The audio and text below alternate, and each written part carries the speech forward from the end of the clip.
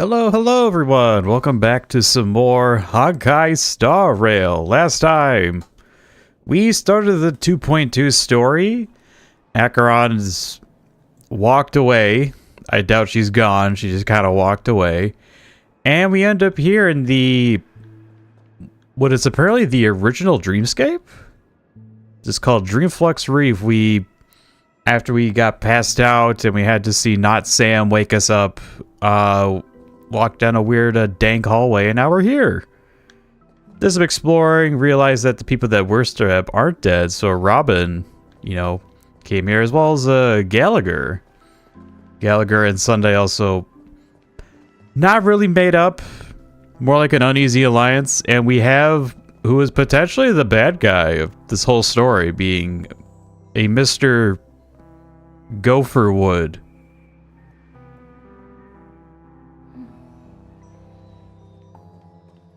So now we're gonna go ahead and talk to Welts to see what we do now. Oh yeah, also Boothill's here, not here, but he was on a train with Danny Boy, so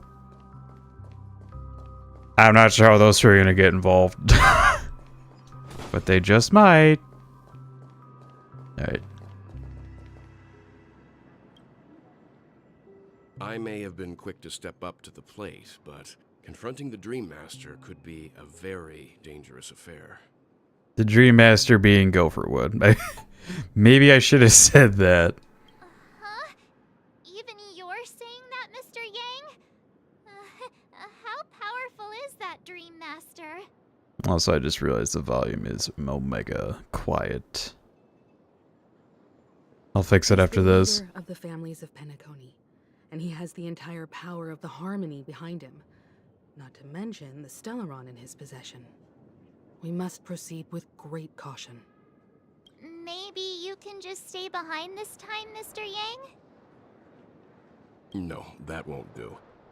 Even if we count Robin as an ally, something felt off about Mr. Sunday just now. Although, I can't quite put my finger on it. I have to make sure he won't turn against us when things start to get dicey. You're still carrying the keepsake the IPC envoy gave you, right? May I borrow it for a moment? Keepsake. Which one is that? Oh, right. The only IPC envoy you came across. I knew it. Did you? What do you need it for? I don't think this will bring us any luck. What do you need it for? As I suspected, this chip Aventurine gave to you is actually a miniature transmitter. If I'm right, he intends to use it to track your location or contact you when needed. As it so happens, this may actually be of some use in the current situation. Oh, so is that why I keep getting texts from him? It's like, hey, I'm texting you from the afterlife. Aventurine? I found your phone number. Is he still alive? And what does he have to do with our mission to confront the Dreammaster? Remember what I said earlier? Working with the IPC is a way to keep the family in check. If negotiations go south and the family show their true colors by going after the Stellaron, I'll use this transmitter to send a message to the IPC. It'll be just the opportunity the IPC ambassador was hoping for. The only question mark in all of this is Aventurine's current status. But the IPC is always listening, especially senior strategic investment department heads like him. Getting the message across shouldn't be a problem. Aventurine's status is currently taking a very long walk into the void. Good luck to you, Welt. Well, you take care too. If anything goes wrong, don't worry about me. Just make sure to seal the Stellaron. Spoken like a true hero. I'll miss you, Welt. Even if the Dreammaster is innocent, the family's corruption runs deep. I won't make the same mistake McHale did. Let's wish him the best of luck. Don't you have something else to tell us, Gallagher? Why would you say so? Before we departed, The conductor asked us to inquire about the 3 nameless in Penacony. We've already collected intel about Rosalina and Tiernan, so the only one left is legwork. If I'm not mistaken, we've already met him somewhere, haven't we? Have we? It's not enough to say meat, but the answer is pretty obvious. After all, I've hinted at it in quite an evident way. I've been watching over you ever since I received the reply from the Astral Express, and I've seen the great effort you all put into linking different realms together across the cosmos. And now, after getting this far all in one piece, you have truly proven yourselves. Miss Himiko, were you the one who repaired the Express and got it sailing through the cosmos again? Yes. And you two, young Nameless, you have very interesting life stories and extraordinary skills. And we don't remember a damn thing about our past life. Oh, you're making me blush with the flatteries. Keep them coming. Of course, reputation precedes me. Believe in the galactic baseballer supremacy. Believe! What? Hey, you can't just make up titles like that. I don't make up a damn thing. I am so honest. You're full of energy. Please send my regards to the conductor, Pom Pom. Please let them know that their friend had fond memories from his time aboard the Express, which he reminisced on every time he had a good drink. As for the last Nameless, he embarked, disembarked, and embarked again, traveling in a great circle, ending up back where he started. On his deathbed, he told me to find the Astral Express and deliver an invitation to the future Nameless. He left behind a special gift, a true legacy. Something that belongs only to the successors of the Trailblazers. Oh. So that's who legwork is. Come with me. Now is the time to reveal it. Please don't take me anywhere. Thank God. Okay. Let there be volume. There we go. Now we are fucking cooking.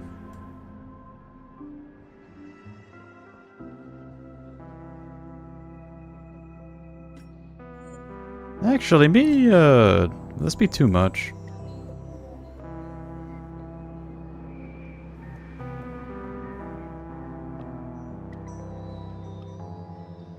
I guess we can keep it at that. 7 has always sounded pretty okay.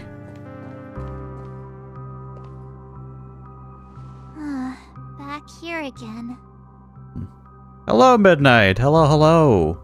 Welcome to the stream. Hope you enjoy your stay. Back to the blank tombstone. Like you're still alive, old friend. Like you've still got so much to say and do. I've kept my promise. Brought the future Trailblazers you've waited so long for. I don't know why you were so obsessed with that train, but I remember your last words. It is quite the elegant train. Don't let us down, old man.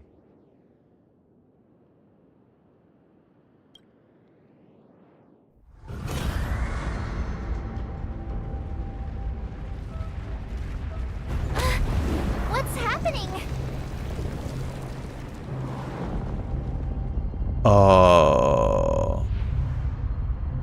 The city is rising.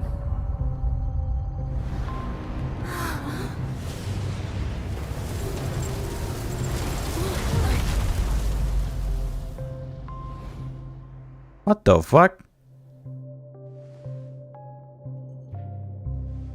Go ahead. His resting place lies in the garden up ahead. That almost looks like the Opera House. Am I crazy? Finally a cutscene after all this time. It did take 3 hours into the patch to get a proper one. The first and last Nameless of Penacony. Mikhail Char Legwork, the Watchmaker. Ooh. A little bit, yeah. Hey. Oh, stab.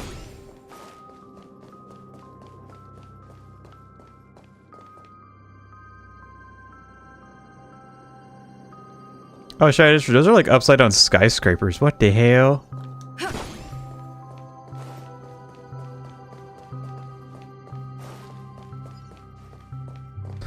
This balloon had a knight. So did this one.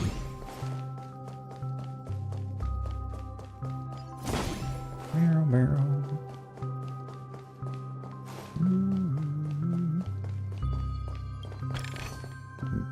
So how far did you get into 2.2 Midnight? Or are you done with it?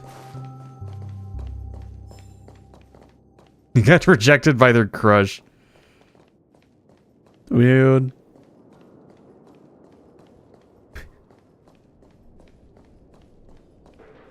She said I was full of hot air, but really I was just full of love. I meant it! I don't know what the love laugh of a balloon could be.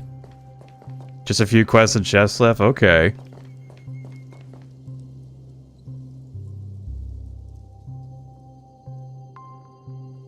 Wait a minute.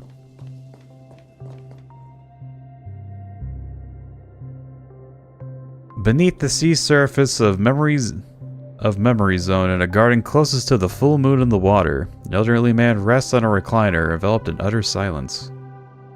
The Watchmaker, Mikhail Char Legworth, has passed into that endless, timeless dream where no sound could ever awaken him. Sure enough, the Watchmaker is the third nameless. Even I could guess that one. Nice coat. It took 14 hours? Whoa. Stayed up all day. I was told this was about like 9 hours. The legacy he left behind was a dream bubble. I believe inside that bubble, there's something that holds meaning only for the nameless. Who's gonna have the honor of putting their delicate fingers inside After there? all, when I checked its contents, I found nothing inside. Maybe some trailblaze runes? Even more mysterious than me. Well, let's have a look. As the word cease, Himiko nods ever so slightly in your direction. You take a deep breath, steady your mind, and turn your gaze towards the Watchmaker. Touch the dream bubble in Mikhail's hand. Extra hours we spent exploring. We're spent looking for chests and exploring. I mean, like, I try to get as much as I can, but I think it's just like after 5 minutes of looking, I can't find some. I'm like, alright, I'm moving on. I'll be back later. You press your hands against the dream bubble and the thick, viscous memoria converges under strain, then stretches outward from your fingertips. As if weaving a delicate web, it gently cradles your palm. A chill travels from your fingertips, carrying with it a myriad of vibrant and intertwined memories as experience would suggest. But this time you see nothing at all. How could this be? Try to focus and capture memories, take a deep breath, and try to read the dream bubble again. Have Topaz a number? Yeah, that does help. I have her too, but she's not like the main team. I mean, hell, I don't really have a team set up for Topaz yet.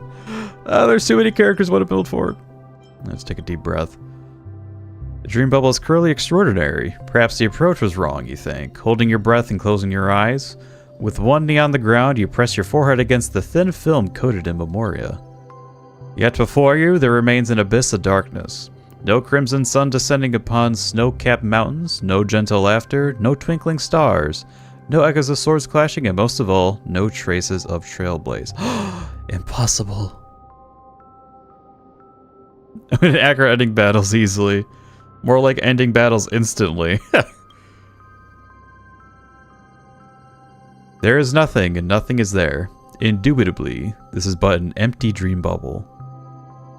Maybe we just lack imagination. Wait, what's going on? Seriously? There's nothing inside this dream bubble? Aw. How could a dream bubble be empty? I mean, if you look at a bubble normally, it is just kind of air, I think. And I don't know the science of soap. Just as I suspected. That old man always had this strange belief in the nameless and the trailblaze. And I never understood where he got that confidence from. Especially since he never managed to get in touch with the Express while he was alive. I could never figure out what was going on in that old man's head. But this empty dream bubble is so typical of him. He was always full of weird fantasies and incomprehensible romanticism. Maybe his brain was just empty. That mischievous old man. Well, I didn't expect him to leave anything concrete behind anyway. Don't think that's the case, Gallagher. I'm sure Mikhail has left us the most precious thing of all. There's a fucking bird over there, Himiko. Just rip its fucking head off, please. Don't start getting all philosophical on me, all right? Let the stream going while playing, leaving comments here and there. Oh, that's fine. We get bored doing quests. Well, I'm glad I'm your background noise. Thanks for the lurk. Just as Mikhail believes in the nameless of the future, we unconditionally believe in the nameless of the past. How could they leave with regrets for the future when they were ready to dedicate their lives to the land they loved? There must be something contained in this dream bubble. It's just we haven't figured it out yet. You also have faith in the Watchmaker, don't you, Gallagher?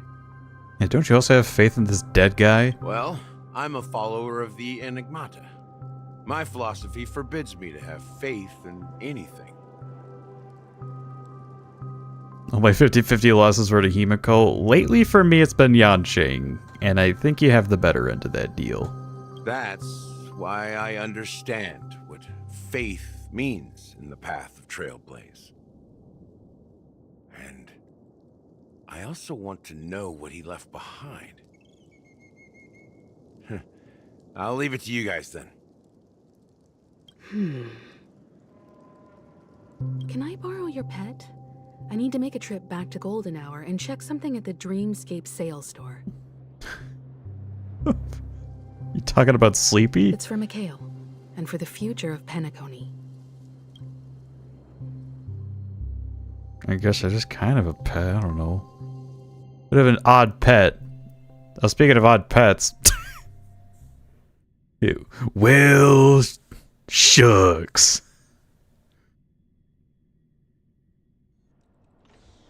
Ten system Welcome to the hours. Reverie Hotel. How may I help you? Greetings.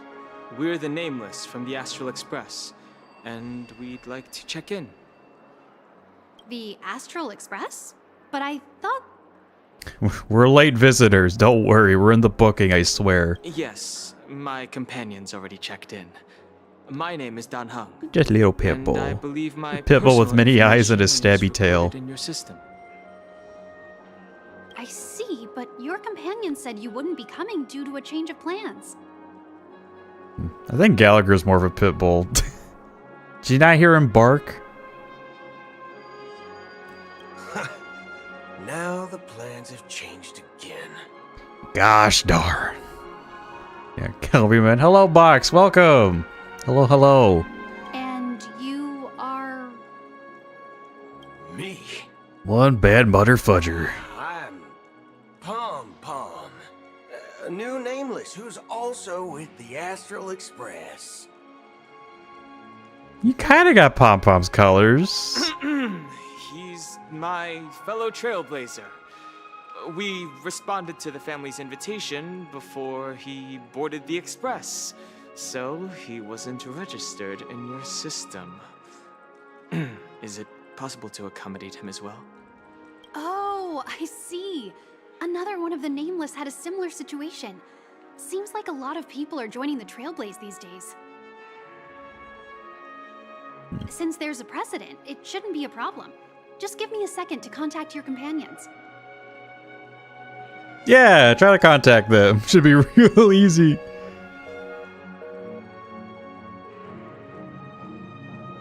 I'm sorry, dear guests, but it seems I'm unable to reach the other members of the Astral Express. Oh no, how tragic. The Pom Pom human form. If I'd star YouTube like the plague so poetically, I get a random gift to Mr. Pokey. Yeah. That is genuinely insane. Genuinely. Yeah, even... Nah, man. I gotta get better about, like, dealing with, like, potential spoilers, because... Like, even if you watch, like, a little bit of Star Rail, as soon as, like, the new update comes out, they're just like, story, fucking leak characters, animations, blah, blah, blah. So I feel like what I need to do is that, like, a couple weeks before the patch drops, I just watch, like, a bunch of video essays of very specific topics. That's the only thing taking up my recommended. It's the only way. They're all dead? No, they took a big sleep. They're in a different dream of existence. What do you mean by unable to reach them? Nuclear gift sub. My apologies. This is the first time I've encountered a situation like this. However, the system indicates that those guests are still in the dreamscape. Later the crest 2 hours right after. Yeah, you really... If you really want to not deal with spoilers, do it immediately. I do not have that luxury. How about this? Give me their room number, and we'll go check on them ourselves. So I'll just see like thumbnails and certain titles in my head. I'll be like, no, but click off.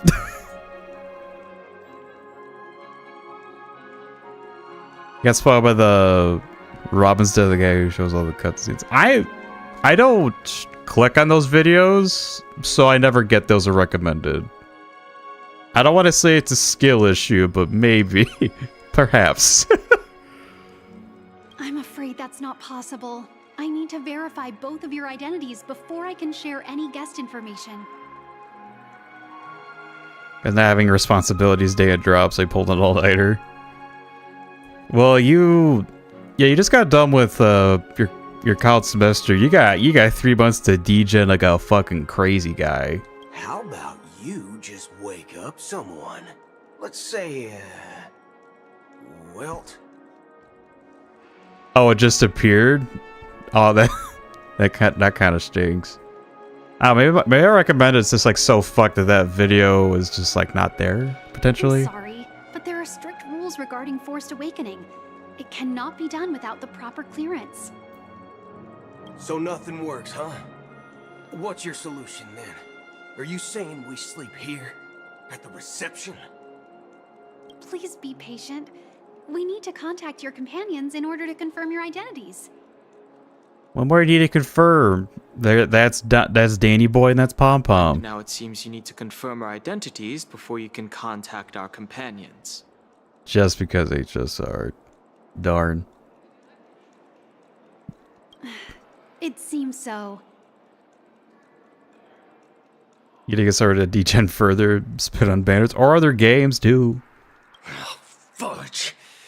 Look, nothing personal, but if you Them can't Steam sales and handle whatnot. this, go find someone else who can, okay?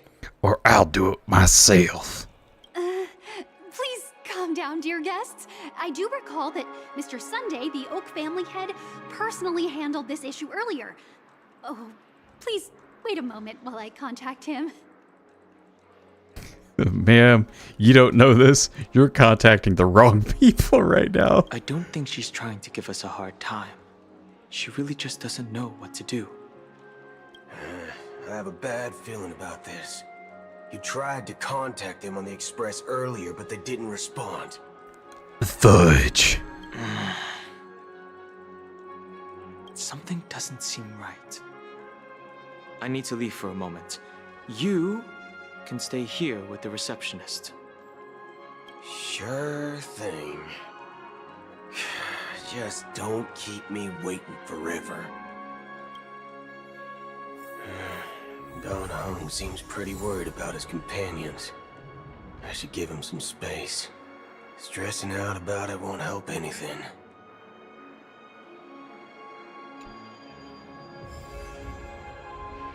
Broken Arrow.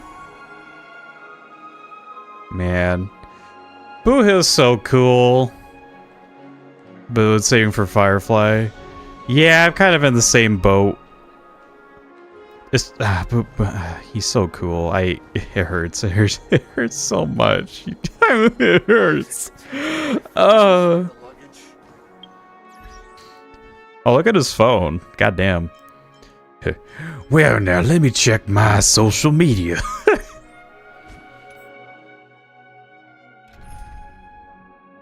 He does not care. He really doesn't. I guess in case we have to bounce on some booty cheeks, let's change the team comp a little bit. Okay.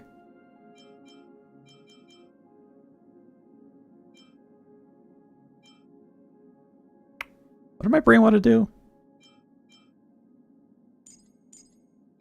I guess to just Payla and I don't know, Gepard? Sure, why not?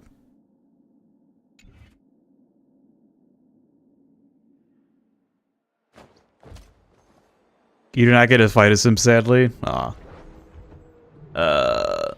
Well, it was the same when we got to play as a quote-unquote Robin. I still made a team anyway. People again. Yeah, this is how they do their in-game marketing. You just move around as him. Alright. Bang.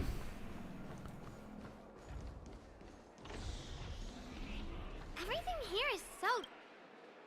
The Charmony Festival is about to start. I'm so excited. Also, but I just, little bit of a heads up. Yeah, just, you know, calm down with the... Not calm down, but, you know, ease from, like, saying anything potentially spoilery. Hey. I mean, not being able to fight as Boothill, like, isn't that bad, but, you know, just don't do, like, the important stuff. Alright. Cool. Break team.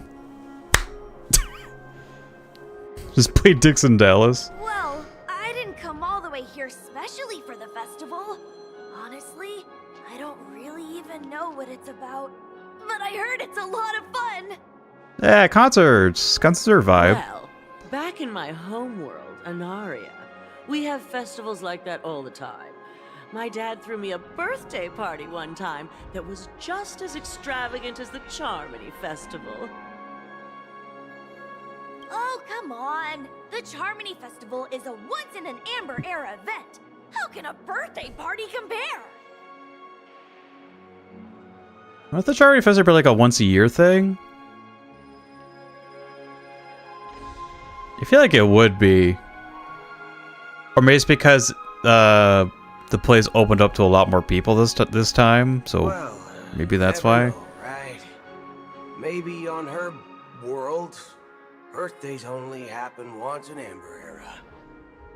Anyway, let's forget about that. Have you heard about the unsettling things happening in the dreamscape? Unsettling things? What could possibly go wrong? It better not ruin the Charmony Festival. I've been looking forward to it. Relax. With a big event like this, there's bound to be lots of gossip and rumors. Don't worry. If anything does happen, the family will be on top of it. Oh, that's a relief. I didn't come all this way to see the festival go down the drain. That'd be a massive bummer. Well, looks like I won't get any fudging clues out of these two. They're clueless.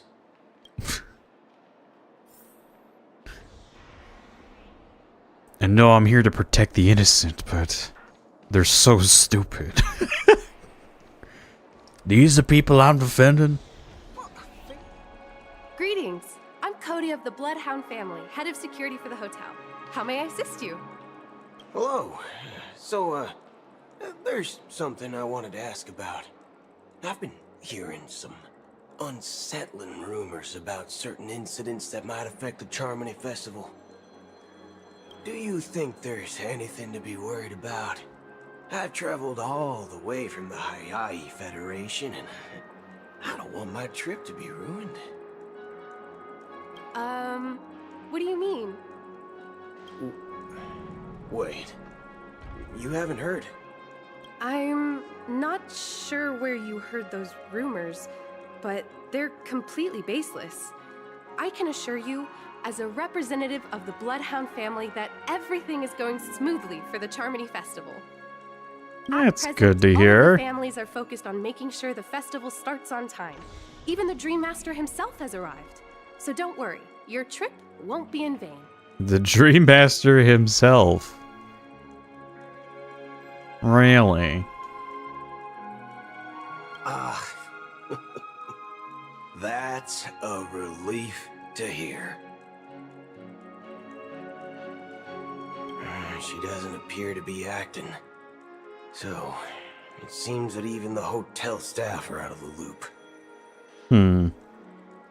Actually, I think about it. How would they communicate between Golden Hour and a hotel? Because they'd have to go back into the dream, right? Or is there a way to communicate? Like, it's like a one-way connection, like a phone line. Huh.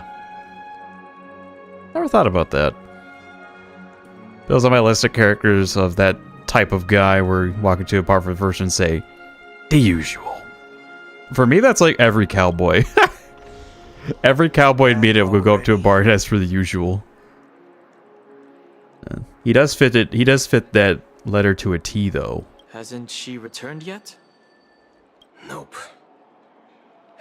I'm starting to wonder. Sending her to contact Sunday was a good idea. Neither the staff nor the guests seem to know anything about what's happening in the dreamscape, and wherever we go, all we see is people enjoying themselves. Definitely not a good sign. After talking to 3 people, officially no guests or staff understand. I agree.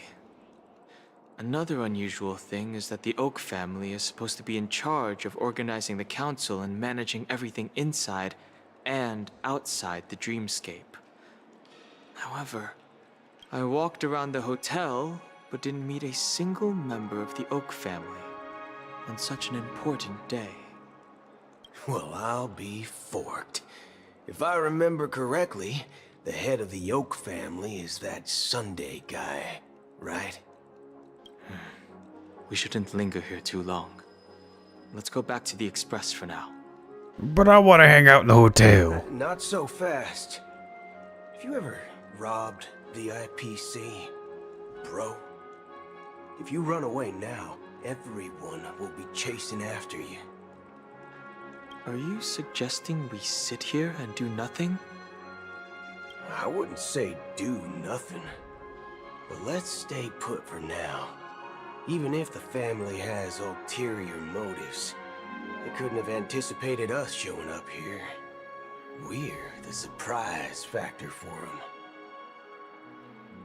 They ain't never seen a devilishly handsome cyborg like myself. I forkin' hate those fudges. They don't want to attract unwanted attention from certain outsiders, so they won't do anything reckless. See? The IPC lackeys are keeping a close eye on this hotel. If I were a family member, I'd find an official excuse and keep the surprise factors here. If we just wait here, that would be like walking into their trap. If by IPC people you're talking about the like Jesse and James over there, they're not gonna help. We can get by. Of course, we don't need to walk into their trap. I gave a backup plan to the memo keeper. If it turns out we won't be allowed to enter the dreamscape, she'll order a drink for me in the VIP lounge at the hotel. In reality... What the voice actor ever had to retake due to accidentally saying fuck? Probably a couple times. And I'd also like to believe that maybe he's recorded a couple lines where he does say fuck.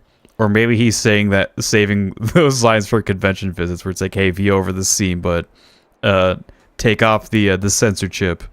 A secret signal. That's right. Am I talking about secret signal?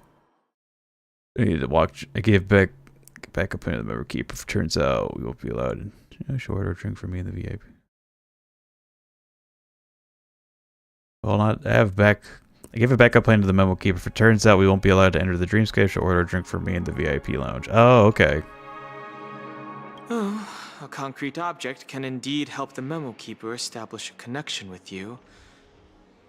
But Boothill, if you have more backup plans in the future, I hope you'll let me know in advance. Well, we ain't that type, little man. I won't tell you everything. But it's one of my quirks. Always apologizing. I have too many unreliable friends. And if I reveal that I have backup plans, things can go awry. And that would leave all backup plans completely useless. Just go with the flow when you work with me. Can't wait for the complete IRS team. It's gonna be a follow-up attack after follow-up attack. I mean, I haven't seen leaks, but I wonder if Jade's also gonna be follow-up related. Also kind of fucked up that all the IRS are follow-ups, which makes sense because they probably want something from you every month. The convention where Boothill says fuck, giant billboards. How do we get into the VIP lounge? This is where my street smarts come into play. Yeah, I know Jade's from the IPC, I just don't know if her kit has follow-up in it. Hey, howdy, Dennis. I like your name. It's very cowboy. You're the lobby manager, right? Yes, I am. How may I assist you? So polite. We're the Nameless from the Astral Express. We wanted to check in, but there's something wrong with your system. The lady at the front desk said she would contact the manager, but now she's nowhere to be found. Now, we've been waiting here forever, without any food or water. What the fork, man? Is this how the family treats its guests? What the fork, man? Like every character in IPC will be a follow-up attacker. Yeah, Dr. Ratio is like, yeah, the Intelligentsia Guild is like IPC adjacent. Is this your idea of street smarts? Starting an altercation? I just said fudge. It's called standing up for your rights. To party. I apologize for the inconvenience. Please wait while we try to contact Mr. Sunday. I'll arrange 2 premium seats in the VIP lounge so you can rest there while you wait. Ooh, thank you. See? Just like that. Just don't call yourself Nameless next time. Can we? I love him on the Express. Wow, this bar's something else. Certainly worthy of the planet of festivities. Hot darn. Wait, would you be able to say damn? It is a TV safe word. Why isn't there a sugar-free Soul Glad option? Alright.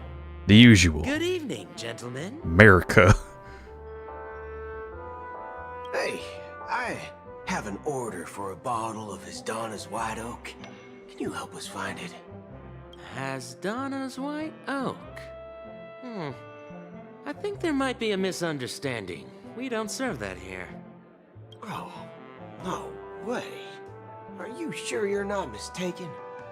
If someone had reserved such a beverage, I would definitely remember it. It sells for hundreds of thousands of credits per bottle, after all.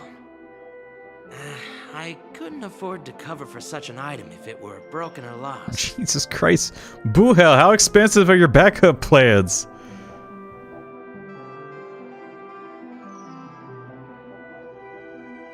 You think where's this a dam? Yeah, I believe a dam has been dropped. I just don't know. I just remember where. That's strange. Well, could it be that the memo keeper couldn't afford it? Are you telling me someone who makes a living off of memories doesn't make money? What should we do now?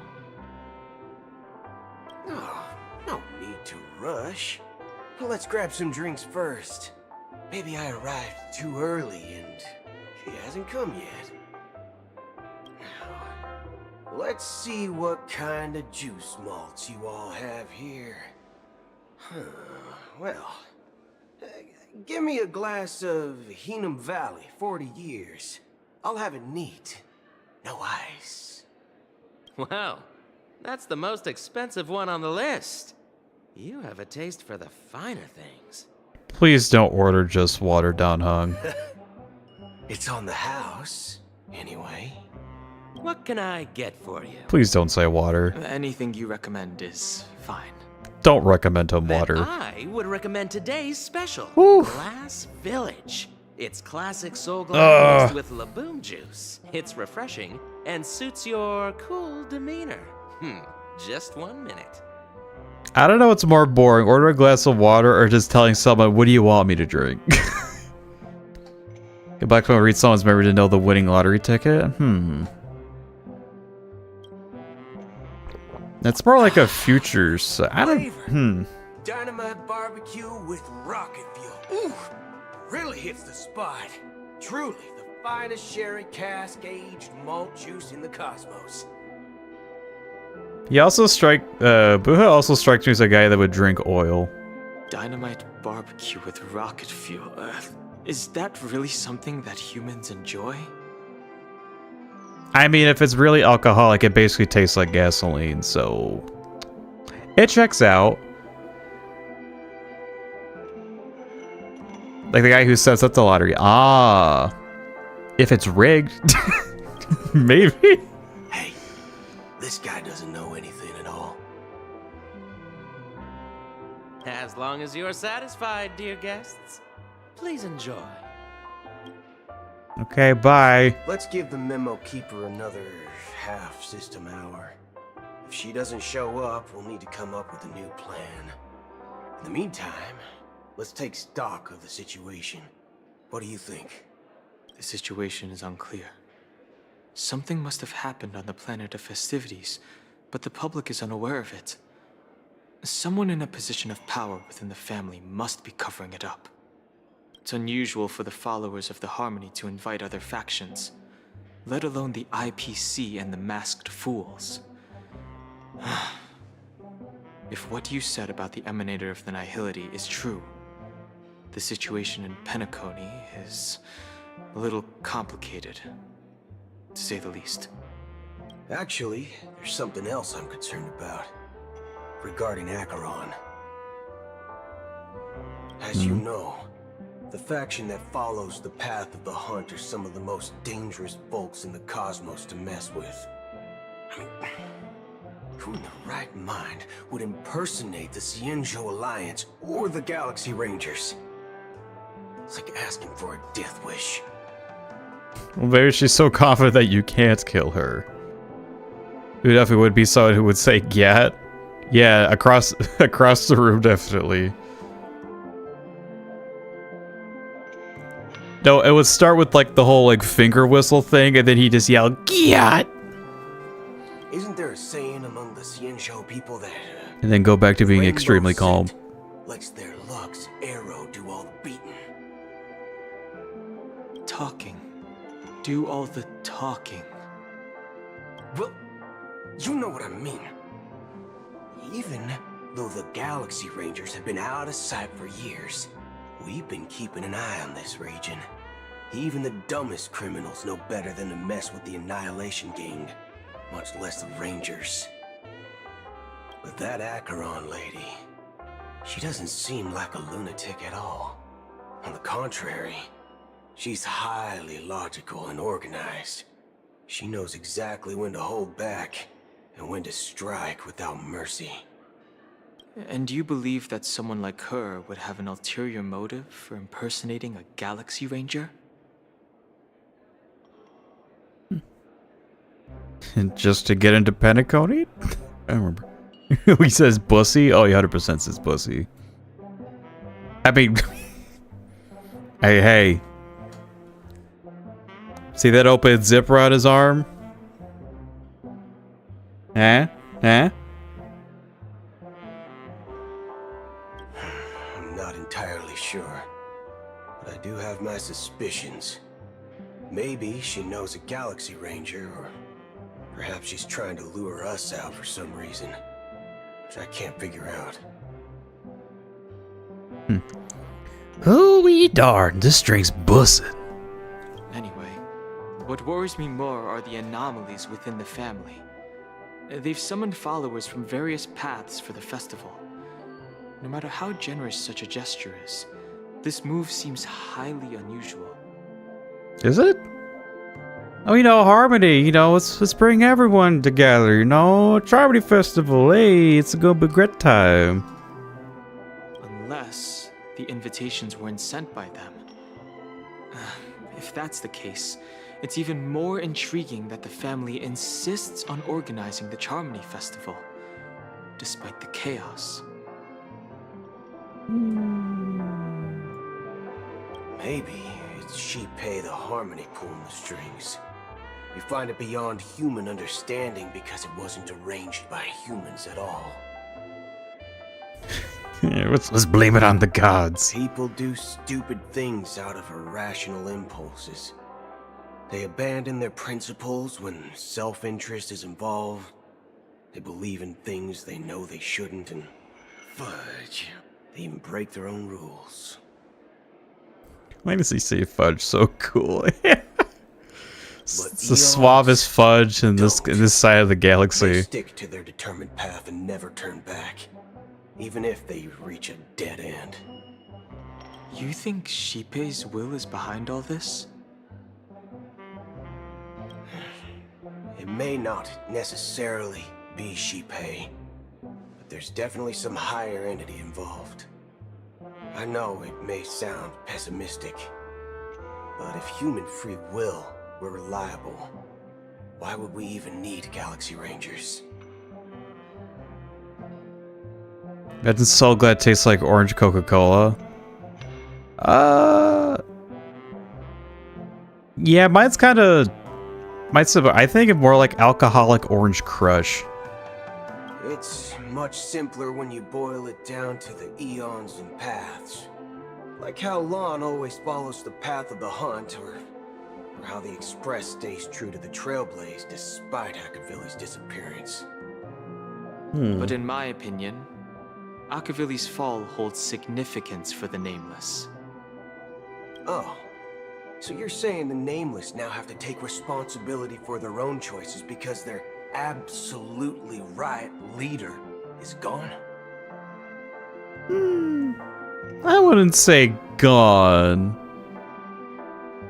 They're just too busy sweeping and being depressed. Exactly. I believe the purpose of the journey isn't just about following a path that's always considered absolutely right. It's more about doing your best to choose the right path for yourself among countless possibilities, even with limited insight and judgment. I don't know what you've been through, but I agree that people must take responsibility for their choices, because no one else can do it for them. That's why the Galaxy Rangers need to uncover the imposter and figure out her true intentions. What's that emo? Hold up. Oh, not the curse of Pokey. It's alright, we're not... We won't be pulling. I'm safe. Case. I have a backup plan if the Memo Keeper doesn't show up. This is my final backup plan. I promise. You sure have a lot of cards up your sleeve. Well, going back to my old career would make things a lot easier.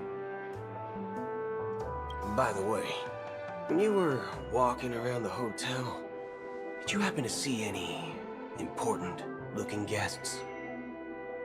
Better Pom Pom was Akavilli all along. I've been thinking that since towards the start of the game. Because think about it, Akavilli's god, okay? And then the Express in itself just kind of stops functioning. And then Himiko's the one that fixes it, and hey, who's on the Express? Pom Pom. Could be a funny reincarnation. What's your plan? It's simple. We just grab some hostages and use them as bargaining chips with the family. Or maybe we can even take their identities.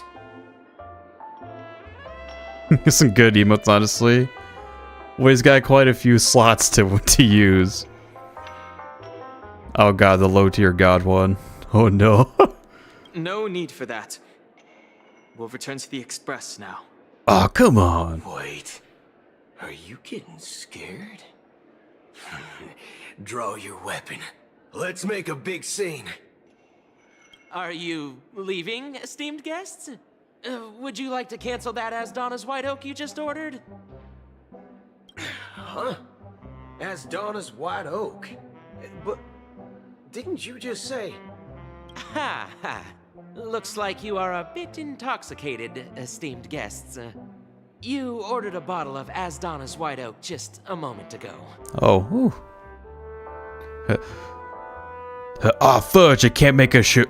Well then, my backup plan worked. Looks like your memo keeper friend has finally arrived. Oh, right. Sorry, my memory's not the best. You know, too many modifications and all. Anyway, let me check. Well, fork me. It says Donna's White Oak, all right. And there's a note. Modifications. I'll be waiting for you on the Astral Express. How the fuck did she get there? No mistake. That's her message to you. She knew the hotel wasn't safe, so she suggested we find another place.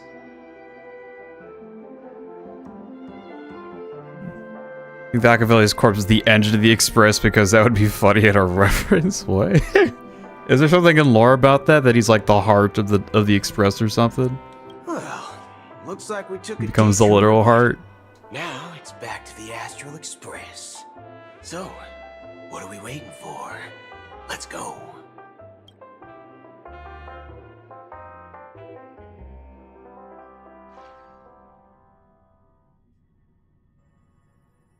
You're back? Two guests just boarded saying they were looking for Boothill, so I told them to wait in the parlor car. Oh, this music again. Well, as far as I can tell, it's just a crackhead theory. Oh, okay. I theorized he became a train. What's the train all along? Oh, just in time. And in the final battle, Machiavelli's face will be on front of the Express, like Thomas and Friends. 2 guests? Wait, 2? Yeah, or 2. Look, we welcome all passengers on the Astral Express, but sneaking in like that, you have no regard for etiquette. My apologies, conductor. It was an oversight on my part. I assumed you were already acquainted with the garden. Given the chaotic situation in Penacony, the Nameless are the only ones we can truly trust right now. Oh yeah, that mirror is related to the garden, huh? I totally forgot. Ikaku was surprising me along the way. He was with us all along. You are the memo keeper. We are all Machiavelli. Pleased to meet you, Dan Hung. I've seen you in others' memories. And as for Boothill, this is our first face-to-face meeting. I hope you enjoyed that bottle of Astana's White Oak. You sure have a refined taste. Finally, Memo Keeper. Well, let's cut to the chase. Spill everything you know. That's precisely what I intend to do. But before that, please allow me to introduce myself.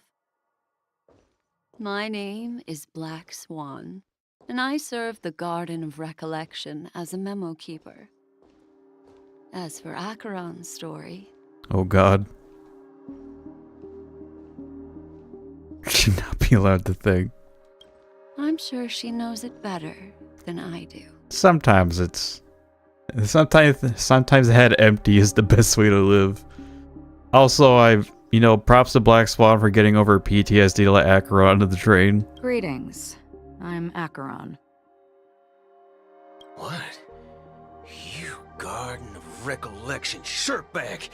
You betrayed me. Not the shirt bag. First time. I apologize, but she did that at my request.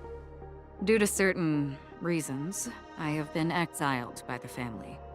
Thankfully, this memo keeper came to my aid and helped me escape their surveillance unnoticed. To be honest, it was more like stalking than helping.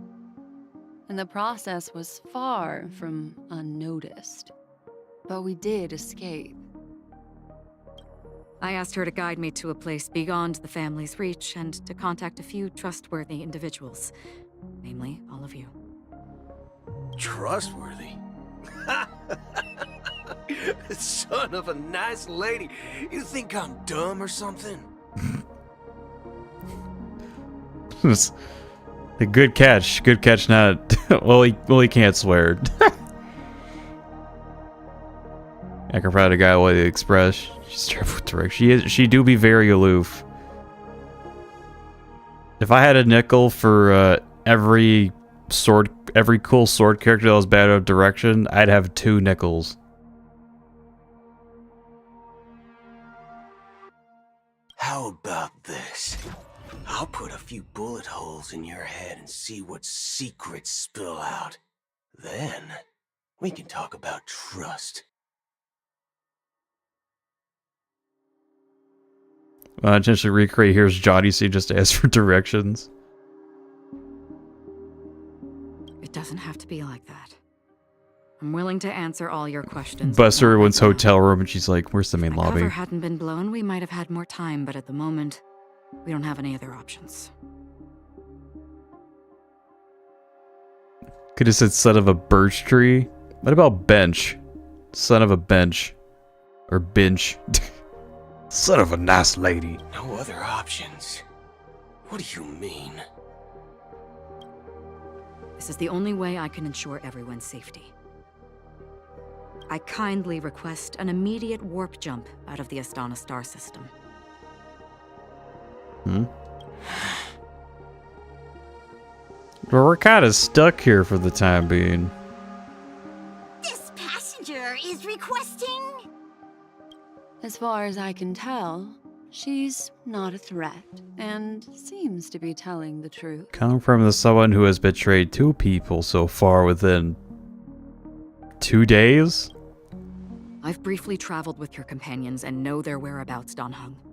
Please rest assured, your nameless companions are safe, but they need our help. As for Boothill, you may have guessed. I've been waiting for you.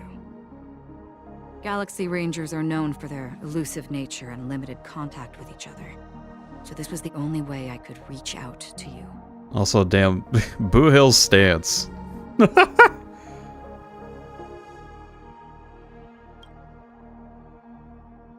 Only by doing this can I find a true Galaxy Ranger and fulfill a long-standing promise.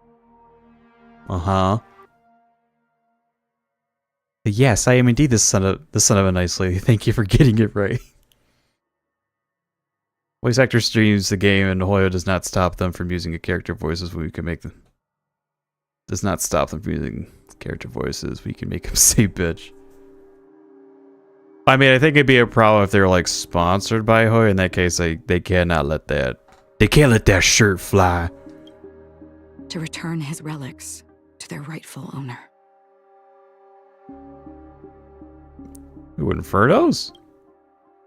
Someone once told me that every rainfall is like a gift from the heavens. A sign of their mercy upon the world. Oh, I know, probably not Inferno. He got off-screened. Raindrops are said to be the tears of the gods, shed in response to the sorrows of the world. Their constant pouring is a reminder that the gods haven't abandoned us yet. So... It's not sponsored though, so... No, I'm saying if they were sponsored, they couldn't, but if they're just doing it their own volition, they're just like, okay, say what you want, just don't say something that would make you lose your job.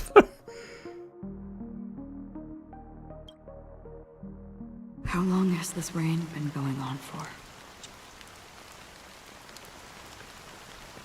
Ugh, the hands. I used to believe, just like you, that it would eventually stop. Years and decades passed. And in the end, such hope faded away before the rain did. Looks like the god you mentioned doesn't exist after all.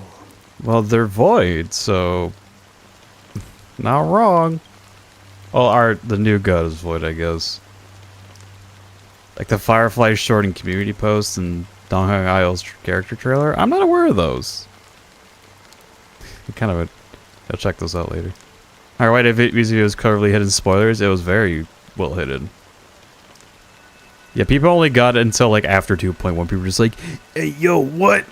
Well, let me share a story with you. I have a feeling it's going to be a long story.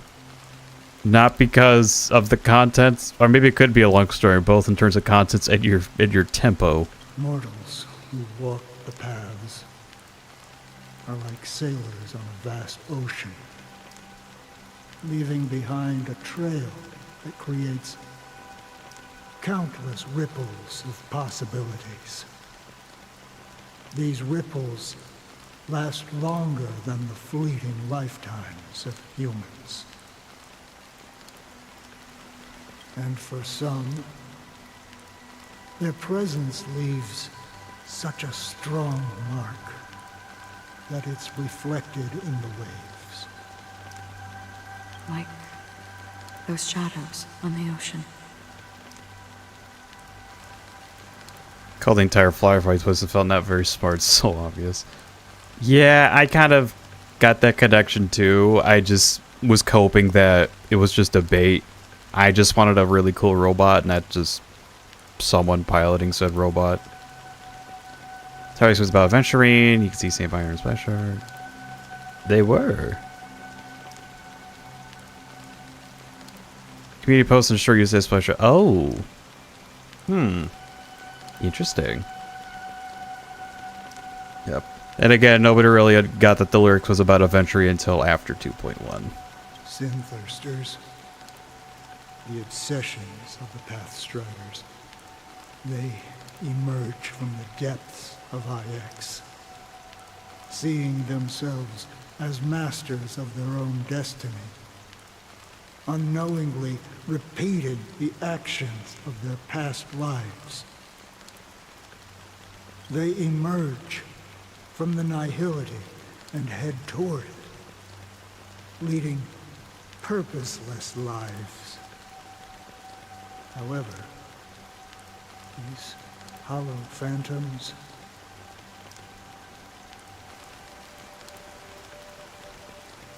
I got story spoilers. Oh, those are the worst. Blind gaming. Yeah, animation leaks are fine because it, in a way, kind of like hypes you up for the character, but spoiler leaks are a big no-no. Yeah. I don't really look at leaks that much. The leaks just kind of find me in my recommended. I'm just like, don't click on it. Don't do it. YouTube knows. No. they were once my dear companions Or maybe just for a time, just like of Galaxy Rangers. If you're getting this from like your subscriptions, like unsub from them for a little bit, and then when you're done with said story, be like, okay, I'm safe. I can go back in. Are you watching over them?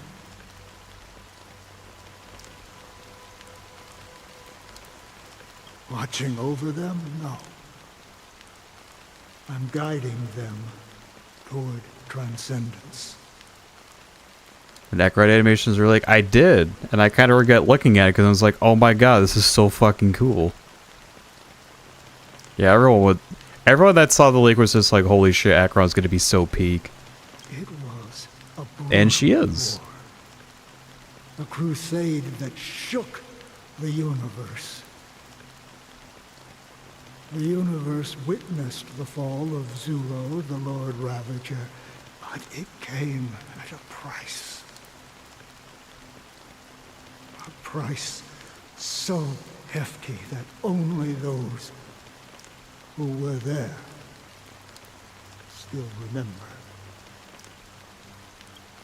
The unwavering determination of the Hunt followers persists even in death.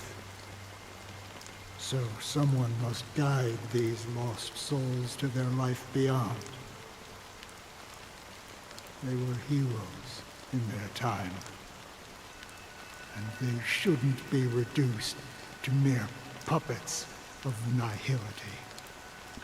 But that's where people seem to go when they die. Not watching YouTube, finishing story day 1. It's not to watch YouTube eating. I mean, you could just throw up Twitch instead, and just like watch streamers who aren't playing the game. but both password. Don't watch YouTube and finish it day 1. As for me, I've suffered too many losses on that battlefield to advance any further. And that makes me the most fitting person to carry out this task. But you know, these sin thirsters, they're not who they used to be. Does this seem pointless to you? Well, some tasks have to be done, even if they are pointless.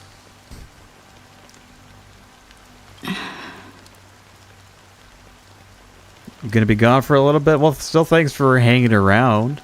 Much appreciated. Okay. Yeah, boot my dumb ass if you need to. I can help you. For what? For the meaning of the nihility. That's what I've been seeking. Meaning and nothingness. I see. Still trying to... Not still. After all, this realm is off limits to ordinary souls. She's been thinking about it the whole time. Thank you, stranger. I wish that you find what you seek. Before we part ways, I have one more question.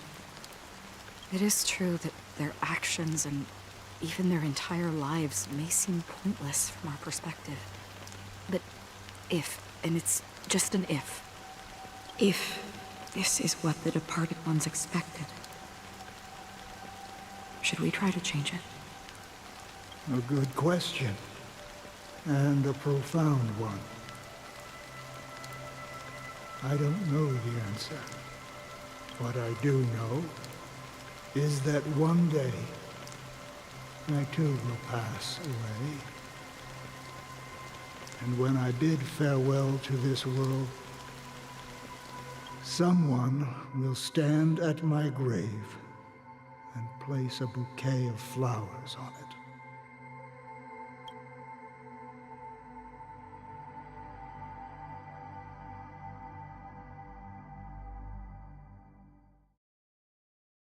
Switching to Robin's POV, like actual Robin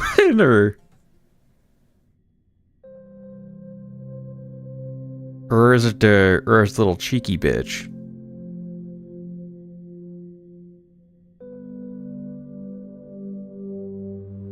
What I referred to Sparkle bitch, it's like bitch lovingly, but also bitch irritable person. When I appeared as a child, my speech, mindset, and soul reflected immaturity and innocence.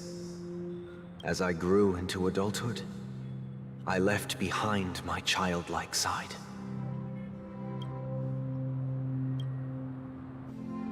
I humbly request your blessings, esteemed advocate of Shipe. Come to me, my kinship. I have sought their presence with us. As you wish.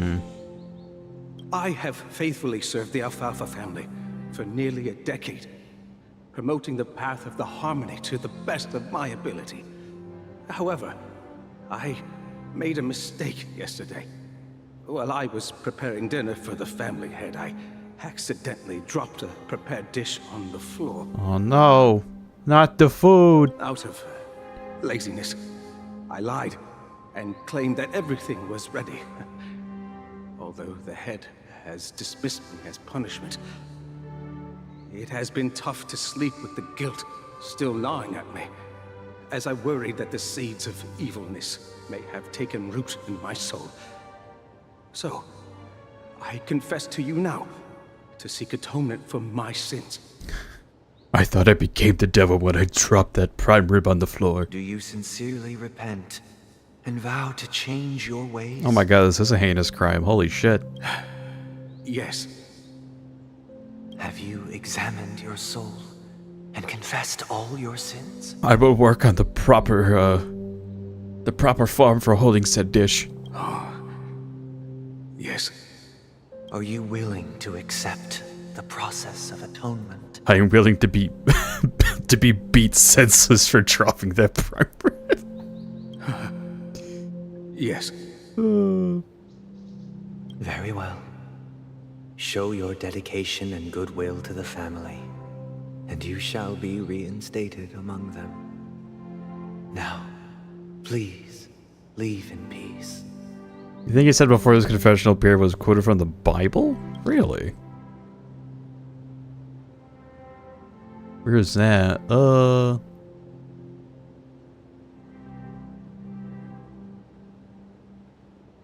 like the thing Sunday said?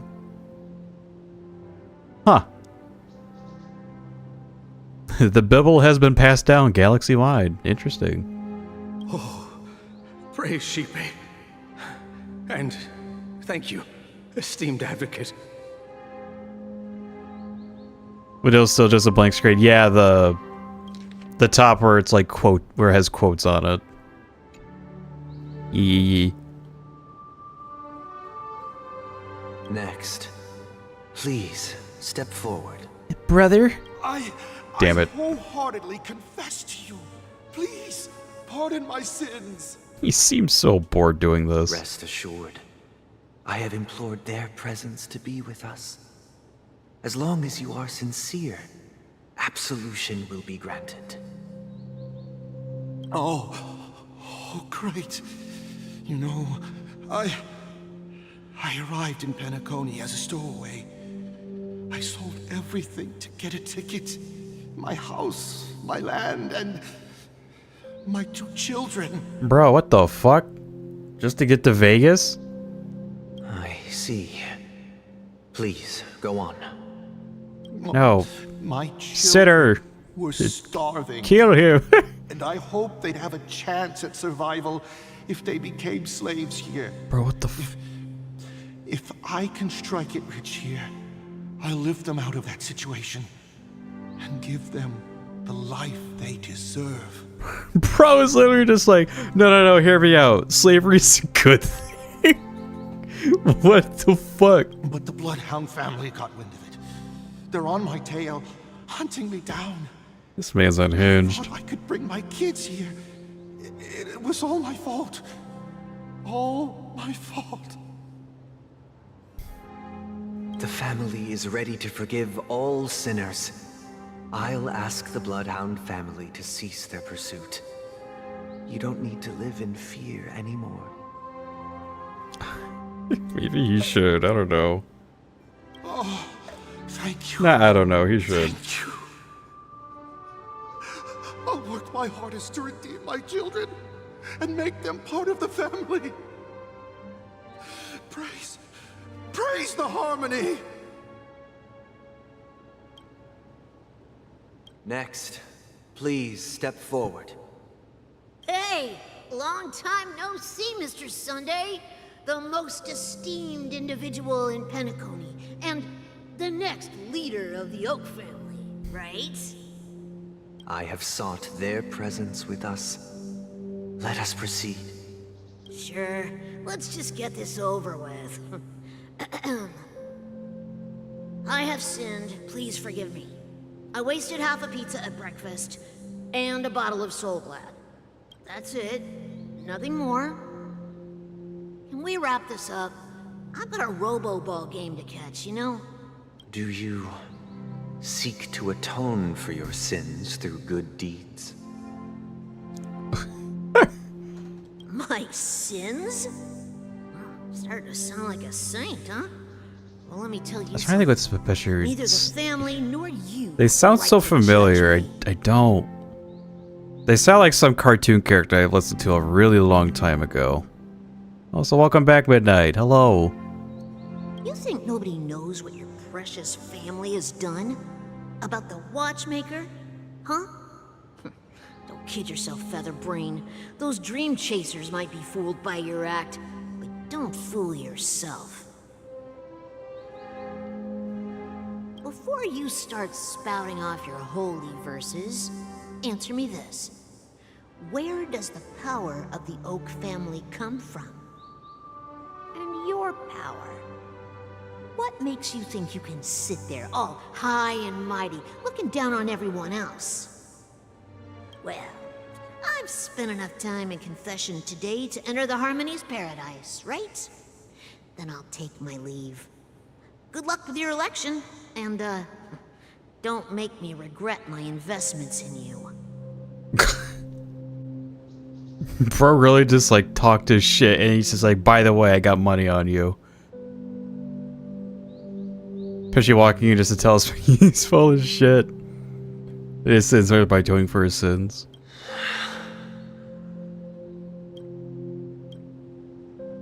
Oh, revered triple-faced soul, hear my doubts. Who can judge the strong when their power hides their crimes? Who can vouch for the weak when they will pay any price to survive? Who can comfort the purest souls when even they get led astray? If we'll protect the bimbos. Is truly the foundation of paradise. I mean, it should be, but because we're humans, not really. It's kind of complicated. Who is responsible for the suffering and anguish in this wretched world?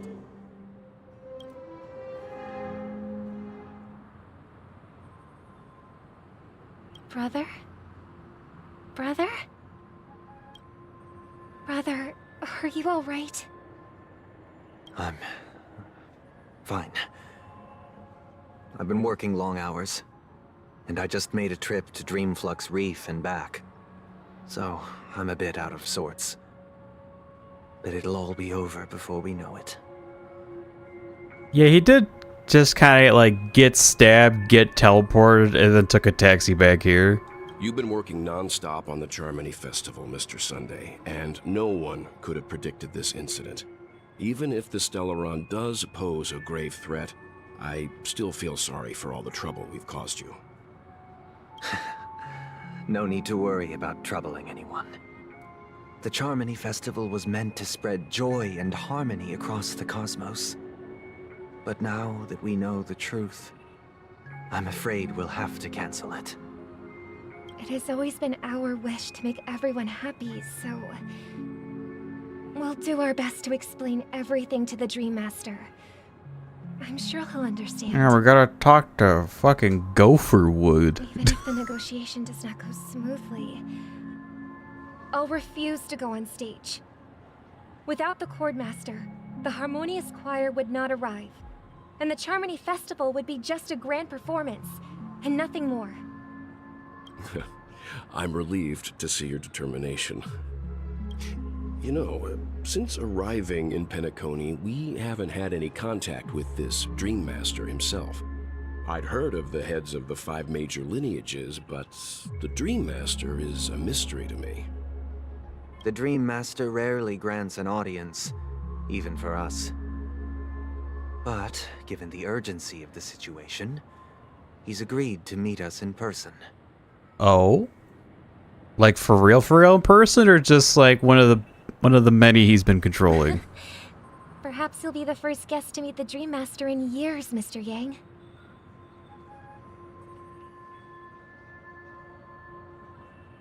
Let's hope we can reach a consensus that satisfies everyone.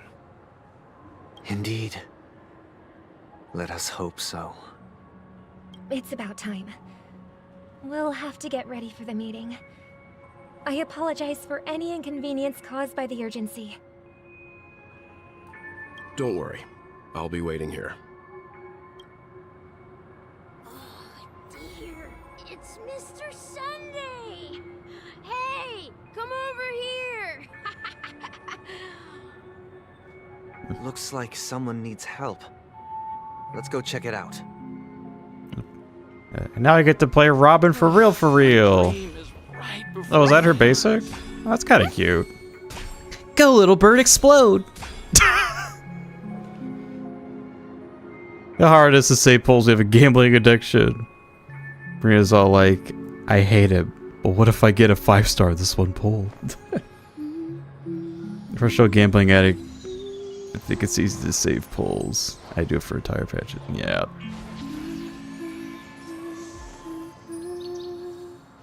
Yeah, I'm pretty, I'd say I'm pretty decent about knowing when to save. Like, even for Boothill, it's like, damn, he's cool, but like, I don't need him, plus there's a character in the future I want instead.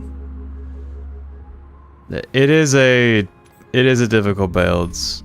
Also, yes, playing gacha games just kind of makes you a worse, I want to it makes you quite the gambler.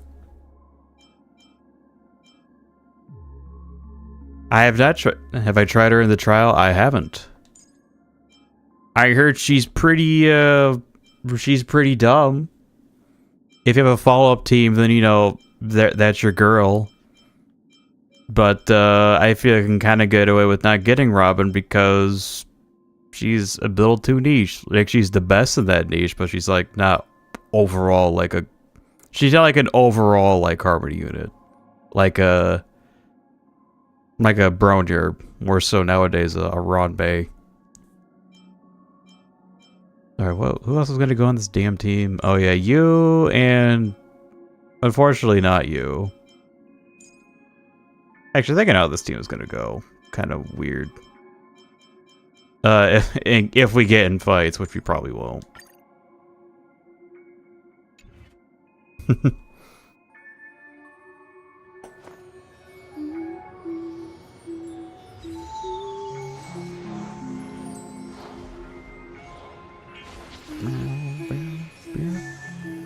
Oh, I need to scroll up. Whoa! I have a hard time saving in Genshin. It's because Genshin gives you like fucking pennies compared to this game. Also because the characters kind of like do more in Genshin, so there's more be like, ooh, a new way to play sometimes. She's busted. She's one of the best support for Dot. Oh yeah, because of her attack, because she's like attack scaling, right? Robin's around here have hypercare, she's not a joke. But that's like if you E6 her, which is, that's too much.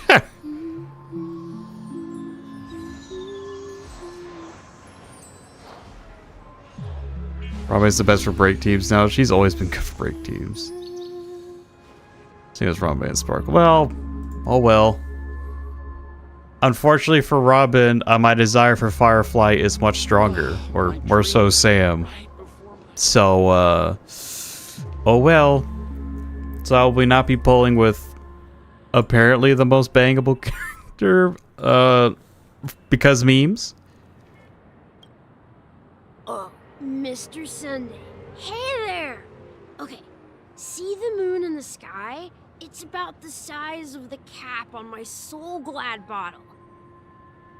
If I just reached out my hand, I could grab the moon, couldn't I? The moon, man. The moon? You mean the Grand Theater? That weird thing of cheese. You ever watch her take that MOC 9 without any attackers? I mean, like, the new MOC is gonna heavily favor both Robin and Boothill, so they're just naturally gonna perform better in that one. Yeah. Look at me. I've been away from home for too long.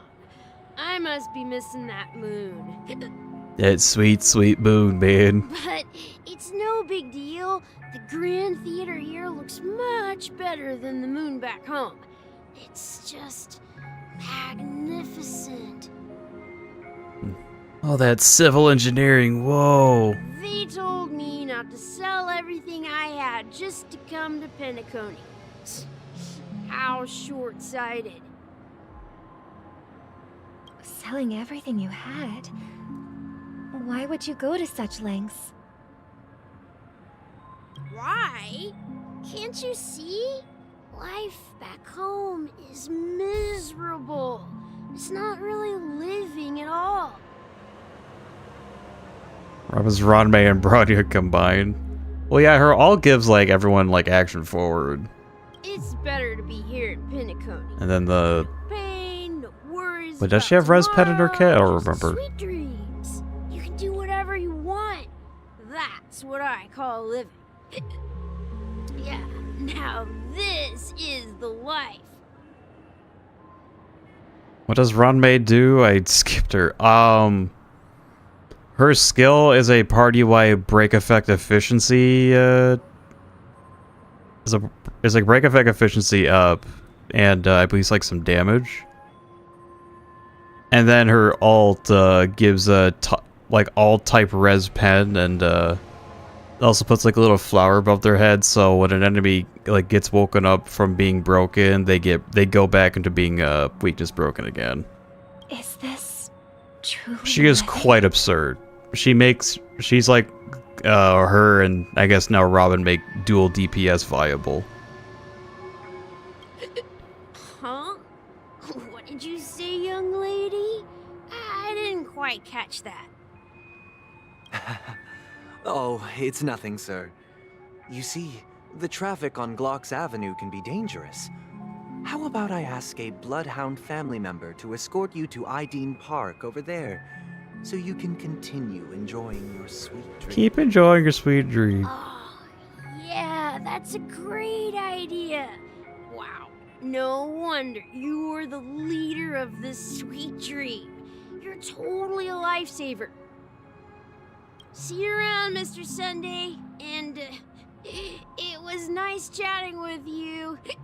Later, higher up, man. Wee. Oh, look, sluts. What's up, sister? This is the land of the dreams. But why do they live like this? Because I have some fucked up dreams. The man we ran into, he doesn't seem happy at all. Well, dreams don't cure alcoholism, Robin. Even though sweet dreams are nice, they're just illusions. But for him, they're the only way to survive, even if it means giving up on reality. That's not really living at all. Yeah, everything Midnight said, it's basically Ranmei. Super good. I suppose you have a point. But, in my opinion, that's how most people live their lives. Why do you say that? You think that man is not actually living, but that's not quite accurate. Even without Penacony, people create their own illusions called self-value. People believe they have a predetermined value to fulfill. Gaining value means gaining power, and those deemed worthless are seen as the weak. However, value doesn't come out of thin air, and there's a limit to it. To accumulate value, people have to take from others. So, the weak get exploited and oppressed. What you gotta do to get to the top, baby? Ooh. Are you suggesting that this is not how things should be? Exactly. But, ironically, people don't think there's anything wrong with it, because they uphold the illusory notion of self-value, and even the weak believe in it. The survival of the fittest. That's where all the tragedies in the world come from. People come to the sweet dream in Penacony to escape from that reality and find solace. No tragedies exist here. Only happiness. Although in its nascent form. Isn't that the same paradise we yearn for in our dreams? Perhaps that man is just an exception. Let's not jump to conclusions. We should experience the dreamscape ourselves. Just as I did at Dreamflux Reef. Yes. Seeing is believing. I'll accompany you. The Dreammaster hasn't shown up yet, so we have some time for a stroll.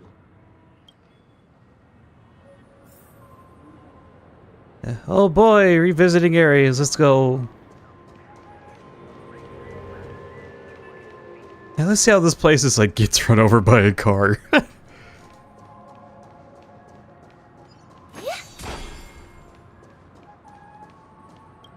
Careful, Glad guys. to meet you again, Robin. How are the preparations for the Charmony Festival coming along? We're all so excited about it. It's going smoothly. Thanks for making the trip to join the festival. You're too kind, Robin. It's a pleasure to have guests from all over the universe celebrating day and night. I can't stand being lonely or bored, so this jubilant dreamscape is perfect for me. But if this went on forever, would it get boring too? Nah, not at all. Who would get tired of having so much fun? Every day, you get to wear fancy clothes, explore all sorts of dream bubbles, indulge in delicious food without gaining weight, and you never get old or sick. As long as you can afford a room, this place is the ultimate paradise. How are you making money? But you know that only a few things can be brought back from the dreamscape to reality, right? That's exactly why I don't plan on bringing anything back. Just enjoying the dream itself is good enough for me. I mean, I'm not one of those long-living species. I only have around 60 or 70 years in this lifetime, and there's so much to worry about. Being happy here is pure bliss. Only in this sweet dream can I truly feel like I'm in control of my life and fate. Who would want to go back to reality after experiencing this bliss? I see. I genuinely wish you all the happiness in the world. And I wish you a fantastic performance, Robin! I'm off to the Blue Hour for the ball. See you later. Okay, I'll probably not see you again. Seems like that guest's perspective didn't resonate with you either. She had a valid point. I could sense her genuine happiness. It's just that... What you're trying to say is, she thinks she's in control of her life. But in reality, she's just escaping from reality and seeking solace in this sweet dream. Once she steps out of this sanctuary, everything will be lost. Well, she did make mention of being able to afford a room. Didn't she? However, the paradise in our dreams, it doesn't have to end. No. And the paradise we yearn for shouldn't be just a fleeting dream either.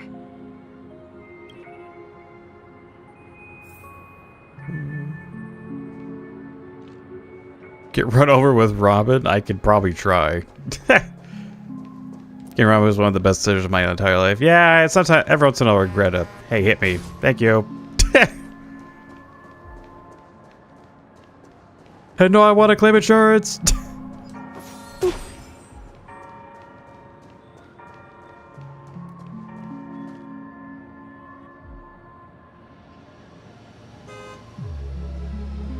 Hogged. Oh, I'm easily entertained. Curse of dinner with family. I just want to watch a silly guy play a silly game. Enjoy dinner, though. Dinner family's good times. The scenery in this dreamscape is truly breathtaking. Enjoying food with people is nice. Oh, Robin.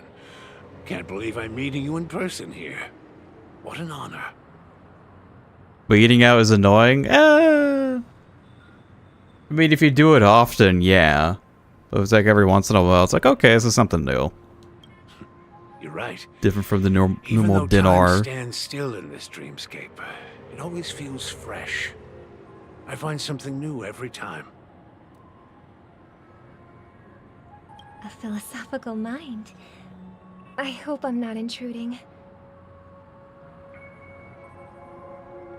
Oh, not at all. Now, with little time left, I yearn for meaningful conversations, especially with someone as esteemed as you. Do you mind if we chat? Sure. It's my pleasure. We'll poke your brain. No need to be formal. Just speak your mind. You said, with little time left. Please, forgive me for being blunt. But is that why you came to Penacony? Because you're dying of old age? You're dying of oldism? Would I get E6 Firefly when Ron Maynard signature like for Harmony NC?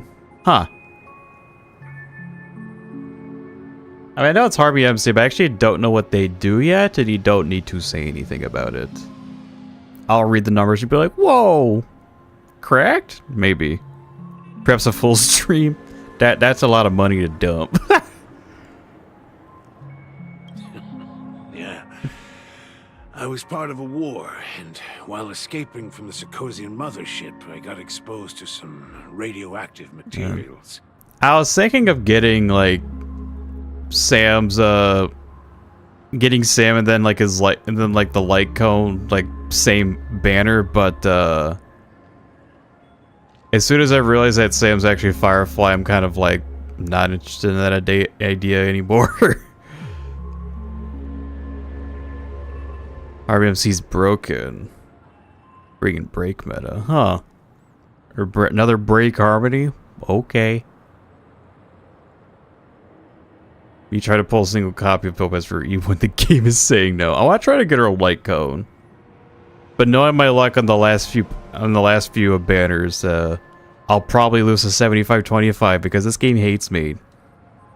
And then, all my comrades died, and my hometown was wiped out by neutron bombardments. I couldn't bear to live with everything I knew gone. That's when I heard about a possible solution here, so I came. I came too. Heart-wrenching. I hope the family has been able to help you. I wonder what he could be doing. Like, it's not like he can talk to his dead comrades. And I'm truly grateful for that. They provided me with a comfortable room, the most advanced life support devices in the cosmos, and a stellar team of caregivers. That's nice. My physical body is now in the dream pool, sustained by life support. The me you see here is whole, rational, and no different from any other person. But I can't say the same for the me in the hotel room. My true appearance. Huh? I hope you never have to witness it, Robin. So, you'll be living forever in this dreamscape, right? Just being able to live at all is good enough for me. Whether it's in this dreamscape or not, well, I don't really have much say in the matter. My world has been torn apart, and my life could end any second. So, even if this whole place is an illusion, it's still my paradise, and I'll treasure every moment I spend here. How I envy those everlasting things. That old man's story. It's so tragic. Fortunately, this sweet dream gives him joyful memories to hold on to for the rest of his life. That's precisely why this sweet dream in Penacony exists. For people to escape their shitty real lives. However, even this sweet dream has its limitations. While it provides solace to the disillusioned, it can't completely eliminate pain in reality. There will be a way out. Penacony is already on the right track. What do you mean by that? I think you want Firefly. Alright. I think you want Firefly 50/50 scares me. Yeah. I've lost every 50/50 since. My brother's a sick good.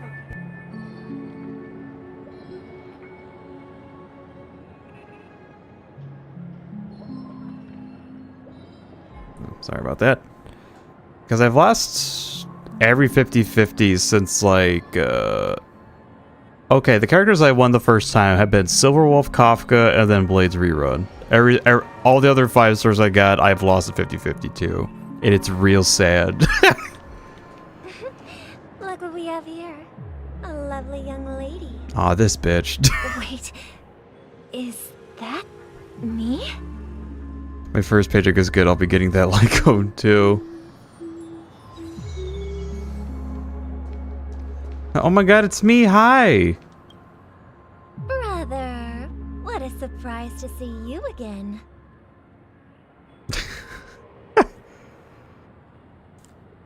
That's kind of fun. She has like the same like what's the word for it? She has like the same,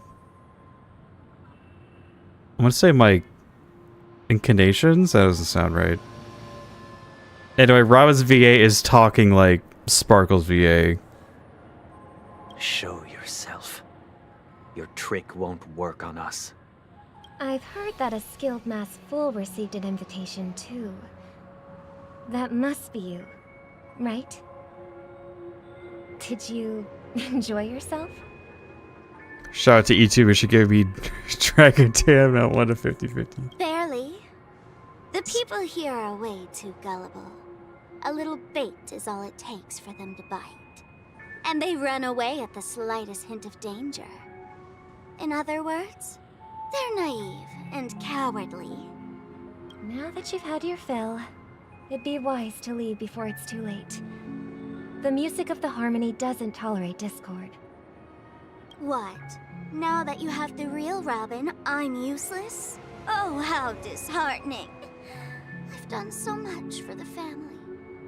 You should be thanking me, because if it weren't for me cleaning up this mess, Penacony would still be in shambles.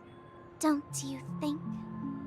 That was a personal request from the head of the Iris family, and it has nothing to do with us. Step aside and stop causing trouble for the Charmony Festival. Oh my god, Sparkle, ain't no way. The Charmony Festival? You think you can scare me? You think I have no idea what you're planning? I don't care what you're thinking, Chicken Wing Boy. But I'm pretty sure our lovely Robin won't be appearing on stage. After all, you're well aware of what a sorry state this dreamscape is in under the banner of harmony. Penacony, the land of the dreams. Is this truly the paradise you desire? Stop it. What's the rush, Chicken Wing Boy? Did I get to you? Our paradise is none of your concern, masked fool. Leave now, or the family won't tolerate you anymore. All right. I'll go. But Robin, I suggest you seriously consider this. Uh-oh. Her voice went all auto-tune. Do you really believe those living in dreams can escape pain and find true happiness? Well, I've done my part, and now I'm simply waiting for the fireworks to begin. Here, the last 2 gifts for both of you. And don't lose them. If by some unfortunate chance the Charmony Festival starts against all odds, remember to use them during the show. And it'll be thrilling. Bang! I heard a raven cawing in the distance. It seems the Dreammaster will arrive soon. Oh? Sparkle's been the funniest character because all she does is give all the party tricks. She's also a massive shit stirrer, which has been really fun. Oh, don't run into me. How will I sing at the Charmony Festival? Wink, wink, wonk, wonk.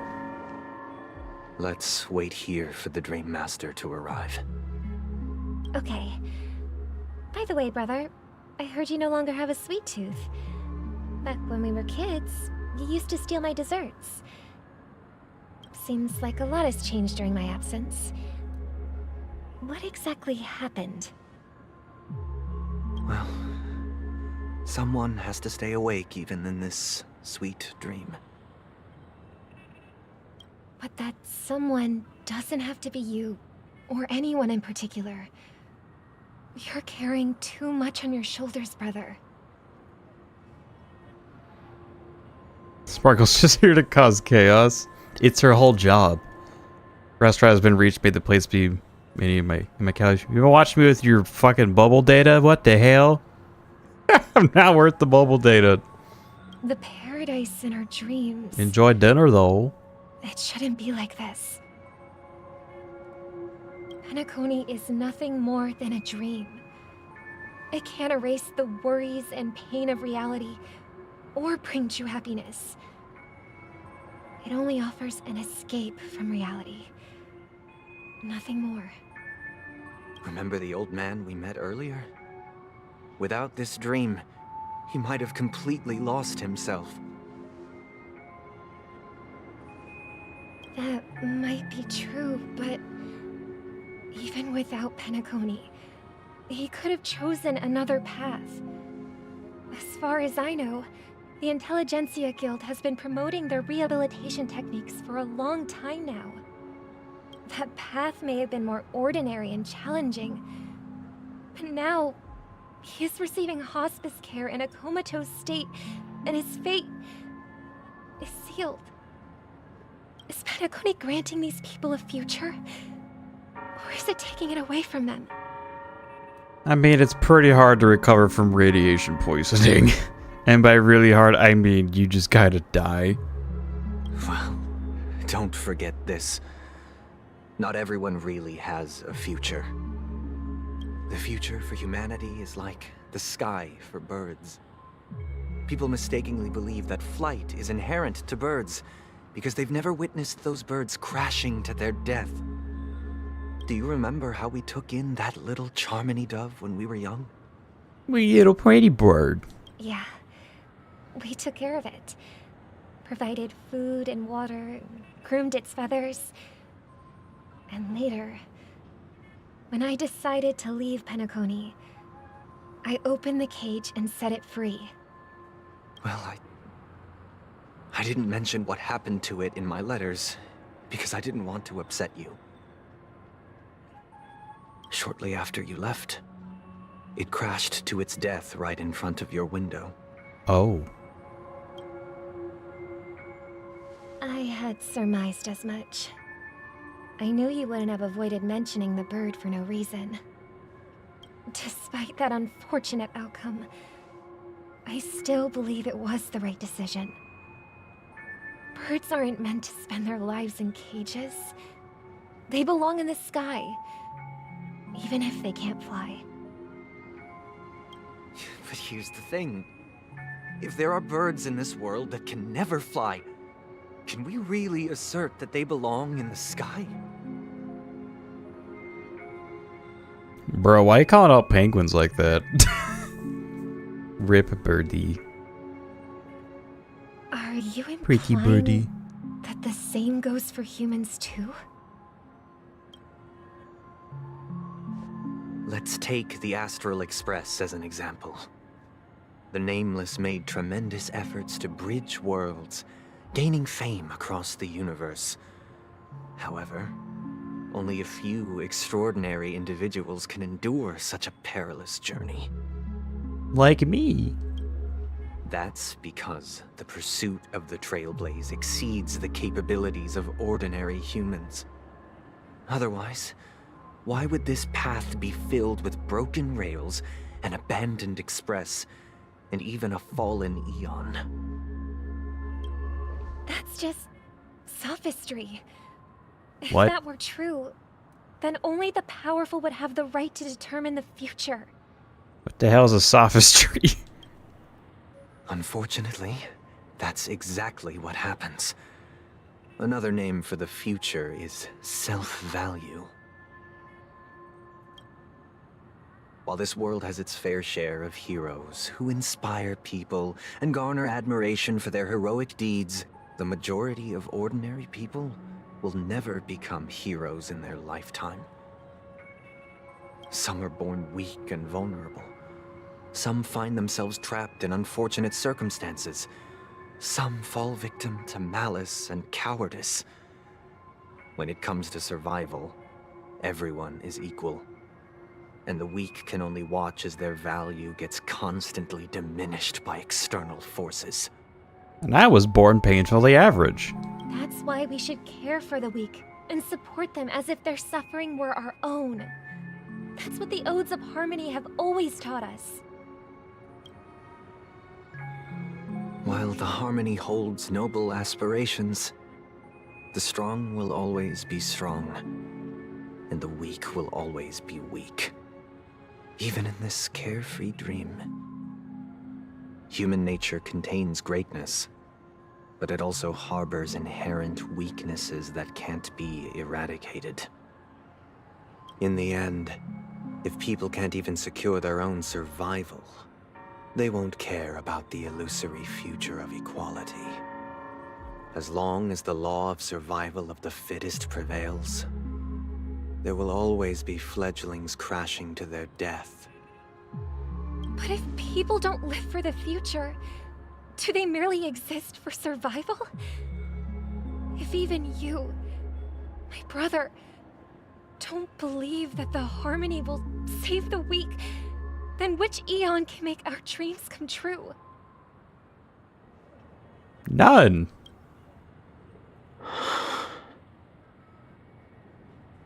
People often forget that when the first bird took flight, the entire world envisioned a future where no more fledglings would ever crash to their death. Are you reading, sister? What are you reading? Trustful boy. Mr. Gopher Wood gave me a picture book. It's about the story of the harmonic strings. Guileless girl. If I could become a Chordmaster, I'd like to summon... She is not a guile maid. Dominicus, the harmonious choir.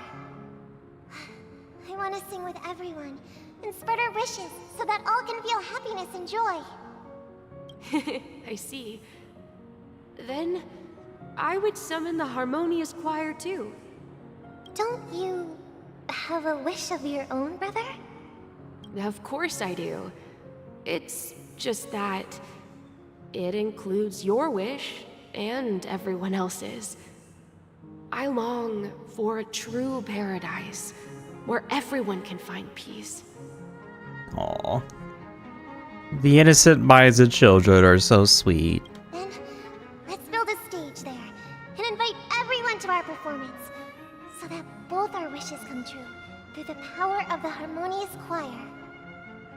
It's a deal then. All before reality comes crashing down. But how can I become a Chordmaster?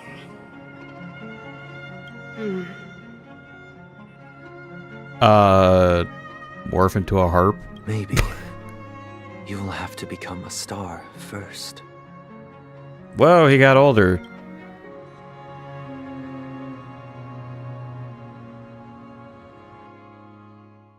What mighty deep voice you have.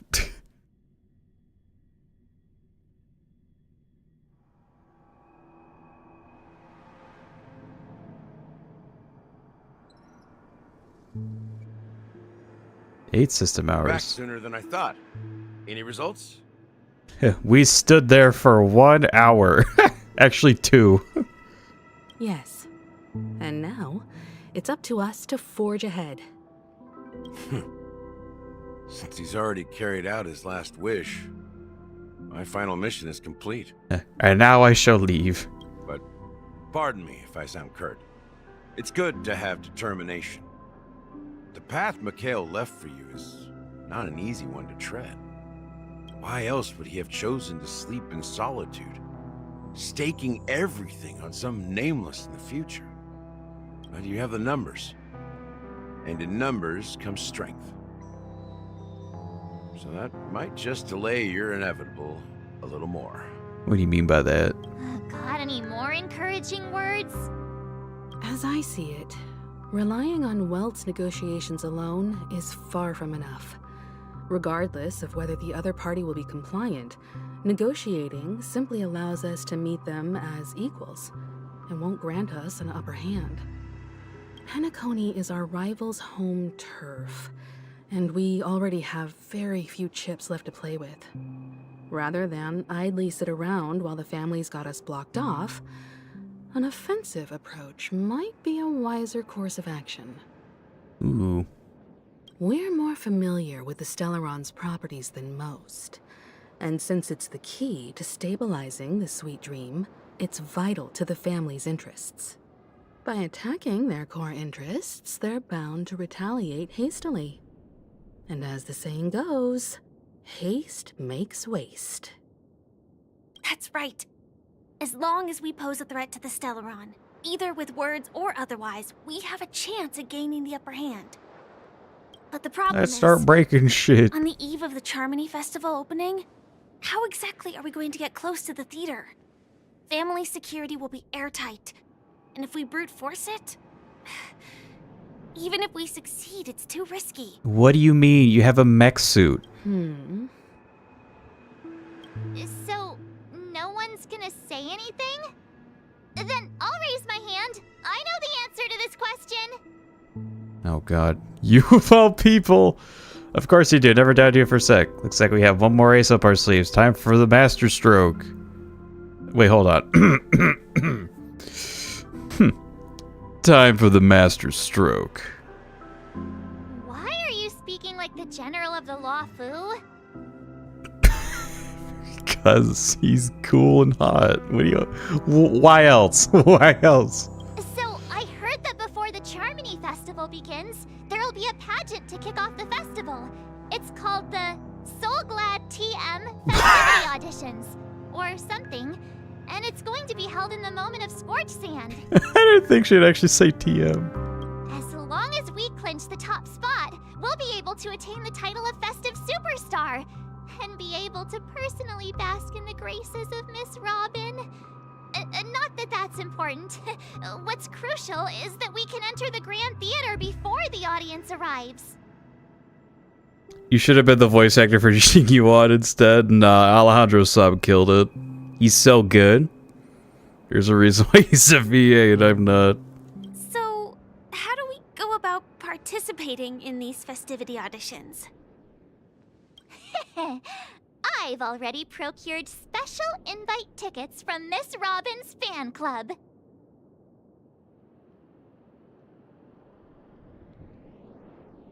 When'd she get those? To tell you the truth, I had been preparing to join the auditions all along. But now it looks like even if I scrape through, I probably still won't have the chance to shake Miss Robin's hand. And then I'll put my glove back on and never wash it again. So they're still running this thing, huh? It was originally just a publicity stunt, set up by Mikhail to drum up attention. Wait, isn't he dead? But it looks like it might be worth a shot.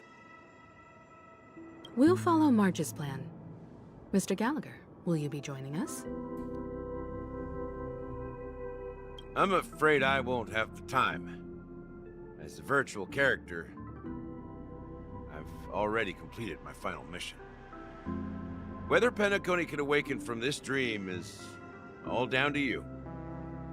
Should we ever cross paths again? I'd love for you to visit the Express. All right. I'll have to add to that data bank of yours you've got on the Express. Hey, I mean, yay? And Miss Firefly, we thank you for all your support. We're faced with a formidable enemy. As long as the Astral Express and Stellaron Hunter's objectives are aligned, we're willing to cooperate with you. You sound like you're just like, okay, you can leave now. We've already come this far together. I'd like to join you for the rest of your journey on Penacony. I'm pleased that we can finally fight shoulder to shoulder. I couldn't ask for a better ending. This is also the spirit of the Trailblaze. Now, everyone, let's prepare to move out. Okay, Mom. But first... Wait, what?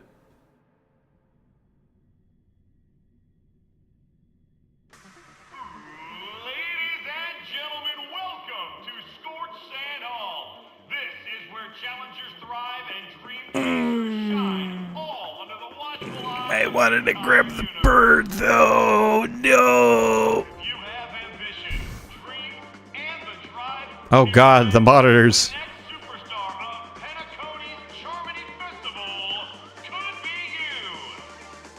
Oh, wow, they've really outdone themselves. Oh, I'm starting to get excited. Behold, here come 4 friends with spirits high and full of steel. Are you aspiring to be the superstars of the festival? Is he talking about us? Yes, you! There's no doubt about it. I see you have all the potential of a superstar in you. This sounds like those old cringy intros. For me, it just reminds me of, funnily enough, the character trailer music for Star Rail. Excuse me, you four. What are you hoping to get? Where the song drops and it's just like, alright, electro techno, go! As the last group of contestants, how confident are you in overcoming all of the challenges? Oh my God, it's not adventuring, it's V8. Would you be open to a brief exclusive interview with us? It'll be quick. Your journey is long and fraught with peril, yet under a sky blanketed by banners, you vie for the crown. The sword and rose! Protect the beauty! The beauty, the beauty! Magnificent and majestic! Damn, you sobered up. A knight's head is hard as steel. Brother Lance's focus is stubborn as a heel. We don't all have to be winners, but if we don't have fun, we'd all be sinners. People are pouring in. It kind of feels like all sorts of baddies are showing up. Let's get in there quickly and enter the competition. Ladies and gentlemen, please make way. Make way. Oh. Coming towards us now is one of Penacony's top 10 wealthiest tycoons and the soul-glad business empire's founder, Mr. Ideen. Oh, it's the Ideen guy himself. I'm the director of Soulglad's factory, Ideen Lina. My 4 friends, introduce yourselves to the audience across the cosmos. Oh, you... I was kind of hoping for like a more unique model. You're just like the radioactive old guy, but green. Hello, everybody. It's a shiny variant where he's rich. Astral Express, and these are my companions. Don't you guys need to hide your identities? Now we'll do the Men in Black treatment and then like pull up that weird silver thing in memory wipe. Can't hide it anyways. Penacony is plastered with our posters. And because the Astral Express is so well known, the family won't dare to make any rash moves. It was always TM and Soulglad. Well, we gotta be careful. If they don't have it there, Mr. ID himself will sue us.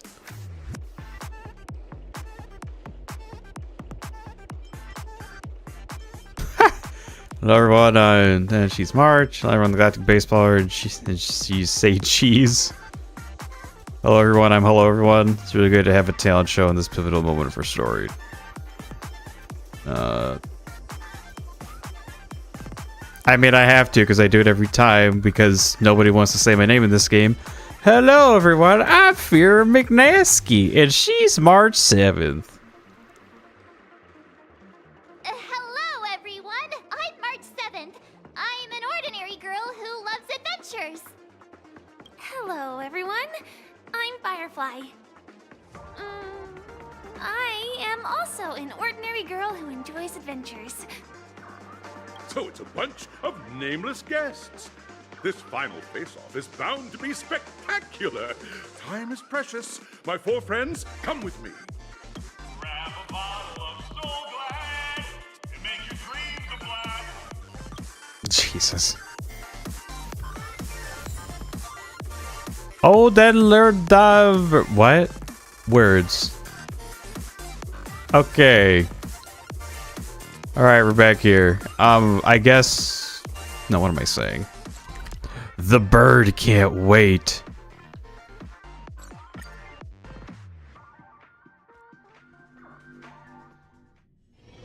It's getting late. Hey, Micah, how you Where to doing? now?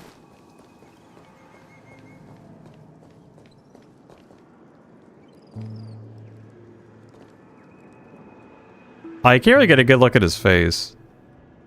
Darn. Oh, I know you can. Yeah, he's definitely dead. Oh, hi. Hell stands by the side of the old man, its head held high as it basked in its former glory. Gaze you in a solid form dissolving into sticky memoria, and its eyes retaining a skeptical glow. Old friend. Did I get all of them? No way. Anyway, get over here. Hey. Pull very fast. Chirp. Clocky, you're finally back, huh? An unfamiliar face? You got me all enthused for nothing. Chirp. That guy said he was going to take all the town's friends along for an adventure. And he's running late. Chirp. See that old man over there? There's a familiar smell about him. Chirp. Is this the smell of death? Clocky said his friend would be driving a huge car here that fits everyone in Dreamville. I guess it's the old man as the conductor. Chirp. Oh no, I suddenly remember that I left some luggage at home. Hope it's not too late to fly back to the Great Tree. Chirp.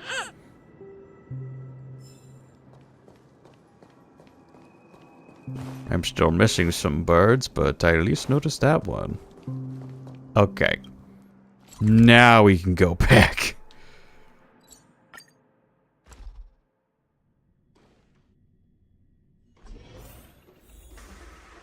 And let's see what time we got. Oh, it's been about like 2-ish hours, so I'm gonna take this opportunity to go for a break. Stand up, stretch around on that shit. There's you just in this area. Holy shit, you're right. Oh boy. Anyway, I'm still gonna go for my break and whatnot. If any of you need to stand up and stretch around, that's good for you too. Or maybe if you need to make some food, drink, pee, or poop, now is the time.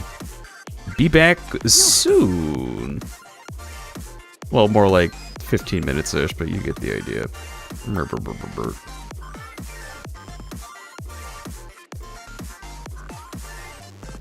Actually, let's see here. I need something to fucking... boom. Yeah, that looks a little bit better. Be back.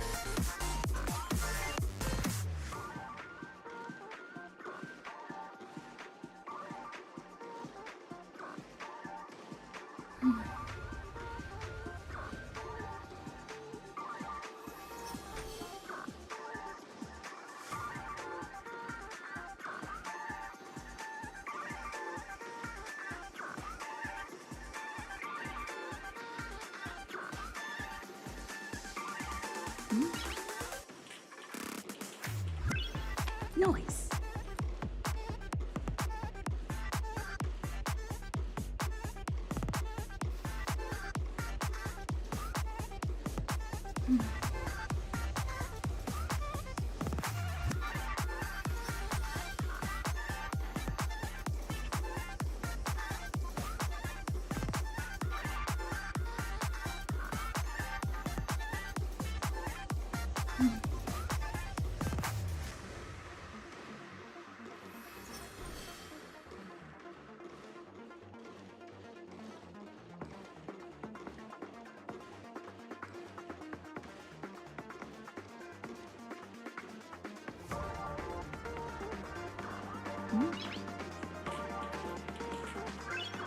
Nice.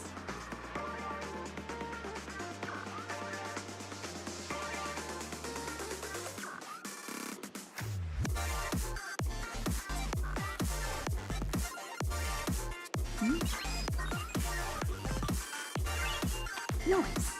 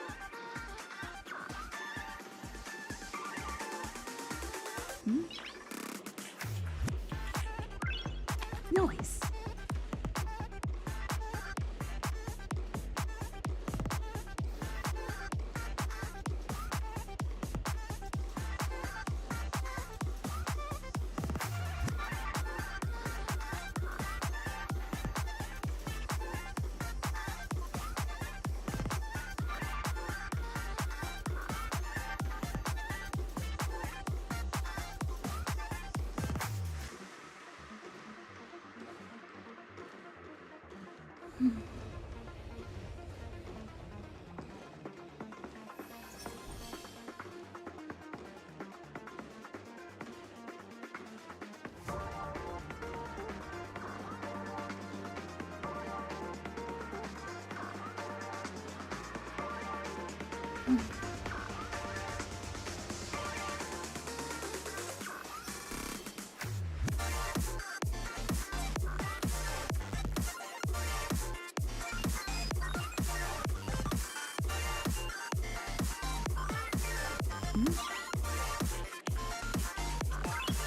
Noise.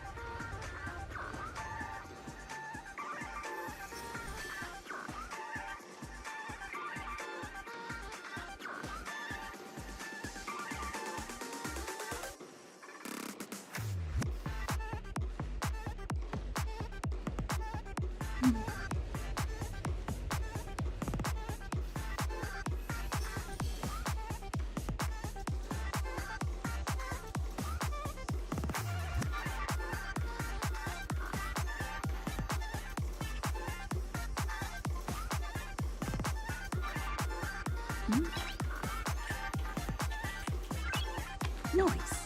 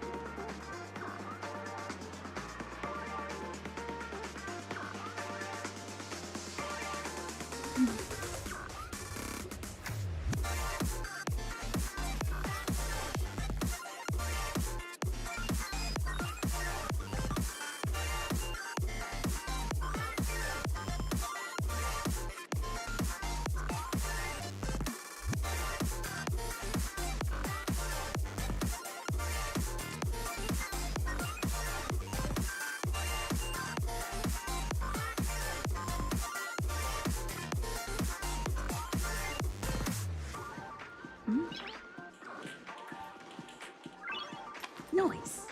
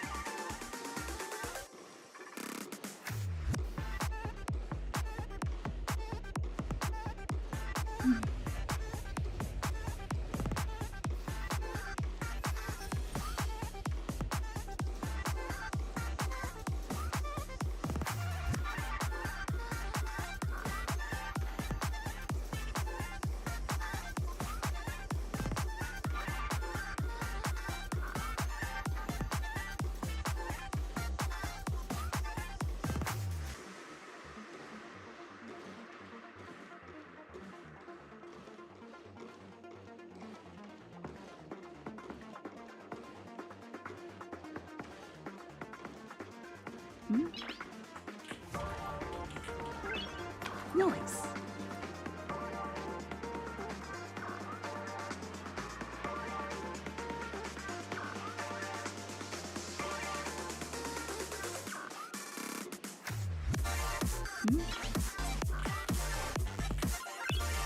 Noise.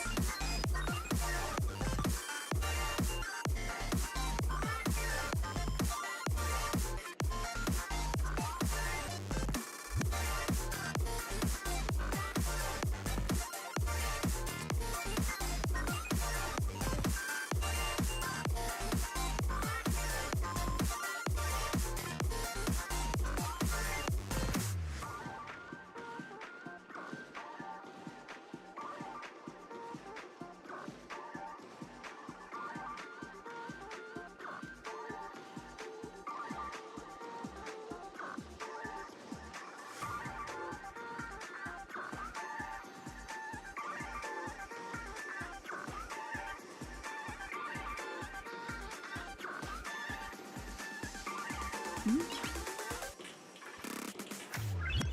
Noise.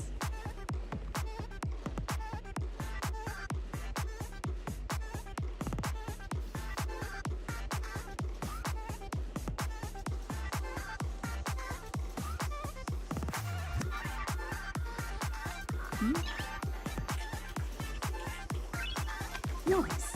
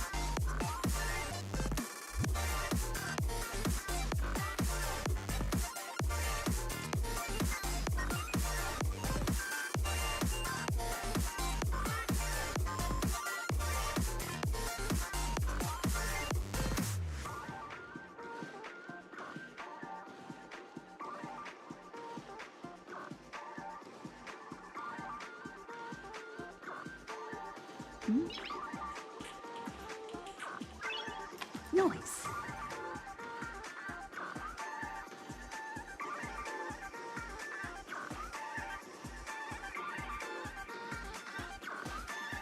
Noise.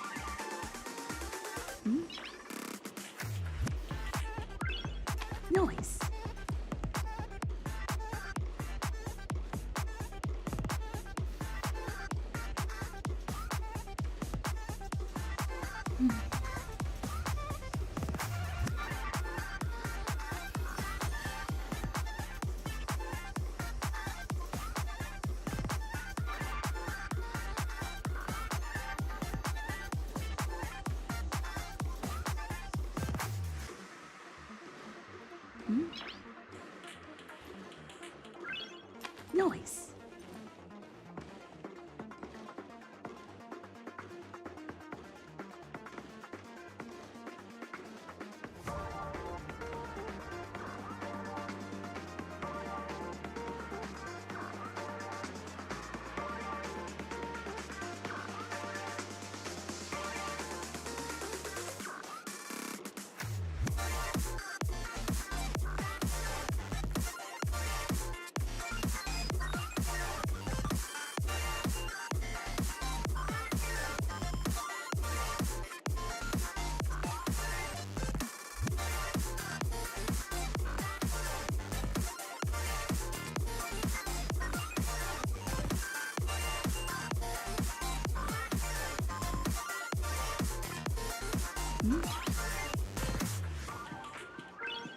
Noise.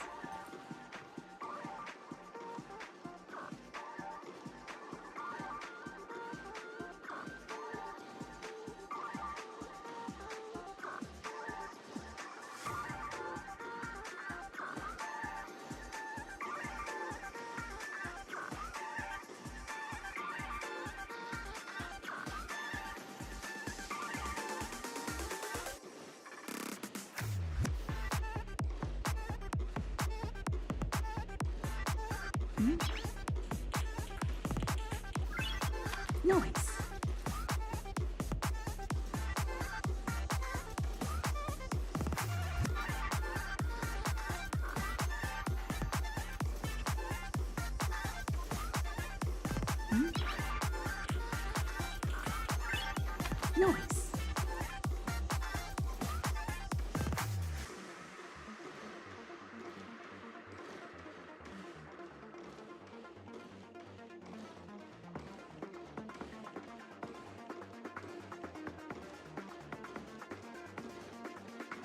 Hello, I'm back.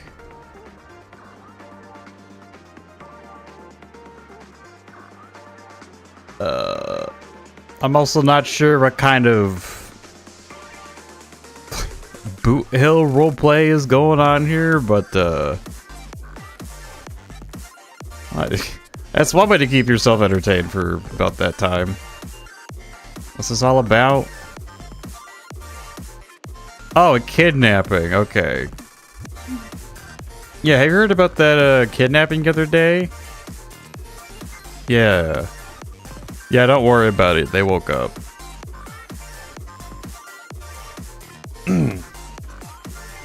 Alright, let's get this show on a roll. Get on our best, somebody's got bird. Friend. Groupie bird. Friend, do you have a contender that you support too? Chirp. Look at her, girl. Her hardships and efforts are recognized by everyone. Chirp. Each time I recall her arduous hardships, only to falter just before the finishing line. After all she's been through, my tears fall like soul gland. Chirp. Goodbye. Chirp. I promise the champion of the next competition will definitely be her. Chirp.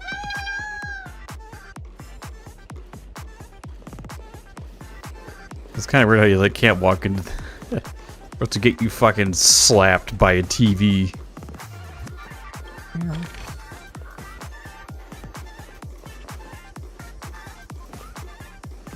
There's still 2 minutes left. It was a 15 minute. That's why it's 15-ish. It gives me leeway so I can come here, so I can still come here before or after.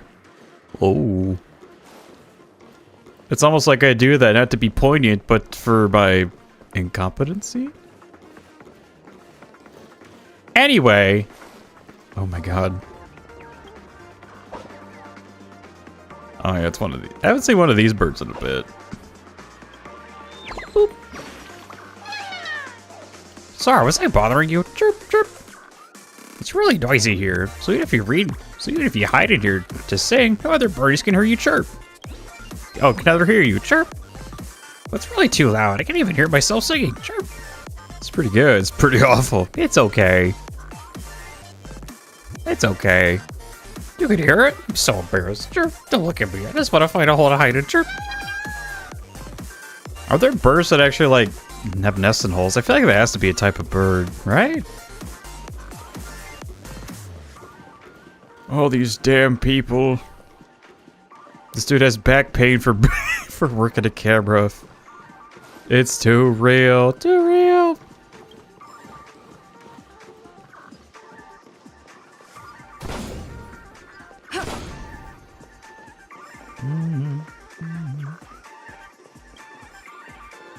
Alright. Looks like there's nothing else in this room, so let's get moving on. This place is buzzing. That's right. This venue is a miniature representation of that time known as the era filled with boundless possibilities. Whoa! Fancy hallway. Let's try. Hello, welcome to the origami bird flying race. May you attain the best results. Chirp. Let's take a look at your wings. Oh, I must be here to spectate the races. Chirp. But if you're not participating, you mustn't slack off on your training. I'll be pushed around by Boss Stone. Chirp.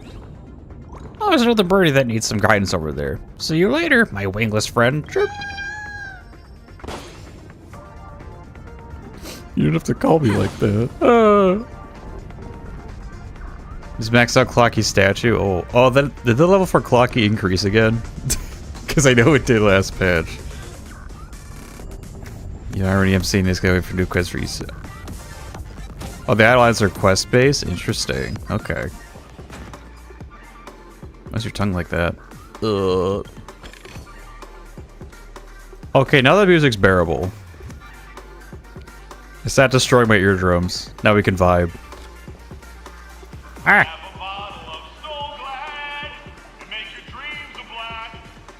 Can you say anything else? Nameless, your arrival reminds me of the grand occasion when Penacony was first established.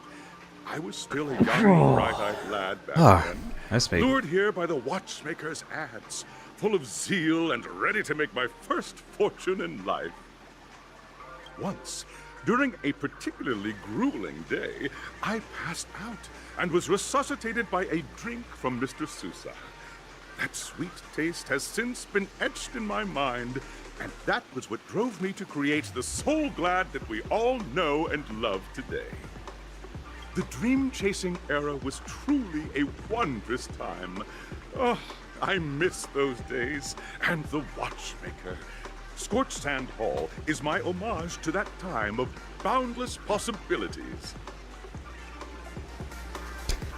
It was just a hallway. I wholeheartedly hope you make it to the finish and emerge as the next superstars of Penacony. Now then, is there anything you'd like to say before the competition officially begins?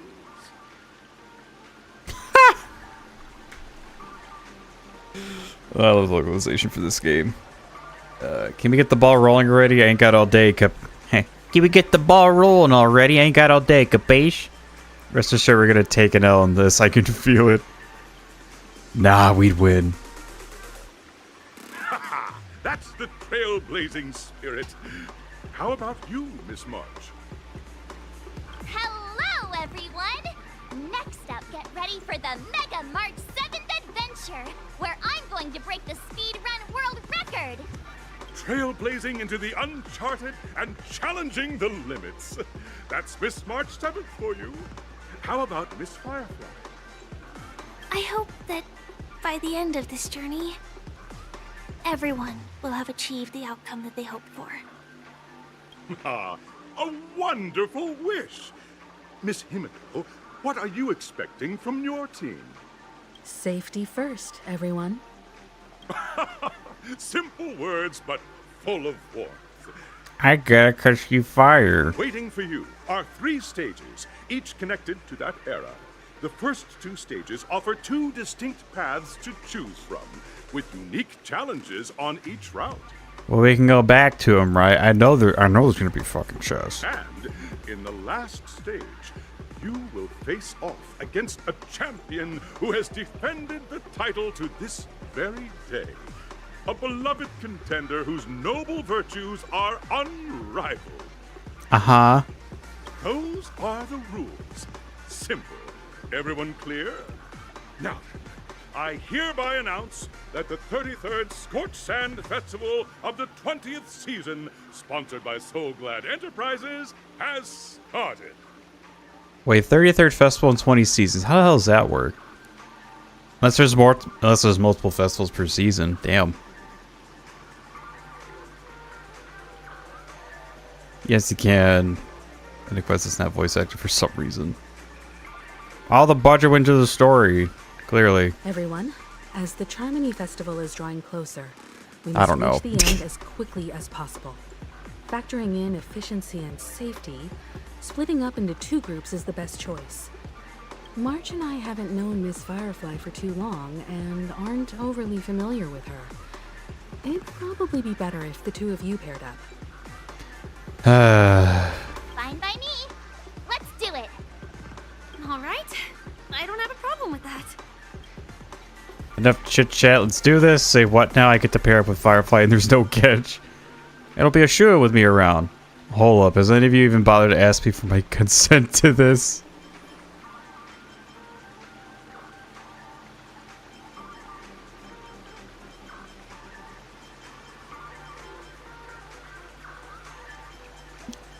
So many choices.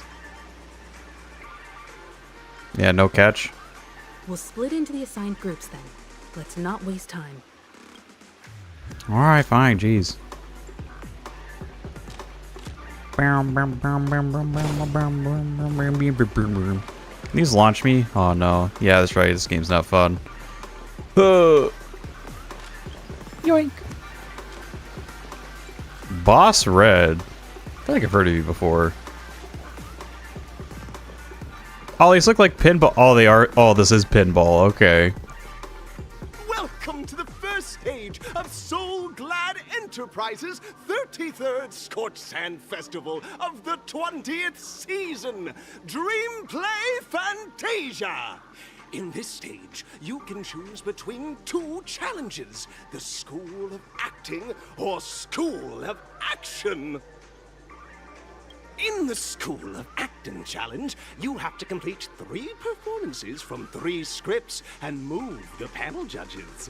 In the School of Action Challenge, you have to defeat 3 groups of enemies convincingly and reach the end. Now, make your choice.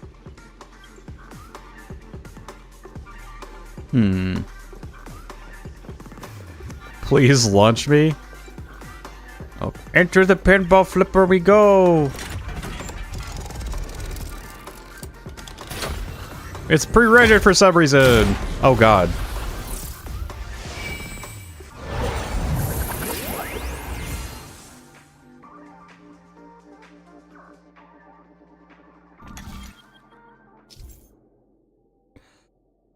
Press the button on the track and select the challenge arena to go to.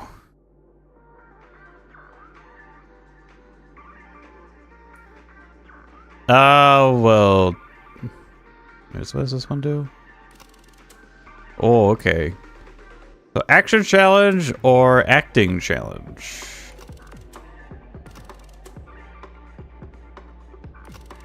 I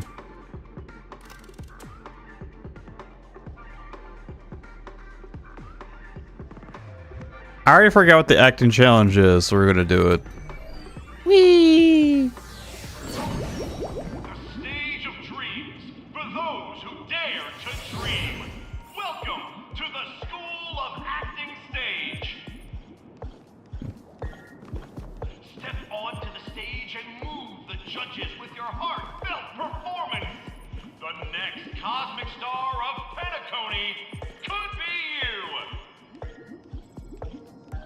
Is he done? Okay. You done talking? Over here.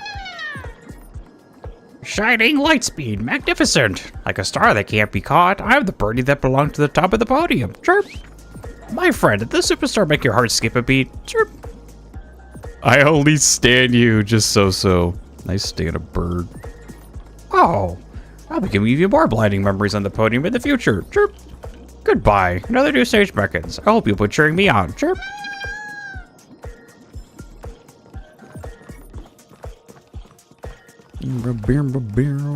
Competitors, allow me to introduce the rules of this challenge to you. Yeah, we're gonna act so fast. There are 3 stages up ahead. On each, you will find an outline of a script. These 3 scripts were written by the legendary filmmaker, the Watchmaker, and depict various stories from Penacony's era of pioneering. Your task is to bring those moments to life, find the right words, and act convincingly to make the judges feel the script's intended emotions. Oh, I wish you a successful performance.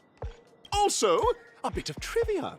The record score for this stage is held by a participant with fiery red hair. His exceptional performance brought even the strictest judge to tears.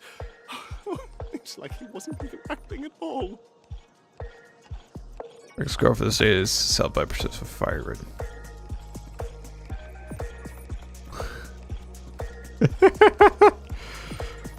I really hope that's our Gen T. We are running out of time, so let's get this over with quickly. Yeah, maybe I should have done the fighting one. I don't know. This one just felt different. Oh, man. I kind of miss him sometimes. That fucking beautiful idiot him.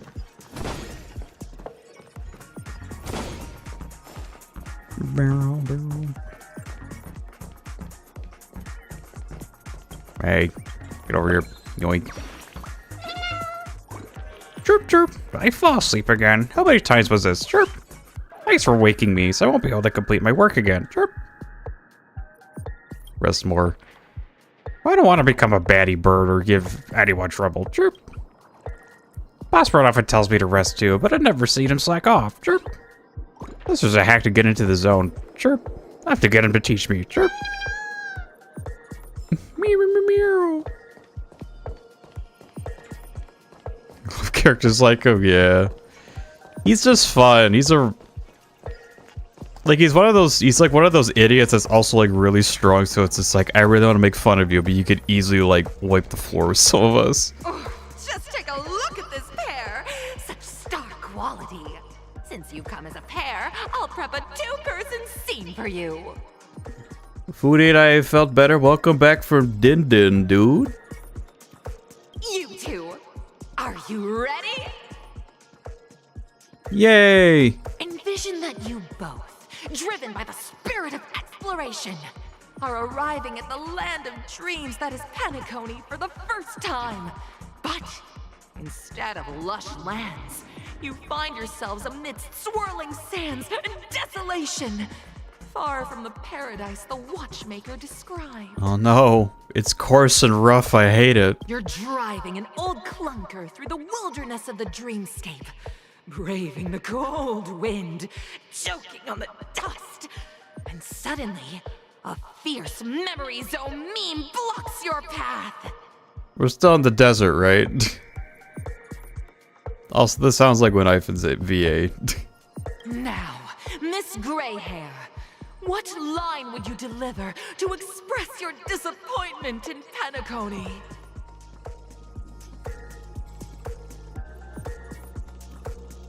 I see you're at the part where they animated a 3-hour Mega Super Stoner girlfriend. Yeah, we kissed her to sand. I love living on the wild side. Bruce Creature, quick, let's run over. What in tarnation is this hellhole? The Watchmaker's a big fat liar. There must be respiration. Okay.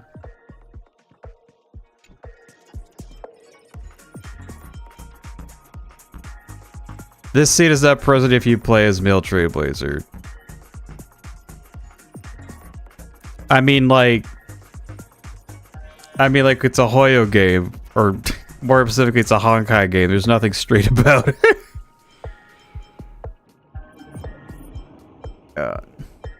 Let's run it over. Do you usually express disappointment this way? I didn't know I was supposed to do disappointment. What in tarnation? Very good. Now, though you're disappointed, your screen partner is conversely very enthusiastic. Now, young lady, you will say... This is great! I love living on the wild side. Take a ride at the wild side. Very good. Brain rot. Very intense. And then we cut to the story's next scene.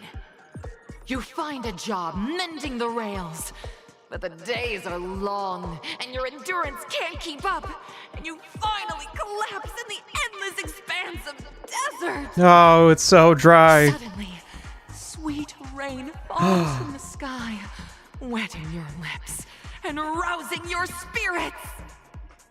Now, Miss Greyhair, what line will best express your surprise at this moment? I have a name, you know. Why you gotta call me gray hair? I'm not old. Wowee! Let me die of thirst instead.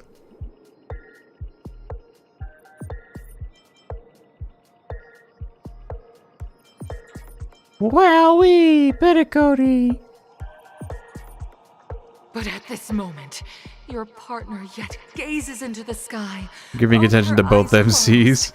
The raindrops fall, blurring her vision, and she tragically says, Perhaps we were never meant to succeed. Right? Why'd I get the feeling we're acting two different stories? Fantastic! Both of you have an incredibly solid foundation in dialogue delivery. However, lines aren't everything in a performance. Please continue this story on the second stage. Up next, you'll be challenged with a body language test. Oh? I hope these tests won't take too long. I don't know what you're talking about. We're speedrunning this shit. Hollywood, here we come.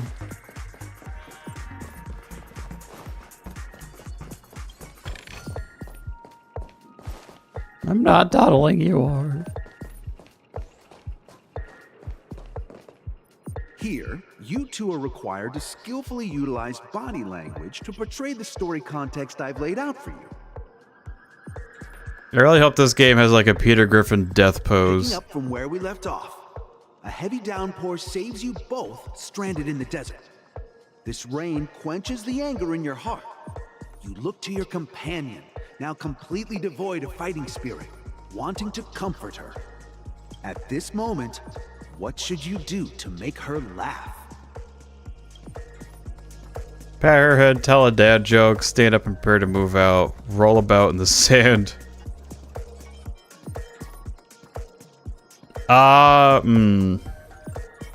Could it be the dad joke? She wouldn't appreciate dad jokes, though. This is a body language test, so roll around in the sand.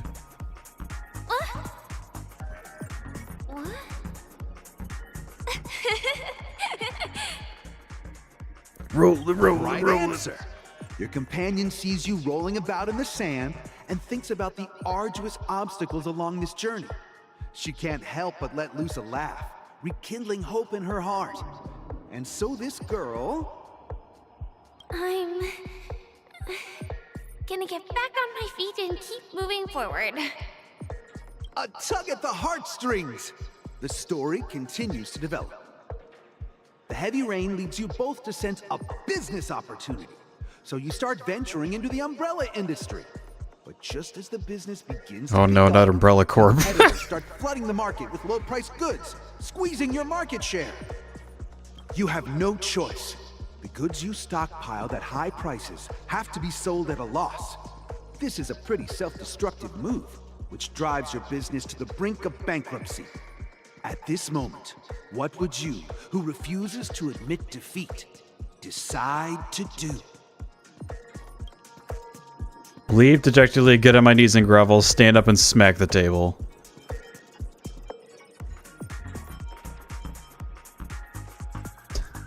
It's like a it's like that one Yakuza meme where Kiryu is just like fist on the table and walks away. Brr. You slam the table and rise up. They think you'll back down? Impossible. Dream chasers can be knocked down, but never knocked out. Fantastic! But it's a pity. But I get up again. Agree. Seeing that you're up to your eyeballs in debt, she sees nothing but despair in her future. And then... This is what happens when you only think about... This happens when you only think about money, you dumb birch. I leave Penacony in utter disappointment. Is that okay? Of course! Absolutely! I was this close to tears! Both of you possess exceptional acting talent! What standard character should I pick? Around your well, try to see what you like about it. Wait, you just now got to like the character picker? What the hell? However, the true test is yet to come. Well, is kind of the goat You're though. about to encounter the harshest judge this show has ever seen. You'll need to rely on perfect performances if you want to win them over. Please be Argentine. You joined at 1.3. Oh, Kafka's banner. Okay. God, I hope it's him. I really hope it's him. Where the fuck happened to my stairs?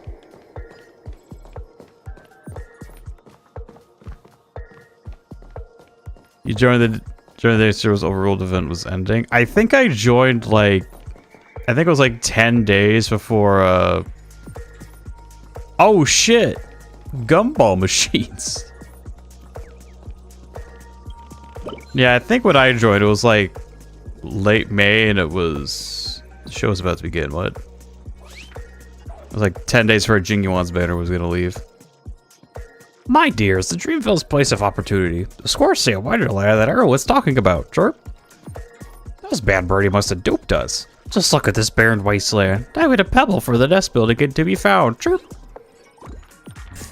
Think a minor setback is going to deter this brave birdie, chirp. Never, chirp. Sorry, dear. I simply can't stand this downtrodden life. I'll go back to the great tree, chirp. No, please don't leave me alone, chirp. I want to live with you, chirp. Full marks, you're getting full marks. Drop a bird. You remind me of the old guy from that one Pixar short. Full marks. Thank you for your praise. We'll keep working harder. Chirp.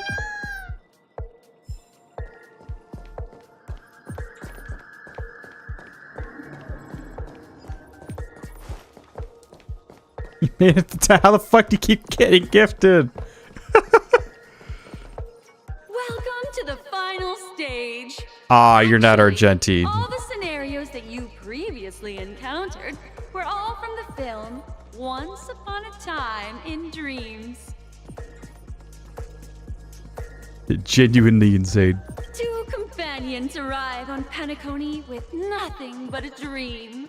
Their desire for achievement is met with continuous setbacks.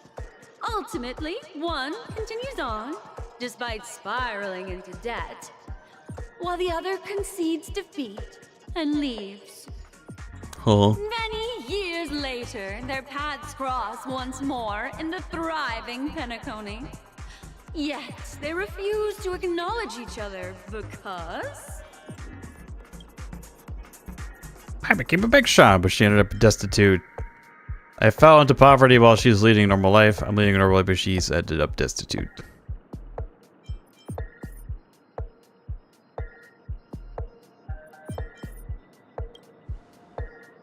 Against the backdrop of a revitalized Penacony, the joy of reunion mixes with the sorrow of past separation, the awkwardness of being strangers, and the shyness of a long-awaited encounter, all converging at this very moment. Emo from the 10th guy.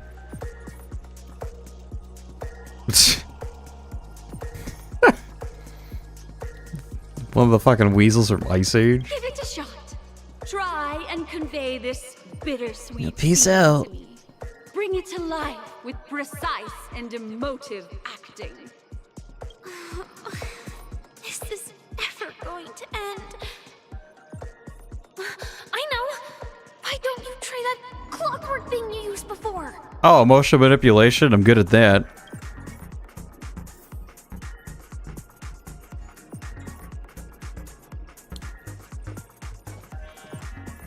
Your performance is far from satisfactory.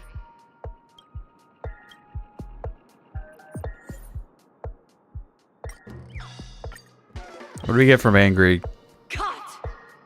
A mogul who went from rags to riches, treating a former companion with such disdain. It just makes my blood boil. Huh? But we haven't even done anything! Is her imagination running wild again? Yeah, damn, she go crazy. Your portrayal outdoes the original. It's simply beautiful. What the fuck? I thought happy would be the answer. We have passed the test.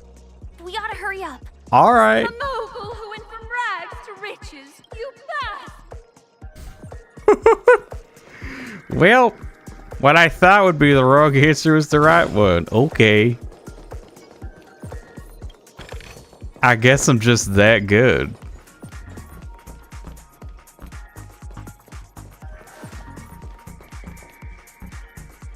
Ooh, new enemies though. That's fun.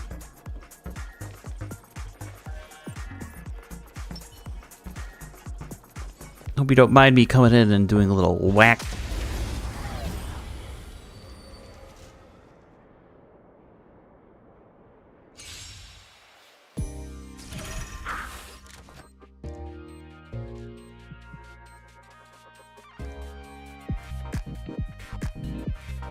Ooh!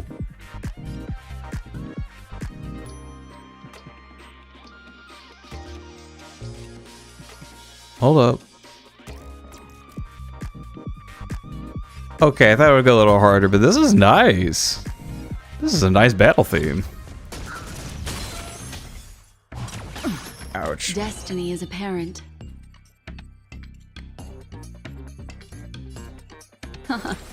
Stand still.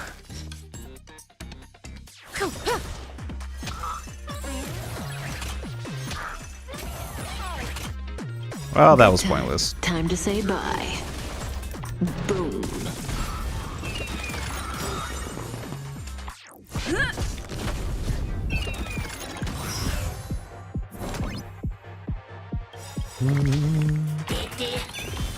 Everything is where those stars give these trailblazers your blessing.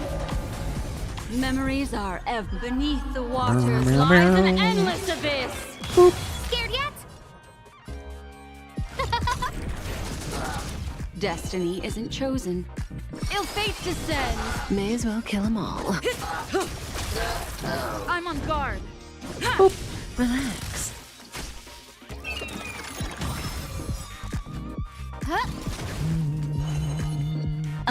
Boop. Yeah.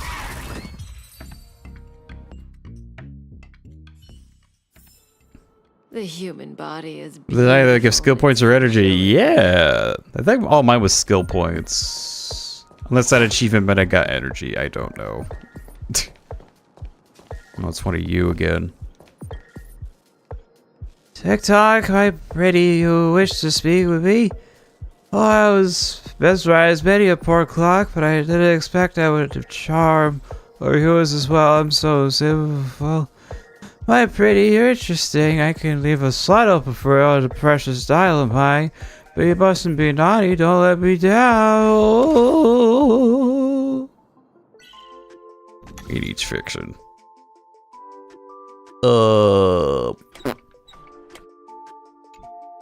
This one seems like fairly straightforward, question mark? Or not? Perhaps not? Let's see here. Oh yeah. Duh.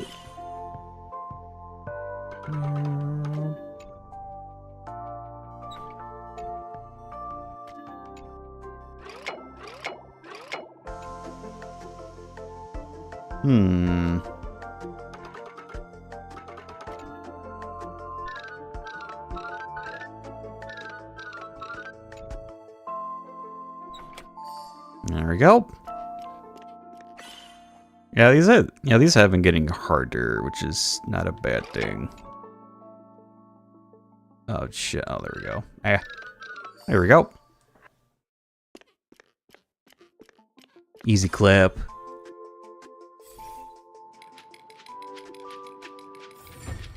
Awaken. TikTok, I thought I'd be more popular if I spoke like this, but it doesn't seem right. TikTok, I'm sorry. Please don't look at me with those disdainful eyes. Ugh. Thanks, man.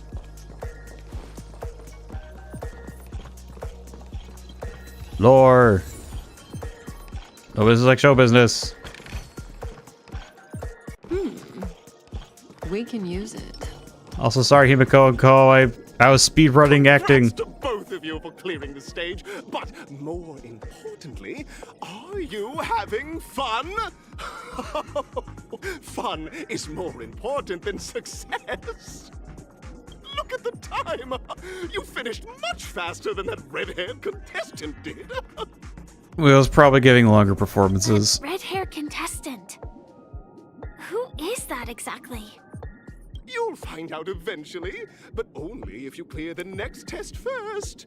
Welcome to the second stage of the 33rd Scorched Sand Festival in the 20th season, sponsored by Soul Glad Enterprises. Gunfire time! Gunfire? Option to choose gunfire and undergo Brother Hanu's trial, or time, where you'll face Clucky's trial. And now, make your choice!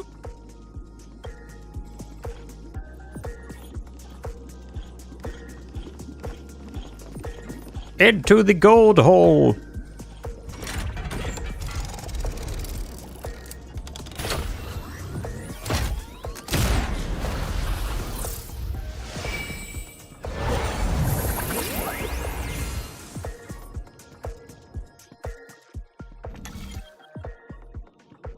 All right, so do we have a choice of either a gunfire trial or the time trial.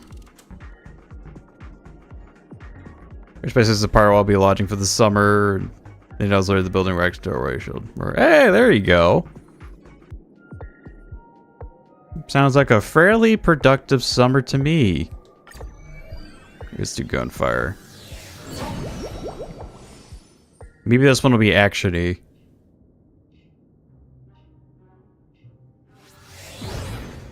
Watch it be like more puzzles. Welcome to the enchanting universe. Oh, we're probably turning to Hanu again. Okay, that's right what this is gonna be. Is the morally dubious yet ever charming character from the animated Clocky series, Hanu. It is said that these cartoon characters were inspired by the Watchmaker's own experiences. According to research by Clocky scholars, the original Hanu of reality shared a deep friendship with the Watchmaker, akin to comrades in arms. Enter into the world of Hanu via the TV by the entrance and partake in an enchanting and suspenseful story with him. Good luck in there. If it's a gunfire trial, we should be able to settle this with a fight, right? I hope this won't waste too much of our time. Yeah, we can beat him up. Just cover up for the whale. This one's way longer than Clocky's challenge. Just see what the fuck? More funny dialogue? Well, I guess I'm 2 for 2 for funny dialogue. You. Nice to... Got a nice chest puff there. Hope you don't mind me taking it. I tried my bestest to hide myself, but you still found me. Chirp. When everyone hid in the balloon, I was the one who chose a unique hiding spot. Chirp.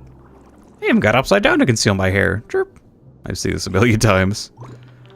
What? Other birdies also know about the statue's hiding spot? I wasn't the first one who found it. Chirp. This is unacceptable. Chirp. Just you wait. I'll never be able to find me the next round. Chirp.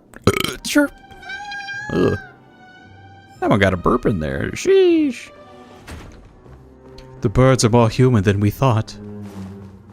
Wait, can birds even burp? Ready? 1, 2, 3. Probably chose all the short ones that made them take twice as long as dialogue-based ones just for over-exploring. Of this Hanu character? Yeah, I got the right hand, you got the left hand. We're gonna Pacific Rim this shit. Very good. Looks like you've got the hang of it. In this Hanu's Adventure episode, Boss Stone has gathered his battleships for an assault on Dreamville. Old Buzzfly, Cousin Wolf, and Bombhead The burp. raring to go. The brave Hanu must thwart their advance and protect his home. Alas, Hanu presently is ill-equipped to fend off the malevolent mischief makers, which is why he is preparing to seek out the Puzzle Gentleman's aid. Go forth and speak to him.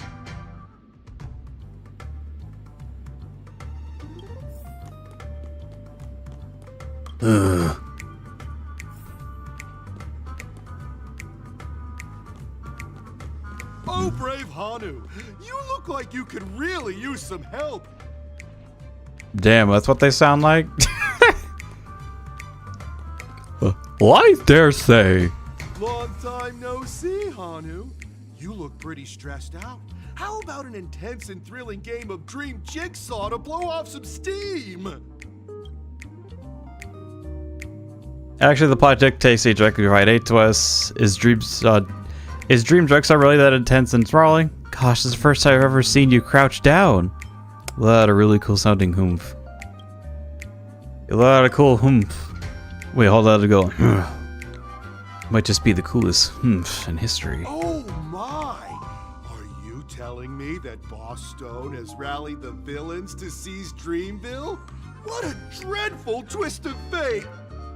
Listen closely, Hanu. I'm aware you're in need of a suitable weapon. And I also know there's one just upstairs. But you know what? You'll have to play an exhilarating round of Dream Jigsaw first. No Jigsaw, no moving forward. Staff Fair, you have to help me now. What do the weapon and the Dream Saw Juggle have to do with one another? Dreamville's in danger. How do you not understand the predicament? We're at a really cool sounding. You make a cool, Only someone as cool as you can produce such a cool, Perfection. Now scurry along, Hanu. But tread carefully. 2 ne'er-do-wells are also eyeing those jigsaw pieces. Either outsmart them with the quick knockout, or ensure they don't catch you in the act. I can't wait to see you finish the Dream Jigsaw. Best of luck, Hanu. Let's stay alert and make sure those monsters don't spot us. say this patch actually maybe like Firefly a bit instead of just being like, oh hey, oh bye bye. I'm still conflicted. I really wanted Sam, not her. Look up there. It should have been him, not her. Do you think that would do the trick?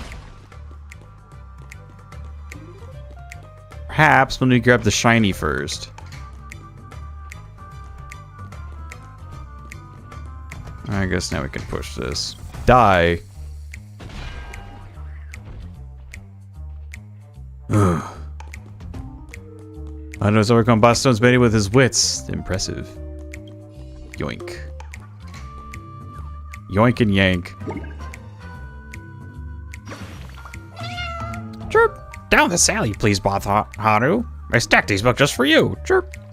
What is Brother Hanu? Why is there a stack of books for such a low step? Chirp, chirp. That really cool. Flat out grunt disappointment. Hurry up, chirp.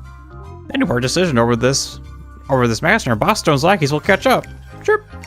I'll fly out from here and distract them. You take the chance to run. Chirp.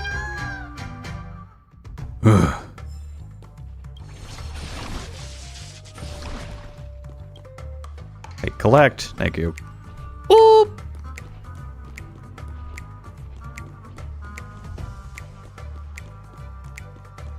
Finally, that's all the jigsaw pieces.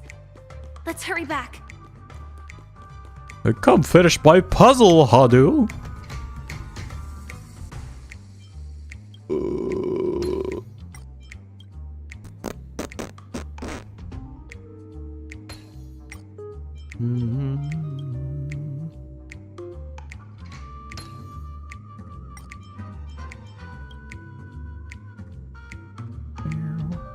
Where we put this one? It's just there, no. Be there?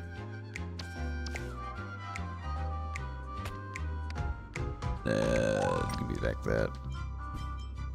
Barrel, barrel, barrel.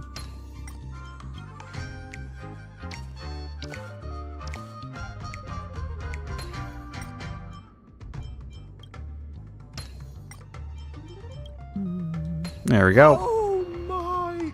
The exquisite sensation of perfect alignment. My organizational itch has been quite thoroughly scratched.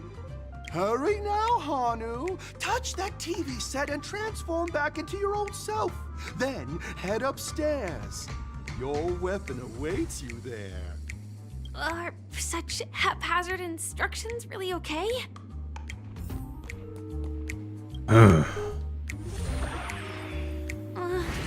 Whoa, yeah. Disconnecting from that thing so suddenly has left me feeling slightly disoriented. Tell me about it.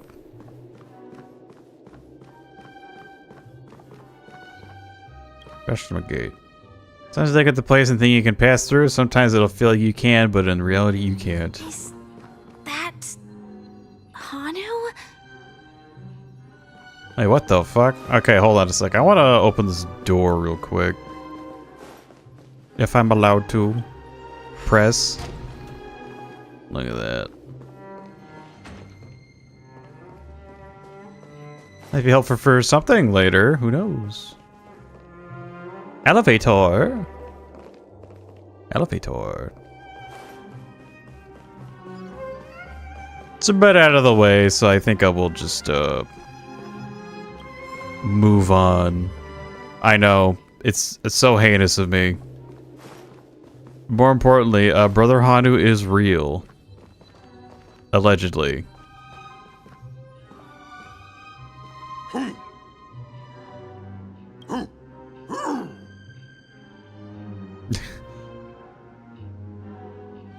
What are you talking about?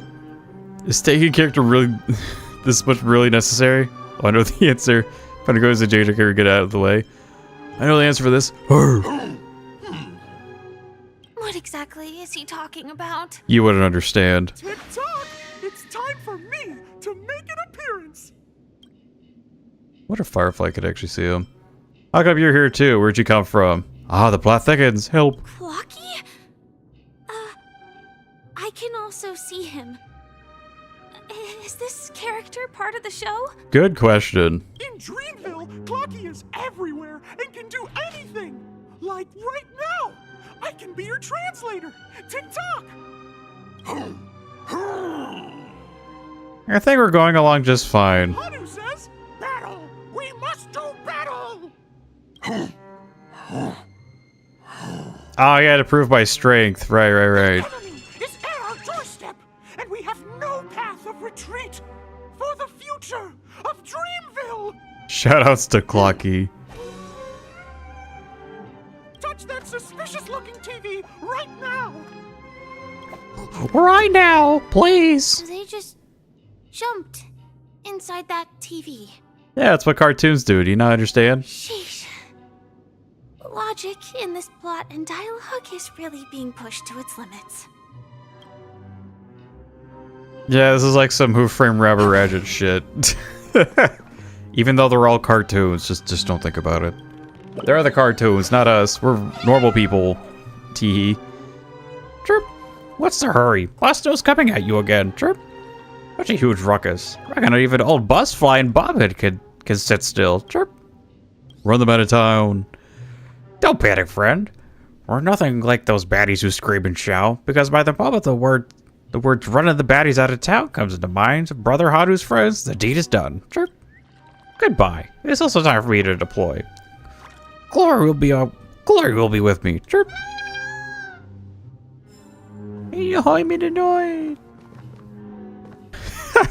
Those redbirds really do kid. It's kind of like a really high-pitched doodle bob. Here we go again. Ready? Touch. Arr. Gradually getting Now I actually know what he sounds like. Who knows? I might even be able to perform some high-level moves with Hanu. Oh, did someone say high-level movies just now? That's right, pal. The upcoming script is just exploding with all sorts of high-level shenanigans. Last we saw, Hanu was preparing for battle. Suddenly, he hears heavy footsteps coming from the hallway. Malevolent mischief makers have broken into his home. Oh no! But brave Hanu won't go down without a fight. He instantly sprints for the storage room, ready for a do-or-die showdown against the baddies. But we still don't have any weapons in hand. Guess what? Hanu's favorite bazooka just so happens to be in that storage room. So get a move on. What a coincidentally convenient plot twist. It'd be even more awesome if the organizers allowed me to wear armor. You should have worn that armor to begin with. Just saying. We will reap unforgettable gains. The storage room. It's behind the shelves, right? Potentially. Well, this is the part where I play this, where I be the small man and hide. He wasn't lying. There's actually a bazooka here.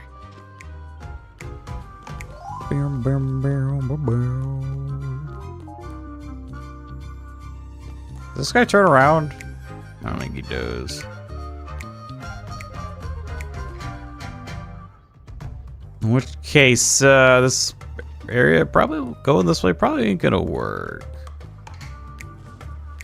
Or will it? Or will it?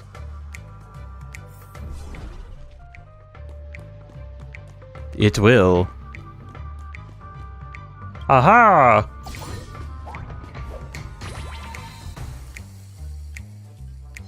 Now we should have a way of dealing with those baddies. Maximum firepower! This thing feels just like the soaring locust too.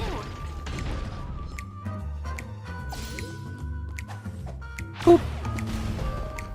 I didn't do anything. Boo.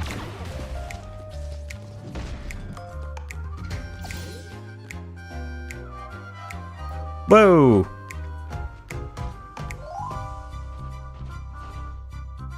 Oh, whoops. It looks like we've got more company. Get ready to fire. Oh, that's what the fireworks box was for. Whoopsie. Don't matter.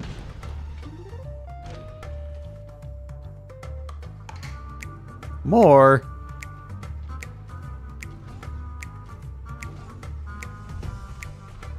Oh no. Here we go again. But no big deal. We're pretty handy with this bazooka now.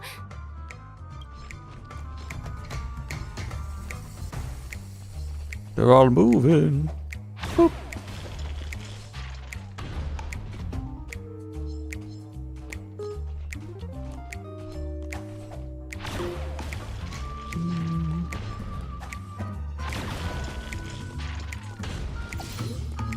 Barrel, barrel. Boop. Bazooka. That should be all of them, right? Oh my! Harmony's on the street! Everyone! The stage is complete! Quickly! Head through the TV to the next stage! Oh god, there's another one? Fuck. Ammo, ammo. Ammo, ammo, ammo. Bazooka. I can't reach. Shit. Oh yeah, what's this way, by the way? Damn.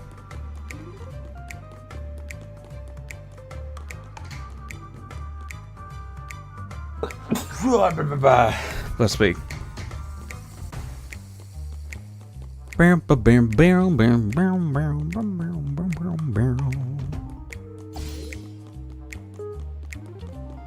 No, bazooka. Well, that's that. But it is gonna be hard to let go of this bazooka. Never mind. Let's hurry over to the next stage. Oh, now I can yoink the treasure. Give.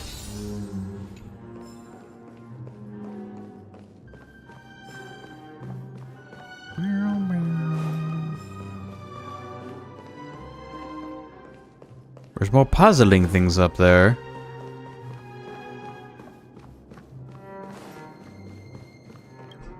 Can I be open in the current stage? Boo.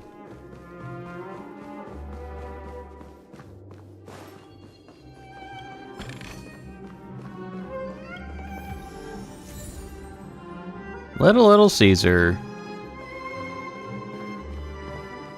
Doesn't even matter like the 5-star relic. I mean, I'll look at it later. Congratulations to both of you! Oh, you've overcome. It doesn't matter if they're relic sets that are actually like kind of usable. I'm so used to treasure chests is giving me shit I don't care about that I'm just like, okay, it's just another looking one, cool. In the final stage, you will face the defending champion. If you fail, you will lose the opportunity to become the festive superstar. Welcome to the 33rd Scorched Sand Festival's 3rd stage in the 20th season, sponsored by Soul Glad Enterprises, Superstar Showdown.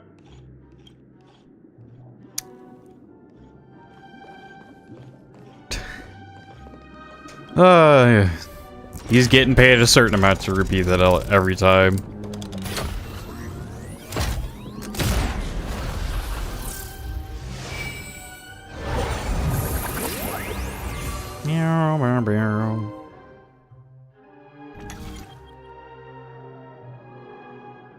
What about tracks like the challenge I'm ready to go to?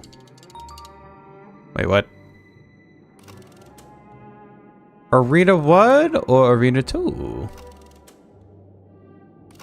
What's the difference? Wait, what do I...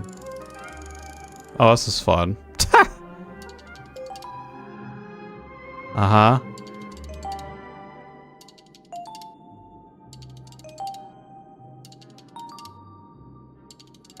Is anybody else easily entertained, or is it just me? Whee! Wait, what the hell?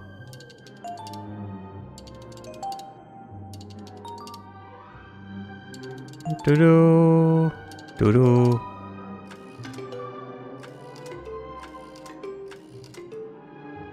Huh. Whoa. Yeah, I guess Arena 1. I don't know. I want to do that one.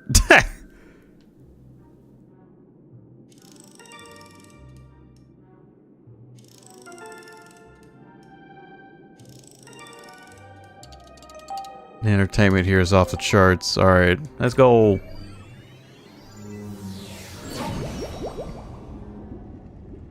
Choose carefully.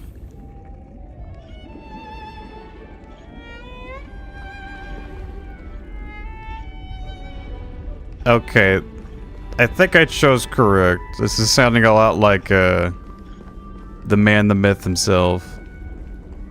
It is him! No way. I think I just saw someone. Someone extraordinary. You're goddamn right.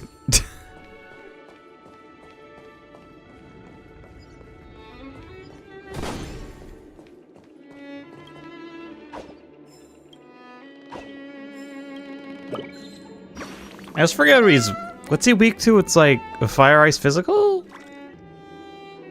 Chirp. My gray friend, it's truly an honor to meet you. Not even the stars of the sky can match your heroic valor. Chirp. May we stand together to defend Dreamville's stones and branches. And so glad. Chirp. This doesn't sound familiar. It's even the same color. Ho! I'm the knight among birdies. The mighty championship contender. Chirp. Goodbye. I have to defend the ice, so glad, or all of it will be snatched up by the other birdies later. Chirp.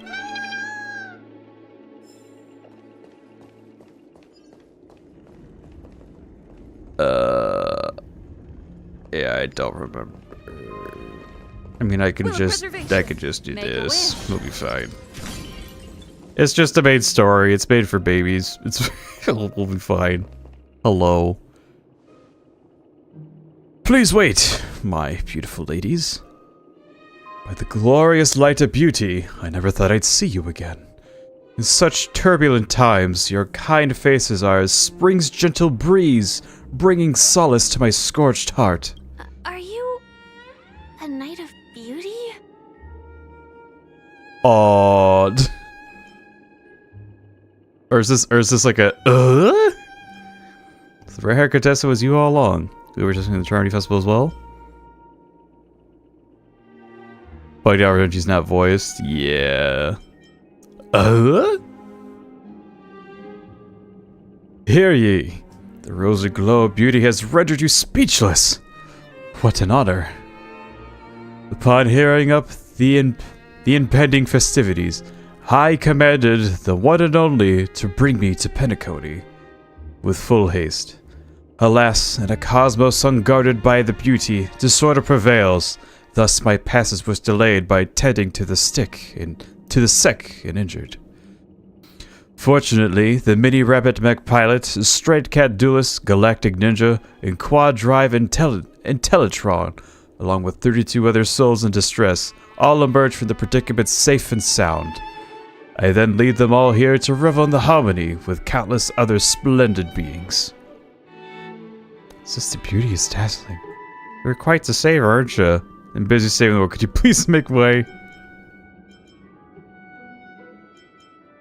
You're quite the savior, aren't you? I do not deserve such praise. Unfortunately, the dashing IPC ambassador, whose radiance matches that of a beautiful peacock, remains in a woeful state. How I wish he too would partake in this splendid occasion. Should I actually talk about our adventure raid? Okay, let's get back to business. Since fate has brought us together, it stands to reason that both seek the accolade of the audition's victor, correct? Though upon arrival I was once mistaken for a towering silver-armored figure, fugitive with fire red flames due to my lack of eloquence. It matters not, for all these trials stem from the land of dreams beauty. What matters is that I now stand before you, our paths have crossed. I, Argenti of the Knights of Beauty, am humbly requesting for a battle in the name of the code of chivalry with you both. If I am fortunate enough to emerge victorious, Kindly grant me passage to the crowd of victory, and recognize that Idrilla the beauty is the most peerless beauty of them all.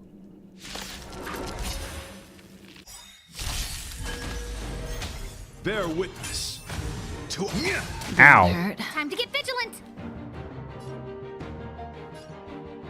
Just the voice of Argentine. Nah, the VA killed it. Just Argentine, I know very few other characters the gall to hit on a fern, get called weird, turn around and start hitting on the person who called them weird. He sees beauty in everything. He's like the ultimate bro. Everything is worth. Oh, stars, give these trailblazers your blessing. What do you want to know?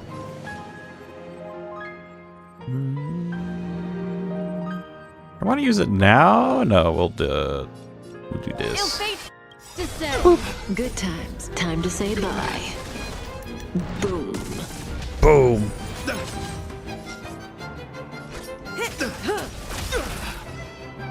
Oh, guys, right. He has 2 phases. Yeah. Stand still. Lance ablaze! Lance forward! confess. Put forth all your might. Oh, God. Memories are beneath the waters lies an endless abyss. No manners, huh? Destiny isn't chosen. Reggie's voice, why is it bugged? I don't know, dude. Good times. Time to say bye. Hmm. Boom. Might need to change the team. It doesn't work out too well. At least I can break him with this. Later, man. Bear witness to Everything is worth. Oh, stars, give these trailblazers your blessing. You are fighting a gentleman.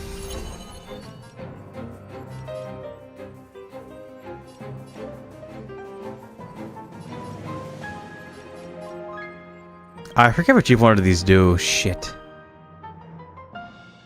Oh yeah, shield, spear tip. Oh, that's the one that hurts a lot. Okay. Ah, yes, that one. But I don't like that. Can we get rid of it, please? That'd be most good. Lance at the ready. Stab. Stand still.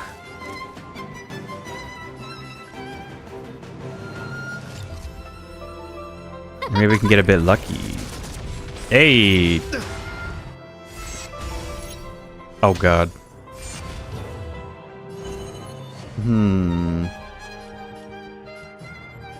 Please don't hit Kafka. Pledge thine loyalty. What did I just say? Forth all your might. Fuck! Yeah, we're gonna need a different team for this. Give these trailblazers your blessing.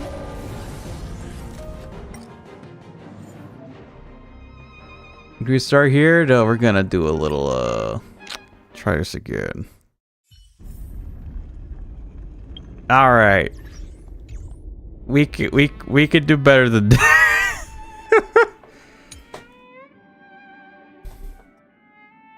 Huh. If I actually had Argenti, he would be great, but we don't. Or if I had my Clara built. Alright, let's see here. What, Scalish, to be honest? Yeah, kind of. Actually, I'm gonna try something a little silly. But not really, though. This is planned silliness.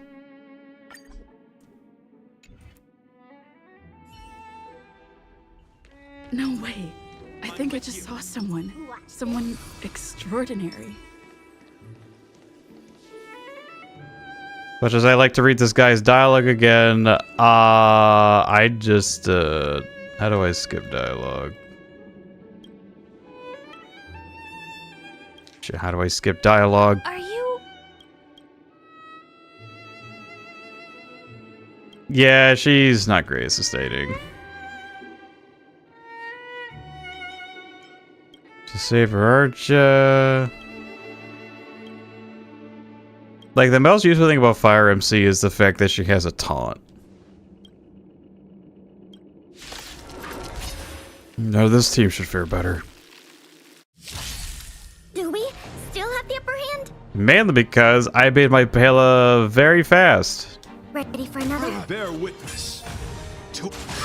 Thank you, you hit the right person. Name of Len, a will forged in ice, never falters. Let's play for a while. Feeling spiffy? I sense a storm. Witness to power of brute force. Break.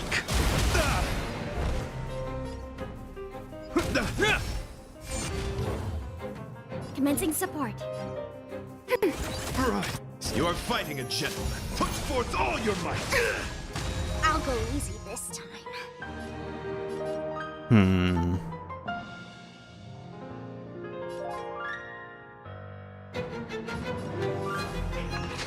They're just gonna do a funny kick. Enemy data signet markers activated. Time for a good old counterattack. Gotta get Sparkle for my Don Hung. Yup. It's kind of the main reason why I want her. Also, she's a little bastard. That's the main reason. Heaven surge. Rise.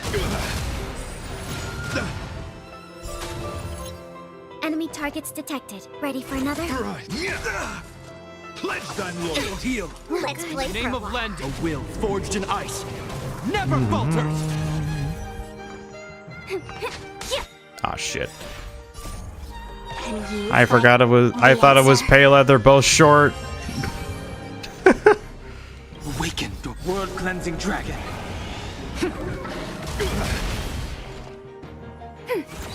Hope you're prepared. Enemy data secure. Net markers activated. Time for a good old counterattack. Rise to the challenge.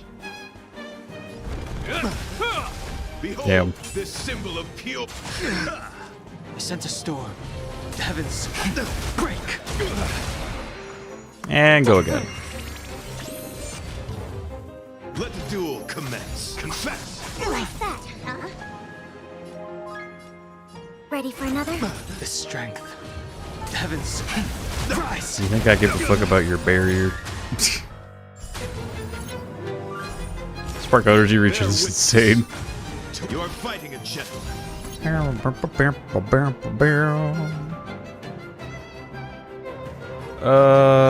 I would do this. And do this. I sense a storm.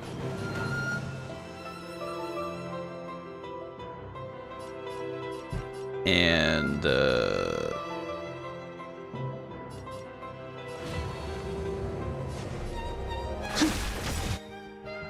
Awaken. just do one of those. World cleansing dragon. The flesh will pledge thy loyalty. Put forth all your might. In the name of Len, a Oh, will Sparkle. forged in ice, never falters.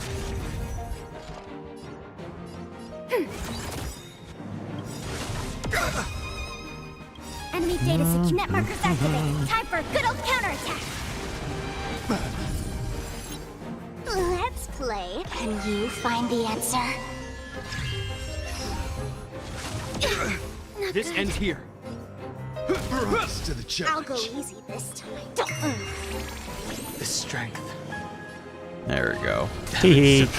Break. Let the duel commence. Put forth all your might. Is that all? Commencing support. Ready for another? Hope you're prepared. Enemy data secure. Net markers activated. Time for a good old counterattack. I'm playing for 5 until your birthday. Oh. that's the day to test your luck, that's for sure. It's also when you'll get money. In the name of Len, a will forged in ice, never falters. Bear witness. You are fighting a gentleman. Feeling spiffy? I sense a storm. Let's play. Can you find the answer? Heavens rise. Awaken dormant scales. Actually, we'll focus killing that one. Sweet. pledged I'm loyal. Inevitable. Put forth all your might. Let's play enemy data secure. Net markers activated. Time for a good old counterattack. Man. You say that Sparkle's energy regen is nuts, but I'm able to like use Pale's ult like every other turn.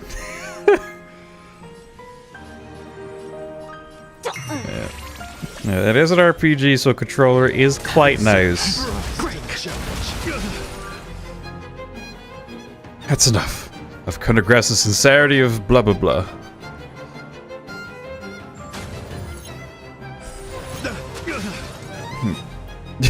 Insult to injury. Beautiful, beautiful. Truly a captivating contest. It is through you that I realized to uphold the honor of a driller, and must further hone my skills. What a beautiful lesson indeed. Go forth, my dear friend. Beautiful miss, the audition's crown is yours to claim. I shall remain here, gazing from afar as you bask in the limelight, joining the audience and offering you the most heartfelt cheers and applause. We don't have much time. May fate allow us to meet again, Knight of Beauty. Same. In that case, let's make our way to the end. Penacony's really thronging with talent. I hope we make it in time. I always hope that these were playable. I guess not.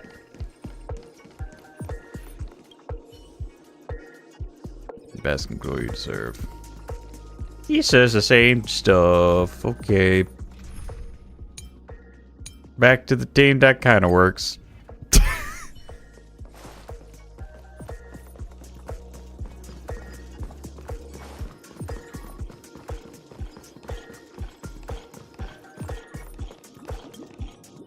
A lot of yapping. That's just Penacony.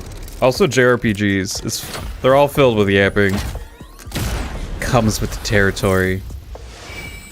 Oh, now it's just me. I am the one.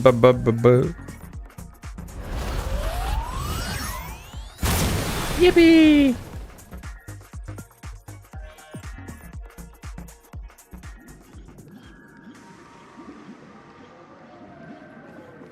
Congratulations to the Galactic Baseballer and Firefly on becoming this Scorched Sand Festival's champions!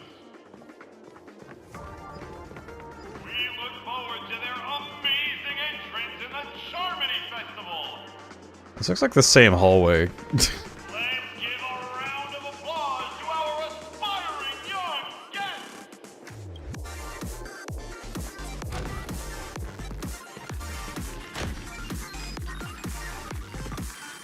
Oh. Oh, look, there's me! I'm on TV! Oh, TVs.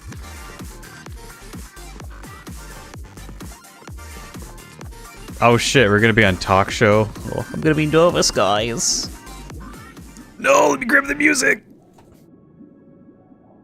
Congratulations to the both of you on becoming the festive superstars of this year's Charmony Festival. Before entering the Grand Theater, I, on behalf of the organizers, extend my sincere congratulations to you, wishing you joy under their radiance.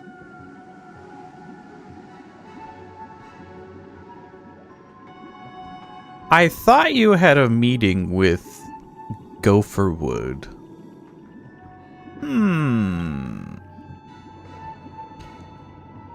What are you doing here? You already worked things out with the Dreammaster? All I get are sincere congratulations. Where are my stellar jades? Hey yo, where's my rewards?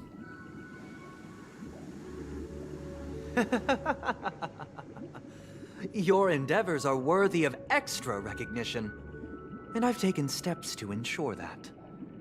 However, this reward is not a material one, but rather the opportunity for an open and honest communication between us. As previously promised, my sister, Mr. Yang, and I have met with the Dreammaster. We delved into the truth about Penacony and its Stellaron, and have come to a consensus. Aw. I was kind of hoping we'd see that conversation. Would have been really cool. Kind of like the one adventure you had with Sunday.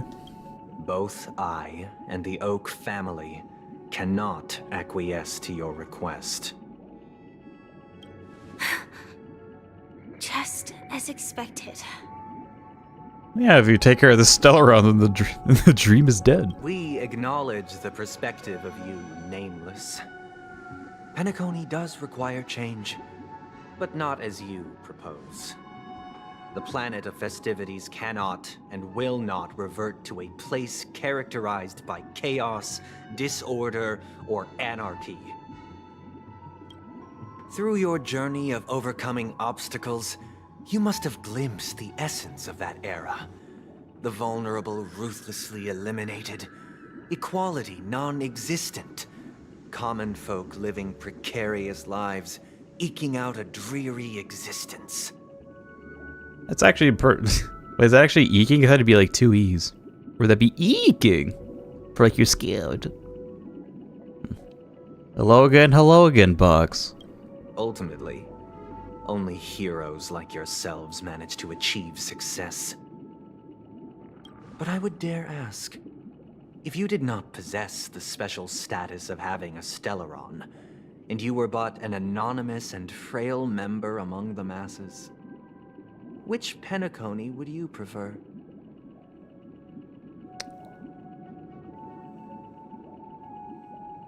The one that gave me less trauma? A dystopia for the survival of the fittest? Or a sweet dream paradise for all? Well, so far the Sweet Dream Paradise has given me the most trauma. Doesn't sound too bad. I don't know, why are you asking? Nothing wrong with being the fittest. Unspeakable gains.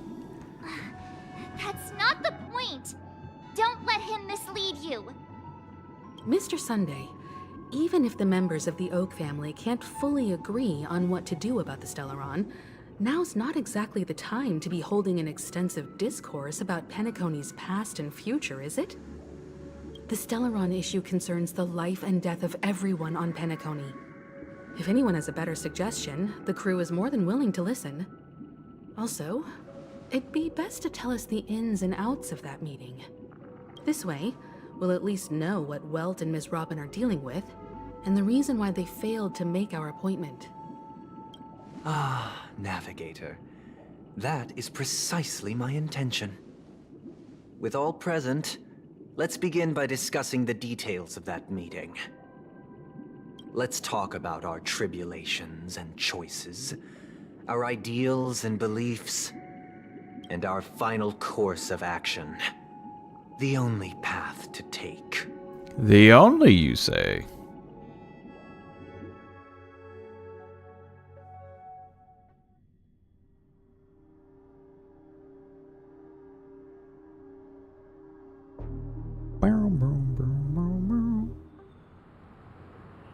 A while ago. That for the longest time, there have been scoundrels who would use the charming festival that I have bequeathed to the masses as a tool to realize their ambition. Oh, so hold on, I'm just checking something.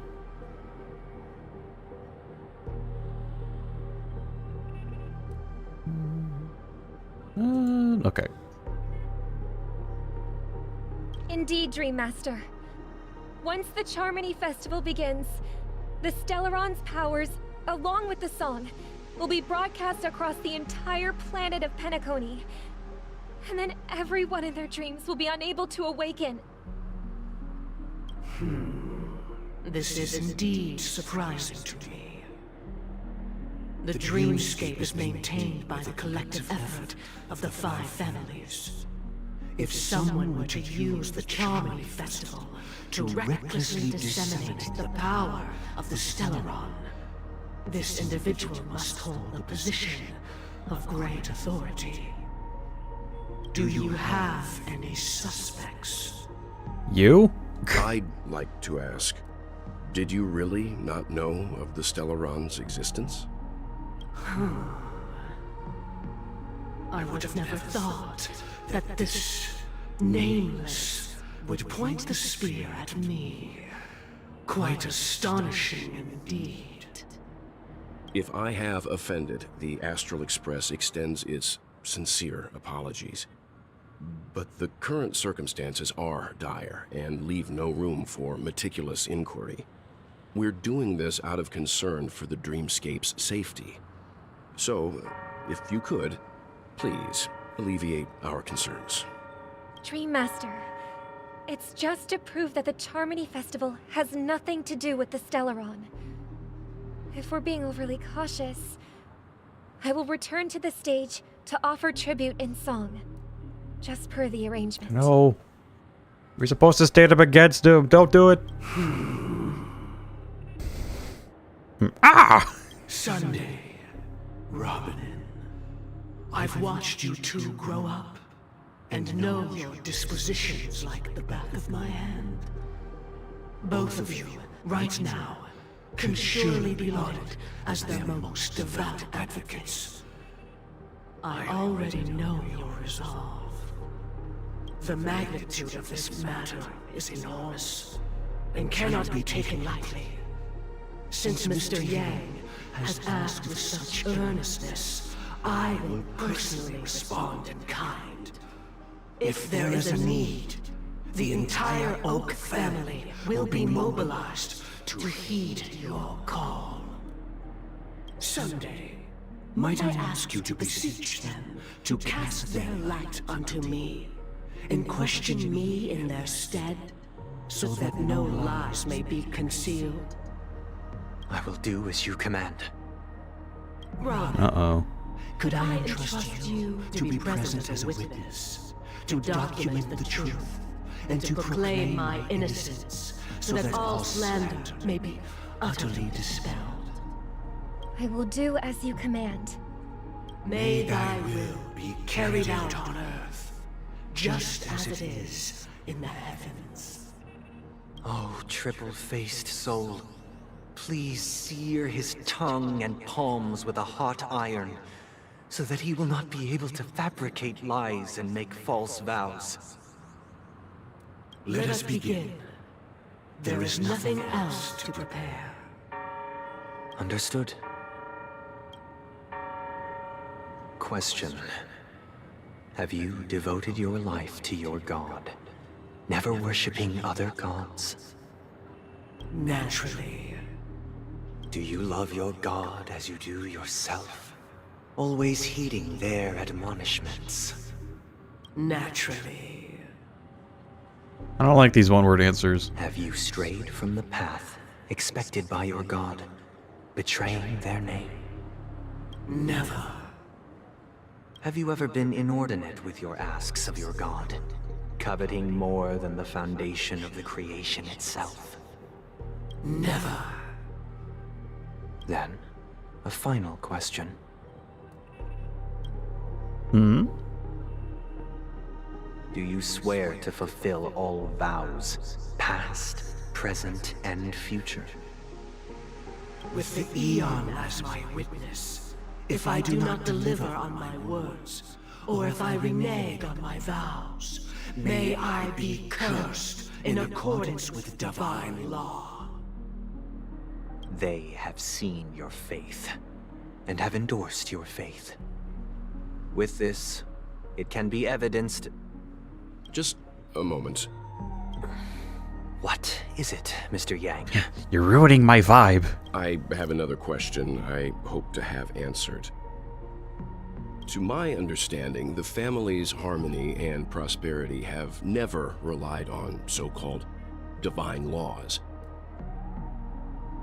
The god you both mentioned, are they truly Shipe? Mr. Yang should know that those belonging to the family toil together as if they were kin, embracing solidarity and unity under their light. All duplicity is laid bare before the harmony. Such a delicate and complex symphony. Which other god could perfectly harmonize this, if not for the Great One? Shibe. Perfectly harmonize. Therein lies the problem. It isn't an outsider lurking in the shadows who changed the harmony, but a dissonance that has surreptitiously emerged from within this very symphony itself. In the distant past, there existed an Eon. With one flick of the wrist, they crafted the laws of the cosmos. Their followers formed the Beyond the Sky Choir, spreading solemn and reverent hymns throughout the universe. Later, they fell. The route traversed by this Eon clashed with the harmony, ultimately being absorbed and fused into it. The chorus that once reverberated across worlds fell silent, and when it echoed anew, it was transformed into the hymn of harmony. Though an Eon may perish, paths with no masters still linger. In the all-forgiving harmony, echoes of bygone dissonance may subtly arise. Mr. Yang, being overly astute can be a detriment. Especially when you find yourself alone and without allies. So this is how it is. For the sake of our grand cause, Sunday, please afford these two an opportunity to rest. What?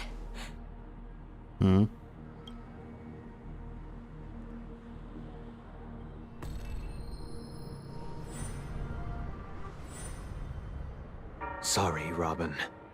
It's just you. I did not wish for you to know this. It's a pity that things have turned out this way. You had a chance not to be the bad guy, though. So, this is the true reason I can't sing? The shadow that envelops Penacony is actually... We were never children of the harmony.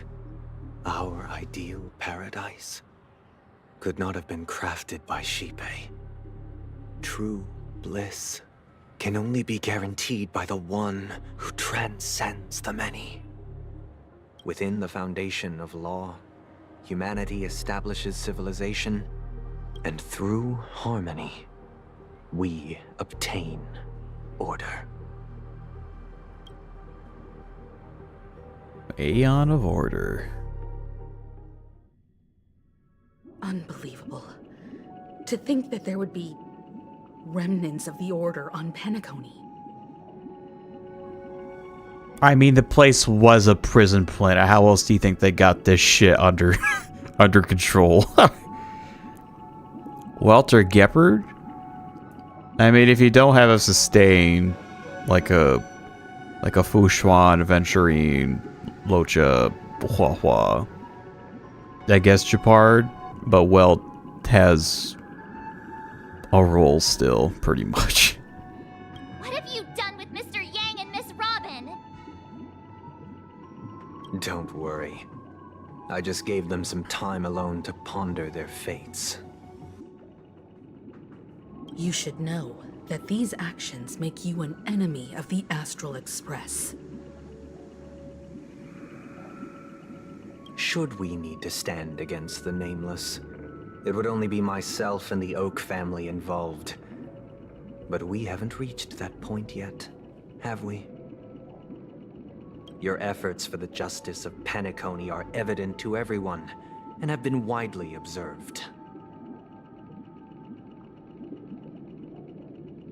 Want to talk turns with us? Stop beating around the bush and get to the point. Give Mr. Yang back to us. Give Peepaw back.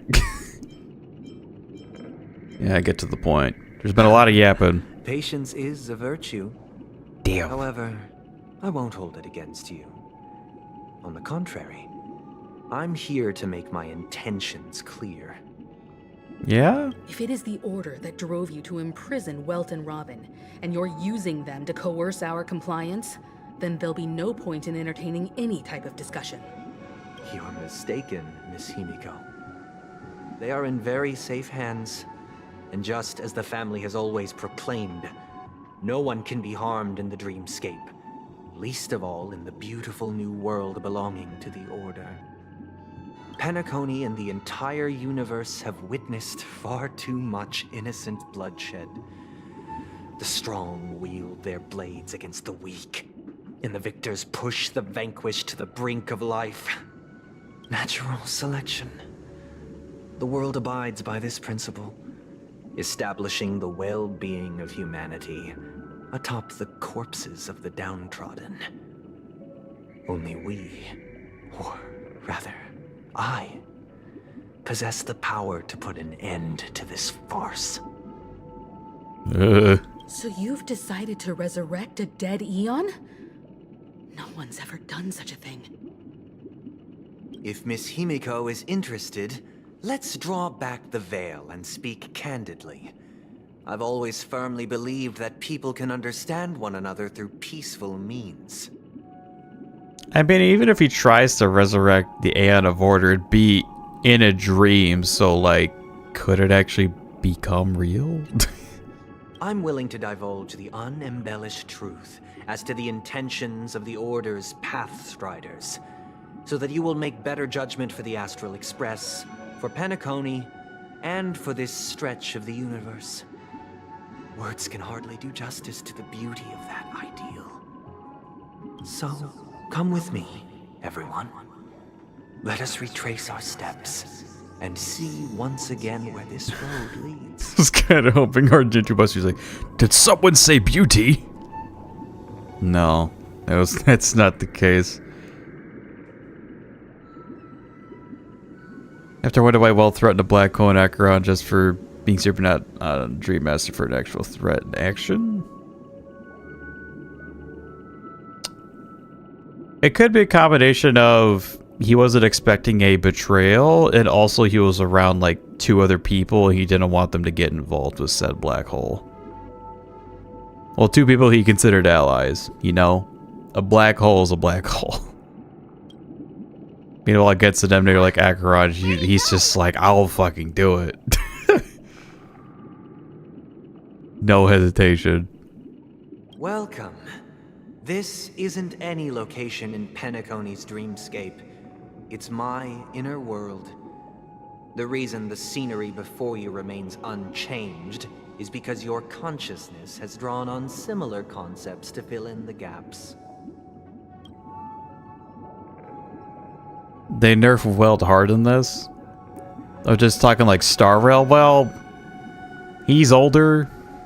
I guess has been through some shit. Have not played Impact 3rd, so don't know why he's not as strong as he is. But still, I will say a black hole is a black hole. Kind of hard to beat. Even prisoners, who in the right moment would expose their inner self like this? Yeah. Are we in his brain? It's flat and smooth just like mine. You imprisoned us? Did you do the same to Welt? It's a tuning process.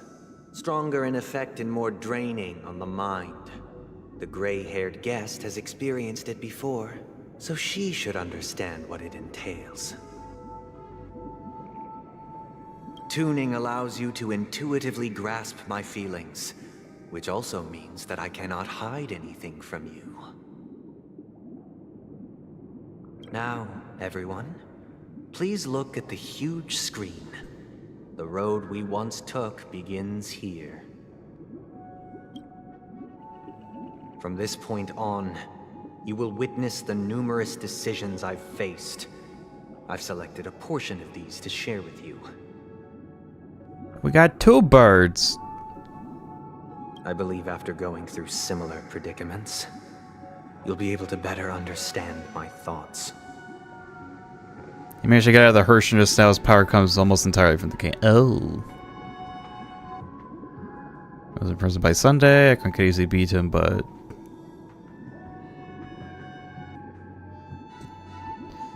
still did it anyway. I mean, neither of them, like, wanted to be in a conflict with one another, but Welt is kind of making the first thing of just like, hey, you know about this black hole? I'll fucking do it. But then Ekron's just like, nah, I don't really have hostility to you. There's no need for that. Let's begin. The first decision. A story about a baby bird. This story happened when Robin and I were very young. We were victims of the Stellaron disaster, and the family's Mr. Gopher Wood, who would later become the Dreammaster of Penacony, saw that we siblings had no one to turn to and took us in. Later on, Robin and I lived a time with nary a care in the world. One day, after dinner, while my younger sister and I were lounging about in Mr. Gopher Wood's yard, we spotted a fledgling Charmony dove all on its own. That baby bird was tiny. It didn't even have all of its feathers, and it couldn't sing. When we found it, it was already on its last breath, having fallen into a shrub, probably abandoned by its parents. We decided to build a nest for it right there and then. However, thinking back, that winter was unusually cold, with fierce winds at night in the yard, not to mention the many poisonous bugs and wild beasts in the vicinity.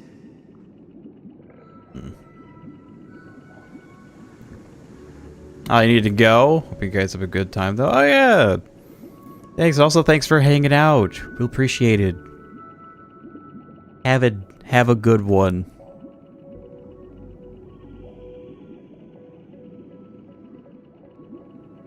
It was clear that if we left the fledgling in the yard, it stood no chance of surviving until spring. So, I suggested we take it inside, place it on the shelf by the window, and asked the adults to fashion a cage for it. We decided that when it regained its strength enough to spread its wings, we would release it back into the wild. The tragic part, something that we'd never considered, was that this bird's fate had already been determined long before this moment. Its destiny was determined by our momentary win. Now, I pass the power of choice to you all. Faced with this situation, what choice would you make? Stick to the original plan, and build a nest with soft net where the Charmony dove fell. Or build a cage for it, and feed it, giving it the utmost care from within the warmth of a home. I eagerly await your answer.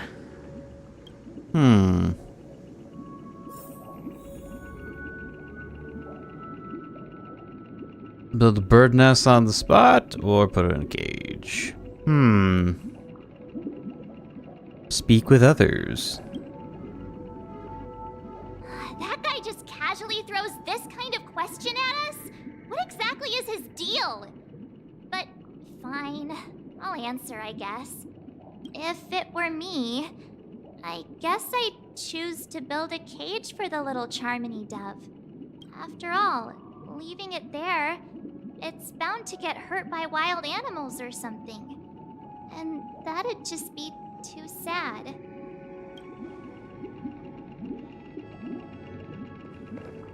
I can grab the record now. Let's go. Yes. Yes.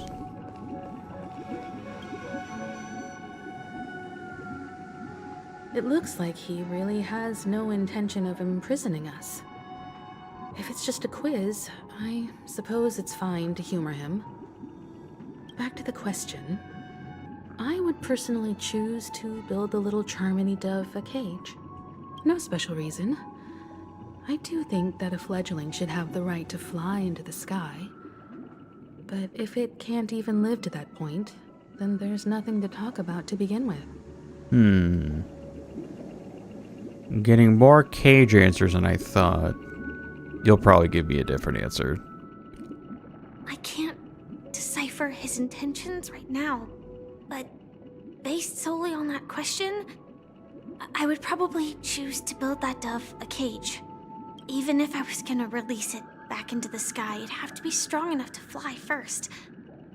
If I left it where I found it, I fear it'd never get the chance to fly ever again.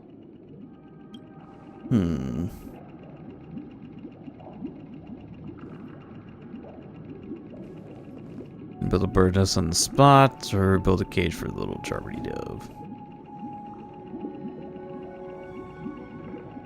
I mean, as much as I want to do, like, hey, repeat what you did before, like, putting a sick animal into a cage until it's strong enough to actually live in the wild is, like, normal humanitarian shit, so that will be a bit boring. Nurture with care in a cage.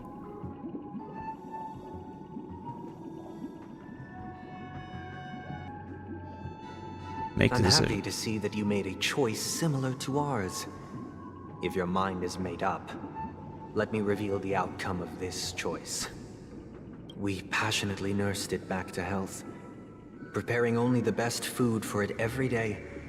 We even preened its feathers. Later, on the day that Robin left Penacony, we opened the cage door and let it fly back into the sky. Completely for the ability to talk to people. I watched it for a long while by the window. Probably about 3 or so days. In those 3 long days, the little Charmony dove tried again and again to spread its wings to fly into the sky, but fell to the ground, only to keep trying. Finally, on the 137th attempt, it succeeded. But its attempt did not go perfectly. After flying unsteadily for a while, it fell to the ground, unable to grasp the direction of the air currents. The fall shattered its wings. It writhed helplessly in my embrace. But it was all for naught, finally succumbing to a painful demise. And in that instant, our tender care, our given love and hopes, they all became the inevitable push that sent it to its death. I mean, I feel like Built an Esper was gonna die as well, but at least it, you know, you still gave it a chance, you know? I deeply regret the choices we made. Next, let us head to the second decision. This time, it's the story of a dream chaser. This story happened when I was appointed as Bronze Melodia, a position exclusive to the Oak family, charged with listening to the problems and vexations of Dreamscape residents, and providing them with the relevant guidance. It was during that period that I had the opportunity to hear voices from all corners of the Dreamscape. Joy, sorrow, arrogance, regret. The complex tapestry of human nature that formed the world. And I was fortunate to catch a glimpse of it. He was a dream chaser, and an illegal stowaway. Just like the rest of them, he came to Penacony in search of a better life. Except that, to most people, the price he paid, I suppose you could say it was everything. Alright, we're gonna be talking about the guy who was trying to justify child slavery. Okay, okay. I sold everything I could at home. The house, the land, even his 2 children. He said he could not afford to raise them, and that at least they could eat if they lived as slaves. He had a plan in place. He would buy back his children once he had made his fortune, and enjoy Penacony's beautiful dream with them. Alas, his plan to smuggle himself was somewhat clumsy, and he was sniffed out by those pig-headed hounds. After hearing the Dream Chaser's story, I immediately appealed to the Bloodhound family to cease their pursuit. That way, at least he could live peacefully. But I was still too naive to the ways of the world. I did not anticipate that what I thought was a kind gesture would later lead to dire consequences. I'll tell you the outcome soon. For now, I'd like you all to make a choice. He died. Will you do as I did, and try to convince the Bloodhound family to stop their pursuit, so that the Dream Chaser may live peacefully and realize his wishes? Or will you remain silent, leaving him to languish while the hounds are hot on his heels, until his inevitable judgment arrives? I look forward to everyone's decisions. Who knows? Perhaps they might even alter the outcome of this tragedy. Kind of leading towards the left answer, but let's see what. Let's check the morality of some people here. It seems illegal stowaways are really quite common on Penacony. But that guy in the story, I don't think he deserves any sympathy at all. He sold his kids to chase a dream. Even if he intended to go back for them, it's still insanely irresponsible. With that thought, there's only one choice. Let the Bloodhound send him back home. This person deserves to be punished.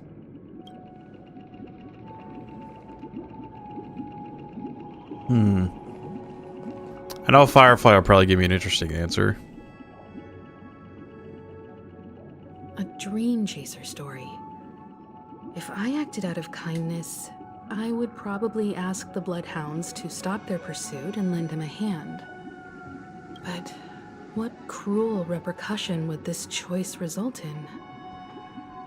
I think Sunday must have been deeply impressed by the limitations of the strong defending the weak through this incident. What do you say?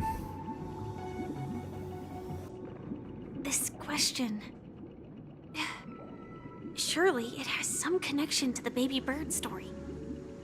And this connection is precisely the breakthrough Sunday aims to use to persuade us.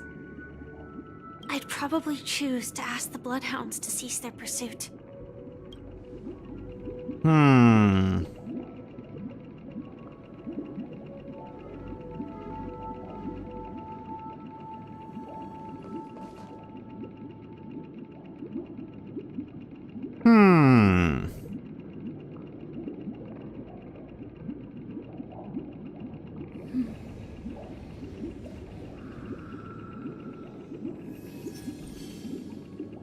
Trying to think. I feel like no matter what, the outcome of one of these is...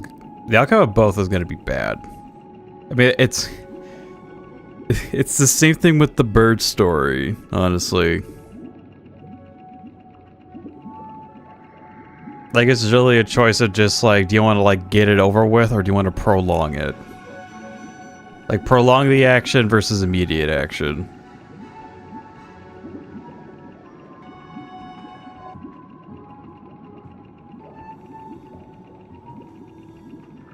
But still, though, trying to, like, go after a dream by, like, sacrificing everything, it's, like, kind of fucked up, dude.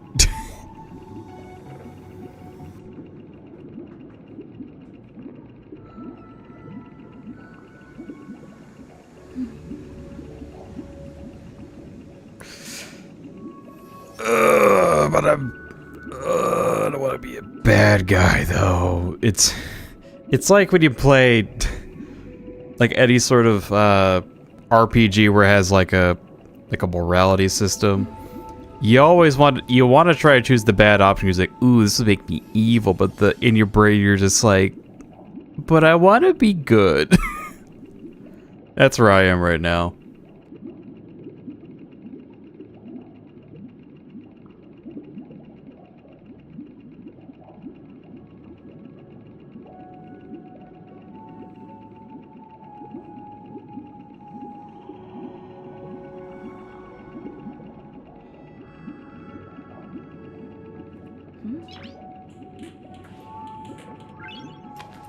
Our brain morality system goes with whatever would need me to do is talking. I mean, it's a JRPG. We are currently in the yap portion of JRPG story time. This is the part of the story we frequent most often.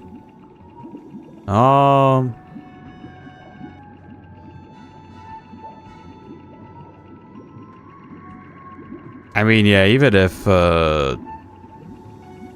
he could do his dreams, but so it could be one thing to like sell like a bunch of like material things in order to pursue your dream, but like getting rid of your kids, that's kind of fucked.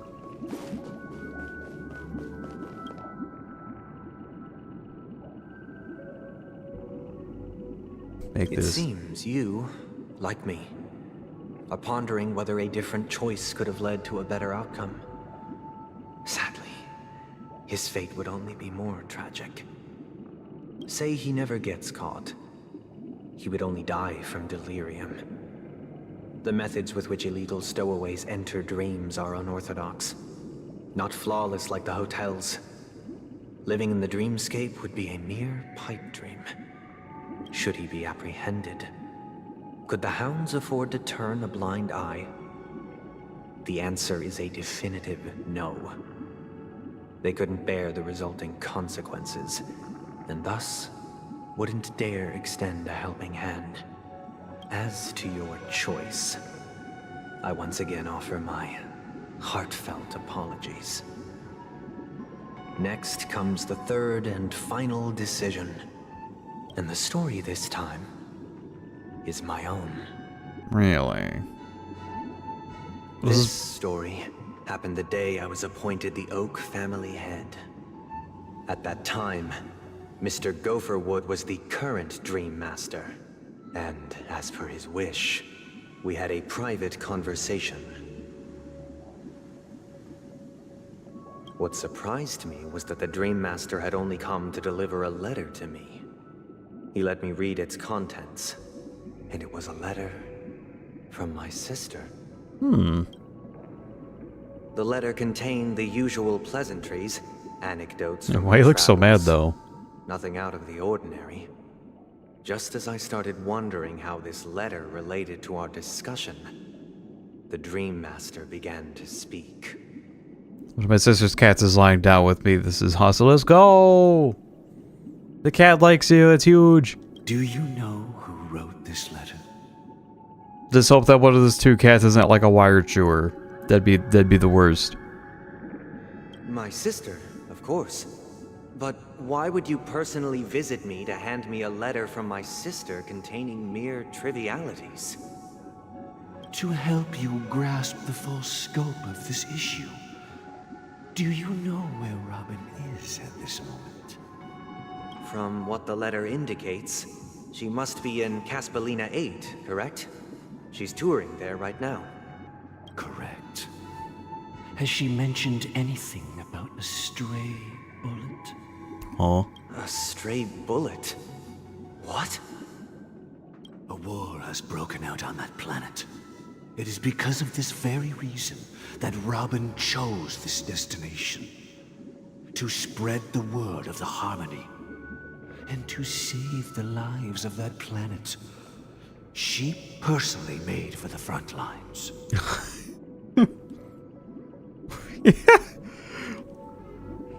What an idiot. She hoped to ease the people's suffering with song, and was willing to brave mortal danger to deliver the IPC's medical supplies.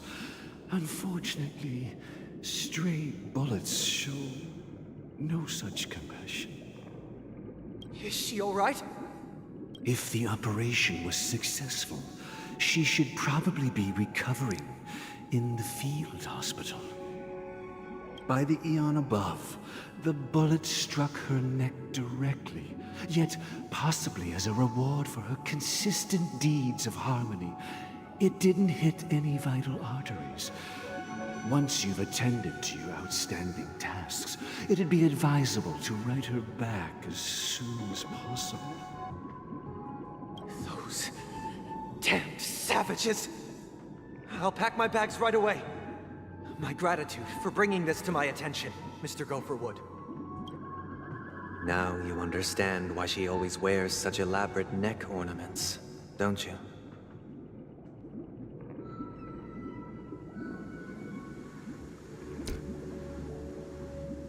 Is it bad that I never noticed? How could this happen? Miss Robin. It's all in the past, so please don't worry. I share this in the meager hope that you will understand the harmony's limitations and predicament. As grandiose as the strong defending the weak sounds, many times, it is nothing more than wishful thinking. Just assume it was a Hoya over-designed moment. Well, for me, it's just, I didn't... I just never recognized the neck ornament at all. Likewise, I've prepared one last question. One last choice. But rest assured, this choice will not have any grave consequences. Because this is merely a figment of imagination.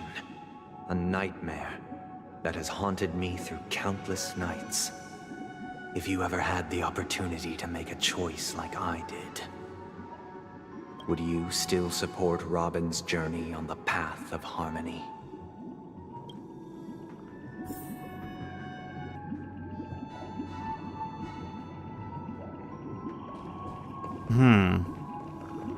Is this like a fake scenario or a real one? Huh. Yeah, let's get to talking. Can't believe Use that brain cell, you happened to merch. Miss Robin. The strong defending the weak is a great mantra, but if I had to pay such a price, I don't know what I'd do. Like he's all gonna give me nothing answers. Well, maybe I Himiko. often feel like I've dreamt of similar scenes on certain nights. In the dream, I see blurry faces. I don't know who they are, but I sympathize with all of them, fighting for survival against some unfathomable force. Their confusion and fear are lucid to me. But I also remember they chose never to give up. Just like Miss Robin. If Mr. Sunday's question leaves you puzzled, you should find the answer from your own experiences. With each trailblaze, dangers and tribulations will surely follow. But would you ever back away? Would you stop March and Don Hung from reaching their next destination?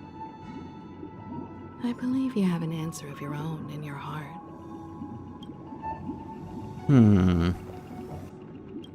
What about you? Miss Robin's courage is admirable.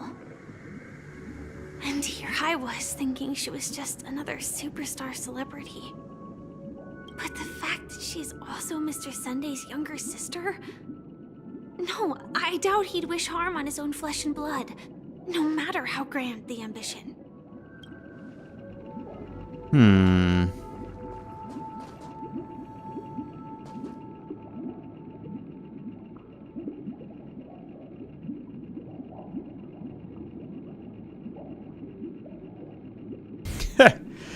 Is there like a third option, like right here?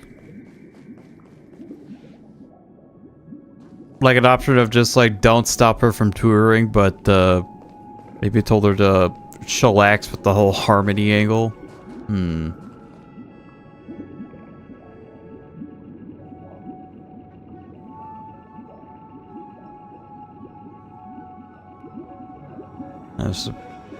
The option is jumping off the stage.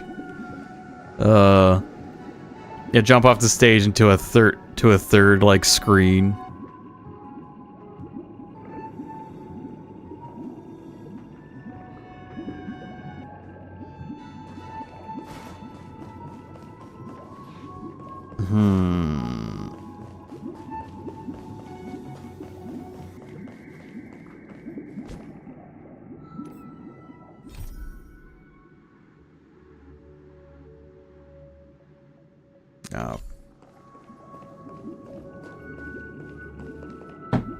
Oh, whoops.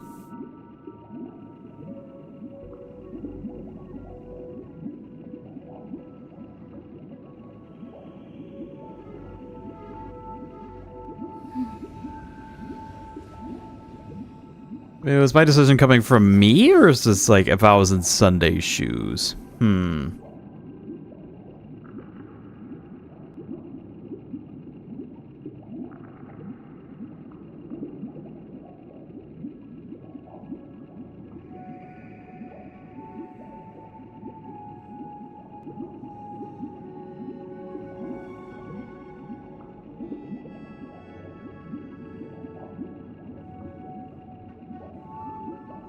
Ugh.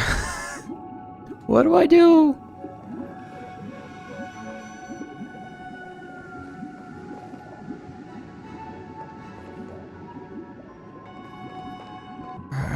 Eeny meeny, miny mo. Catch a tiger by his dick.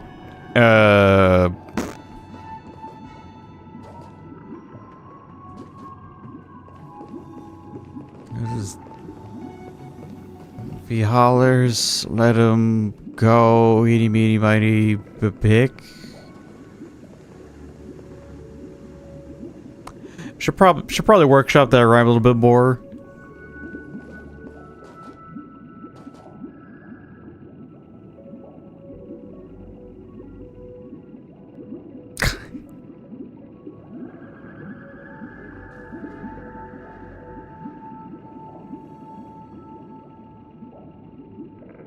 I mean, you say...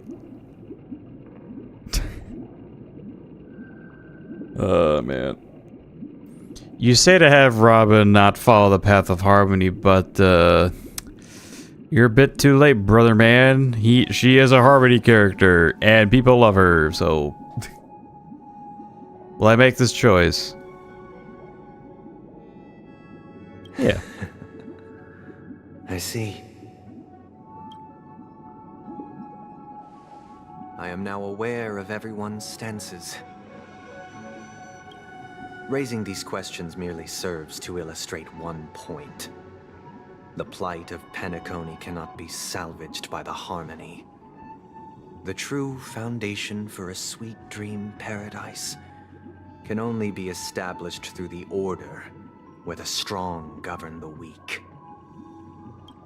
I know the suffering of being tormented, the turmoil of losing your way, how sorrow and even despair set in when matters don't work out. All of this causes me unending pain, because this is not what happiness is at all.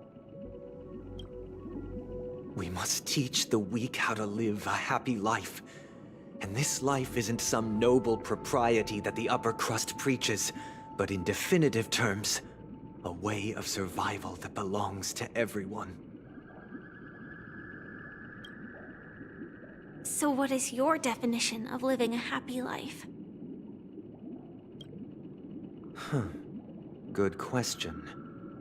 Human consciousness is fundamentally an illusion, a cage known as self-worth. Oh People God, not lured in that. by this illusion make mistakes, yet still ask that external influences bear the burden. When one mistake after the next permeates the masses, they become impossible to trace. Thus, the amassing of these individual cages culminate to form a prison, a place dictated only by the rule of survival of the fittest. Nature is always accompanied by predation and sacrifice. Its antithesis is known as order. That is what I want to do. Unite people's happiness under the banner of order. They won't need to make bitter choices any longer, nor face the weaknesses of humanity. They can cast aside their primal instincts to build a haven for mankind. Yeah, but then you're taking away their freedom. Simply describing thoughts is far too abstract. So allow me to provide a simple example. As you all may know, there are societal norms like weekends and long weekends that exist on some worlds. We're living in a weekend right now. As of today and tomorrow and Sunday too. I guess. Yeah. Yeah, Sunday's a weekend. Usually it isn't for me because I have to work, but have that day off, which is going to be nice. But I also took it out because I have other shit to do, so maybe it's not quite a day off. But it will be a day off with the boys. We gotta move shit in the morning. During these hard-earned rest days, people are given the chance to extricate themselves from the stresses of everyday life, allowing a certain tranquility to return to their souls. And it is only on these days that people do not have to adhere to the law where the strong prey on the weak. They can live out their lives happily during these brief intermissions. It's just a pity that 2 or 3 days are still too fleeting compared to the span of a lifetime. From where I stand, society's ideal system should be 7 rest days. Following Sunday, there should ensue a second, a third, and indeed an infinite procession of Sundays. This should be the face of the new world. Idyllic, eternal, peaceful days. And a day you can worship your God every day of the week. And thus, every person can return to their base selves in this utopia. Some gaze in reverence at the stars, pouring their whole beings into calculating the distance between us and the isolated world of Pagana. Meanwhile, some seek refuge in quiet corners, holding one another, unencumbered by the chains of unwelcome obligations. Silver Rail starting point? Is that familiar with the Star Rail? The fact that his plate is making every day the Sabbath day makes his name so much funnier. Yeah, honestly. If I were just like, okay, Sunday, that's a name, but he's just like, everyday Sunday, and it's just like, kind of cringe and cornball of you, my guy. There would be no need to bear the hardships of reality. Only in this way can humanity face the inevitable end with the purest of spirit. Living a life of dignity. This is what it is to live in bliss.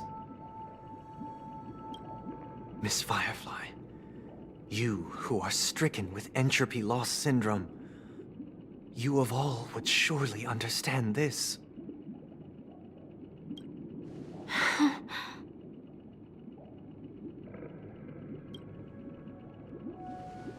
It sounds like a flawless theory.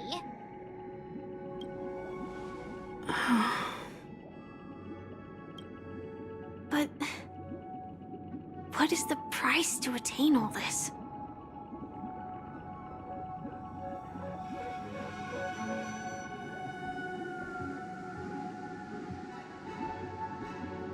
We'll give it up. It's an interesting take on the villain who's about the strong and weak, the reason for those to exist to be good with, and boom. The cost is minute, merely a personal and eternal sacrifice. If this paradise is to be maintained for everyone, someone must remain trapped in solitary awakening until the end of the cosmos.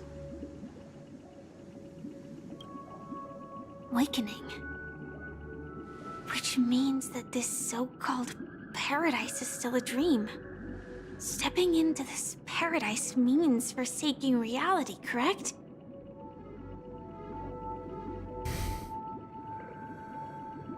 You typed the wrong week. I have zero respect for ye English language. Same.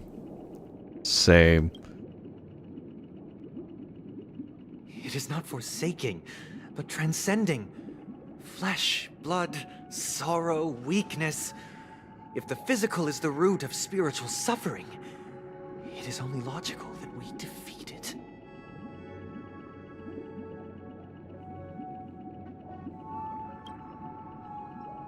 But in this supposed bliss, people won't have defeated their demons. The chance to overcome their tribulations would be forever lost to them.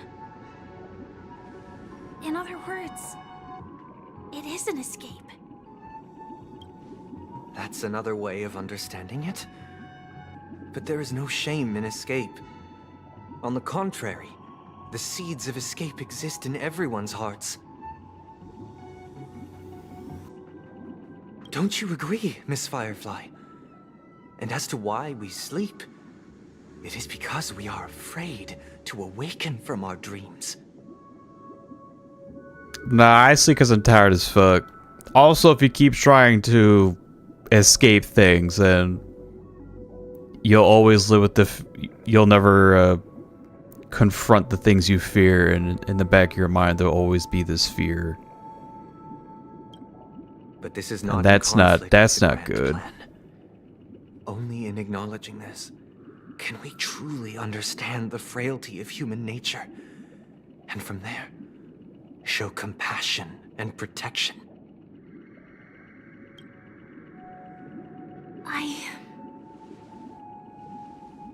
I admit that you are a born leader. Your perspective on humanity brims with pessimism. Yet you express compassion for all, even when your heart pities them. But unlike you, I live for the self.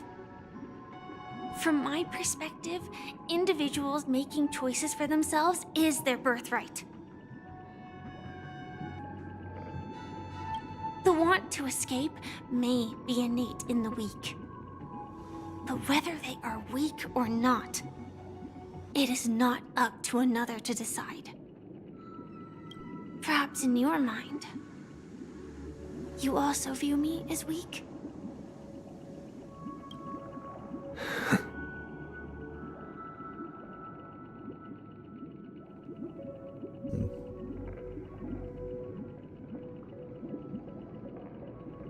I mean, if you also think about it, people with weak bodies have the strongest wills. Because I don't think so.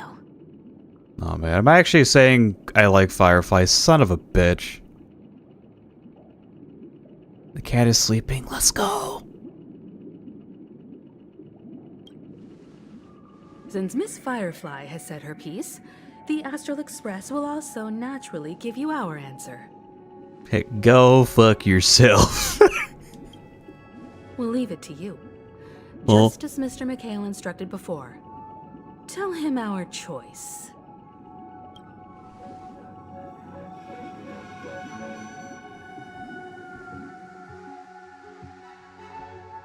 oh, we going to the dream bubble? Not long ago. Is this place? The hell? Does this place ring any bells, Misha? I don't know, but I feel a sense of deja vu. What is this place? It's the realm within a dream bubble. This was left to the Astral Express by a nameless, but weirdly, when we entered it, it was completely empty. Dr. Edward from the Dreamscape sales store told me that dreams are formed from memories, and a dream bubble can't take shape if its core is empty. So I thought you might be able to help us in unraveling this mystery, Misha. As a hotel doorman, you know Penacony best among us. I don't know much about dream bubbles, but if you want to figure out what this mansion is, I'll do my best. I'm counting on you then. Himeko, I still don't get it. Why were you so sure that Misha had a connection with this dream bubble? Oh, just a hunch. I wasn't sure. It was God just damn a it. hunch. But since Misha feels familiar with this place, Himeko. my hunch might be correct. I was joking. This place is a good bit familiar. Makes me a bit nostalgic. Almost Dying ain't nostalgic, although I can't see how it could be for some people. It looks familiar, though. Exactly. This is where you and Firefly encountered death. He goes by Sleepy now? Excuse me? Considering its connection to Dreamflux Reef, it's not surprising it appeared here. The question now is, who brought you here? Based on the clues we have so far, it's unlikely to be that masked fool. So identifying them is crucial to us. We're drawing closer to the truth once more. Let's give Misha some time, as I believe he'll unveil the secret of this dream bubble. Oh, now we're letting Misha cook. Alright, but there are doors all over the place. Which one should we choose? Do you have any idea, Misha? I guess... maybe this way?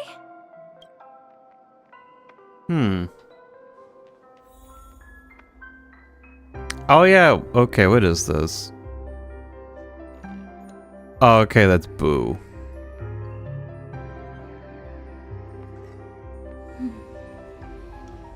I could... I didn't know that was a Boo emote. Cause from like my distance, it looked like a bottom-heavy Aladdin wearing mitts doing a weird dance. But no, it's Boo. That makes way more sense. Also, yeah, Misha would know the right door. I'm not entirely sure, but let's give it a try. Alright, get back here. Wait, you managed to choose the right door on your first try? Just a hunch.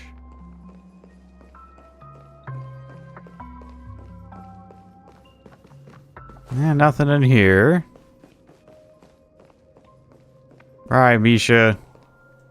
Weird. This place is quite different from the hotel. But I feel like I've been here before, and even lived here for a while.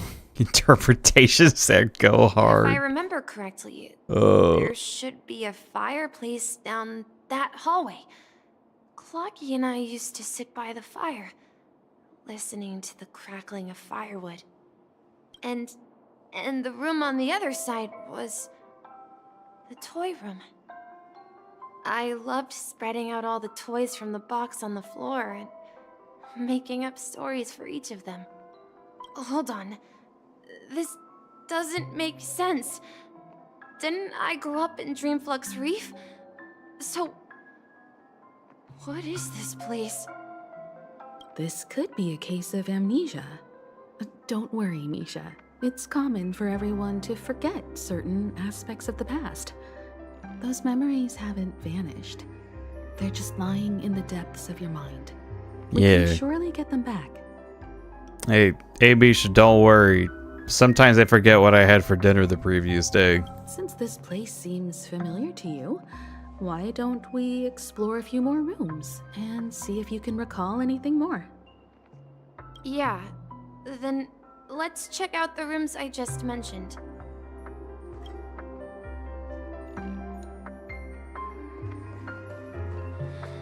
Tick-tock.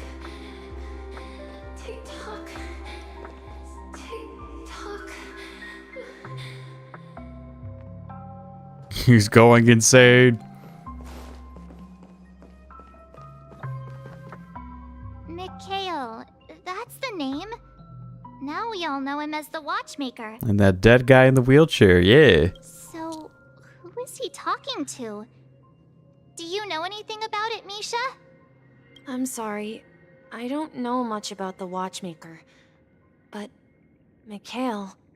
Anything special about that name?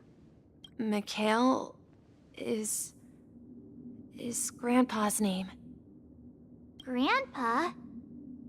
Do you mean you're the Watchmaker's grandson? Where the fuck are your parents? But we haven't heard anything about the Watchmaker having descendants. And the name Mikhail is not rare. Perhaps it's merely a coincidence.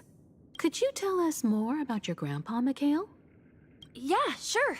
He was a seafarer who fearlessly ventured into mysterious seas and storms.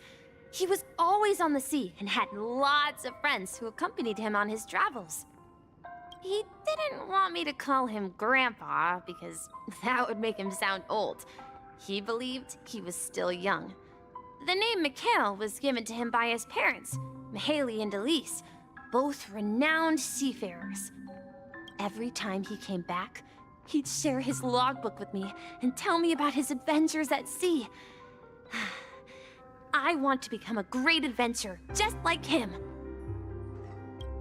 It appears that the seafarer has nothing to do with the Watchmaker. So, perhaps it's just a coincidence? So, where is your grandpa now? I mean, wasn't it mentioned, or I'm thinking of a different nameless, where it was, he kept venturing, coming back, adventuring and coming back? He went off on a new journey, and it's been quite a while since I last saw him. So, where has Clocky gone? Did he leave to protect Dreamville?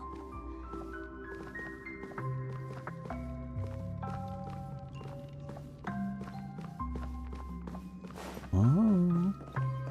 I promise you,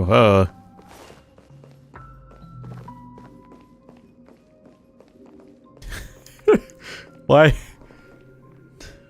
Why I promised you in, like, the hotel, like, the hotel cuck chair. Just so people could bang on this carpet here. What the hell? And Dreamscape go crazy.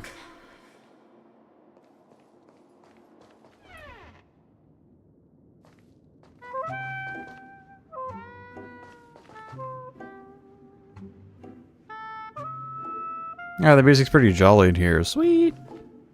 I heard some noises from the room.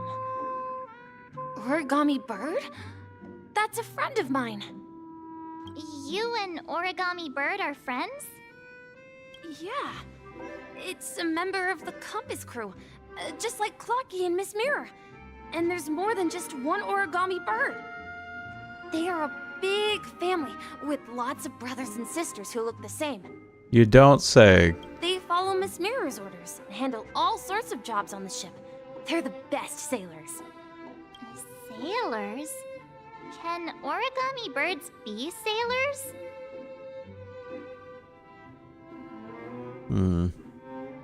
Why would birds sail on a ship?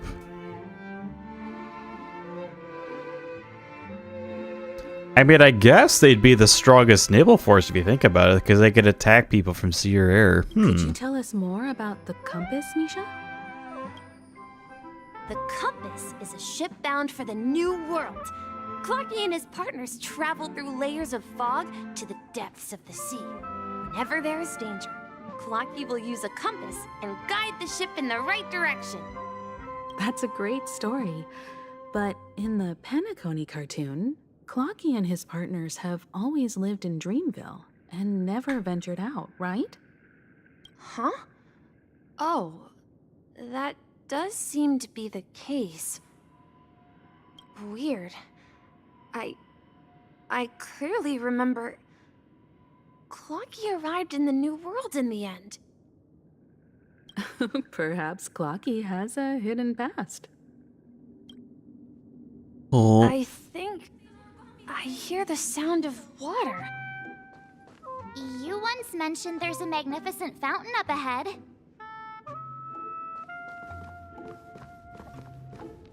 Protect you from harm.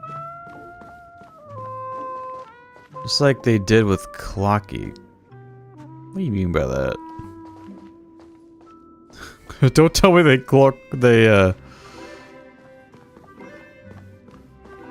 don't tell me they freaking tortured Clocky. They just took the hour of the minute hand, they kept spinning it around until he gets nauseated and passes out. Look, there it is. Remember they tried to convert him to a 24-hour clock and he was in immense pain. I don't know. The water resembles a precious jewel, embedded in the dreams of all seafarers. Every time I gaze at the shimmering lights beneath the waves, it feels as though I'm back in this place, standing by your side. Have you recalled anything, Misha? Yeah, I saw these sentences in Grandpa's logbook. He used to say, that despite the perils of the sea, whenever he stood on the deck in the afternoon, overlooking the sparkling waves, he would think of this fountain in front of his house. He often said that those moments felt like returning to his family's side, and the difficulties at sea didn't seem quite as challenging.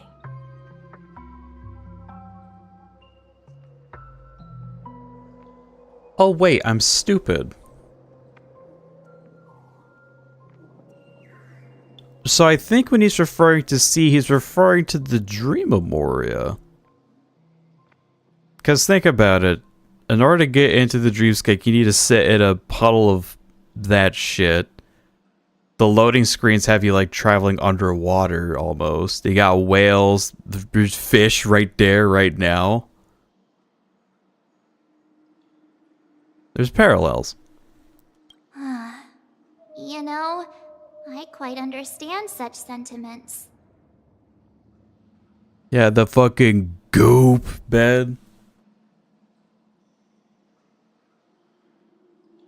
Don't sorry, he'll start getting gray hair. You're talking like an elder. You'll have gray hair like me, bestie.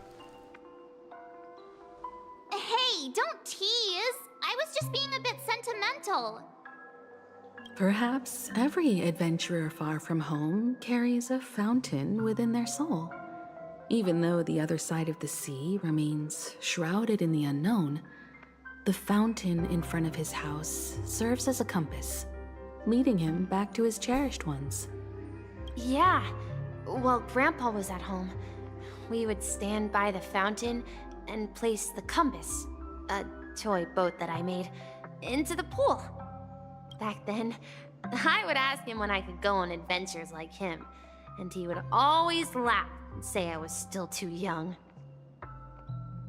It seems this Mikhail is truly a seafarer and has nothing to do with the Watchmaker. Yeah. Based on Misha's recollections, the scenes in the dream bubble appear to be his childhood memories.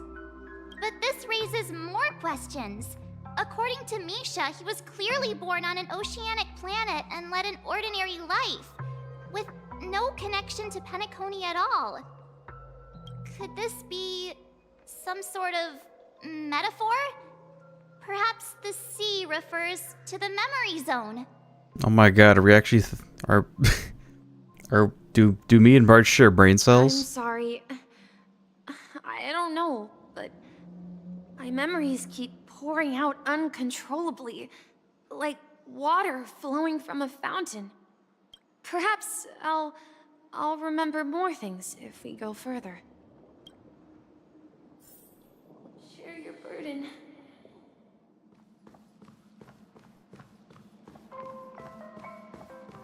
We're going to the opposite side, right? No, we should turn left here. I mean, we can't.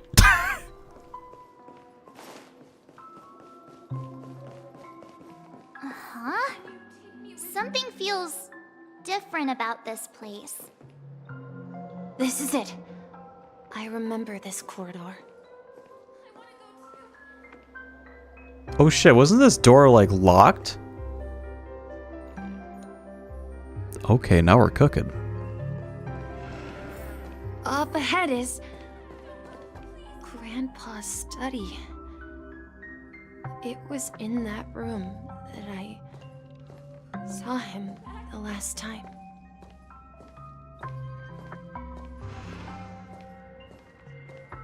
Tim, we finally come out of the We've arrived at the new Across the ocean is our destination.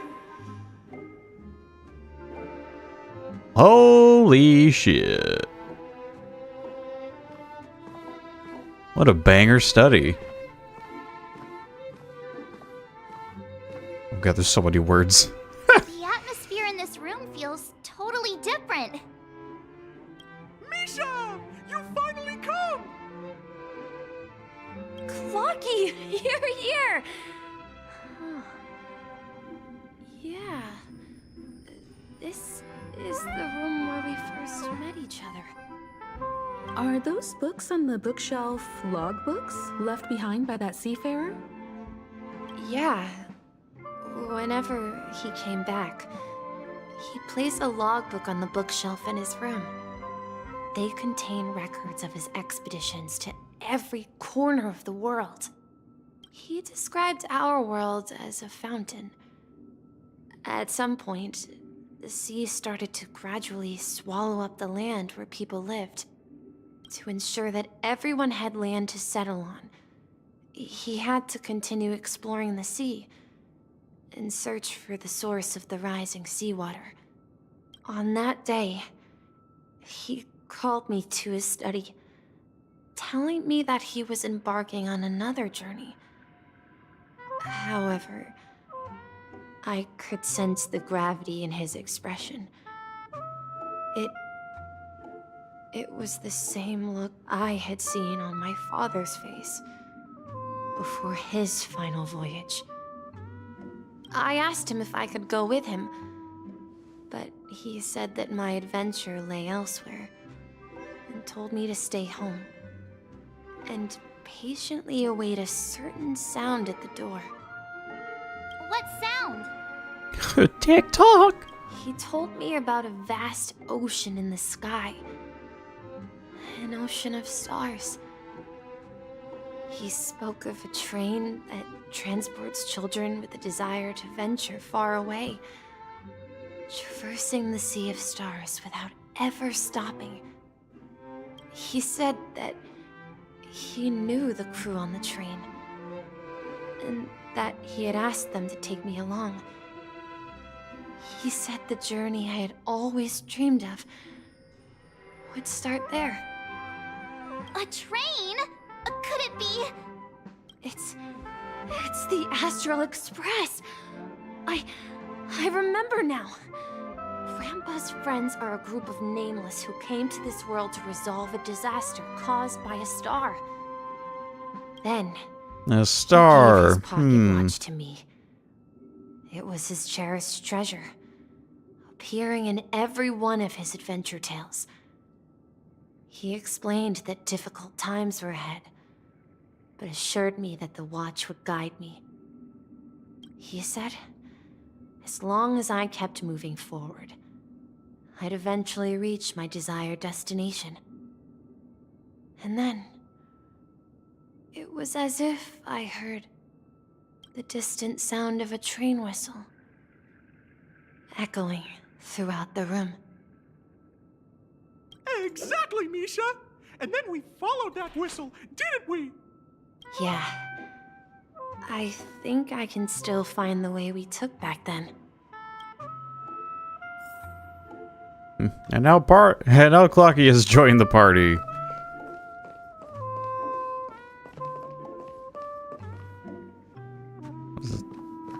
What is it? What do these say? But then we arrived at the new world. So many times.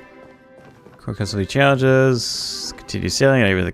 And even the sea can stop us. We finally come out of the fog. Across the ocean is our destination. Captain Misha, we're now heading in the correct direction. Captain Misha? This is the dream jigsaw, right? So we're supposed to find the exit. But where can we find the last piece? Do you remember?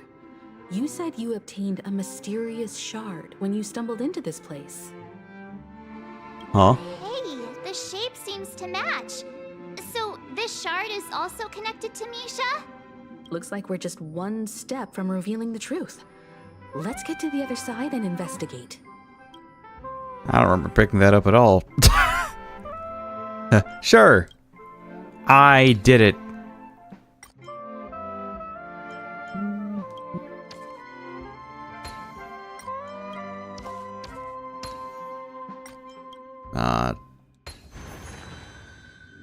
I guess we have to go.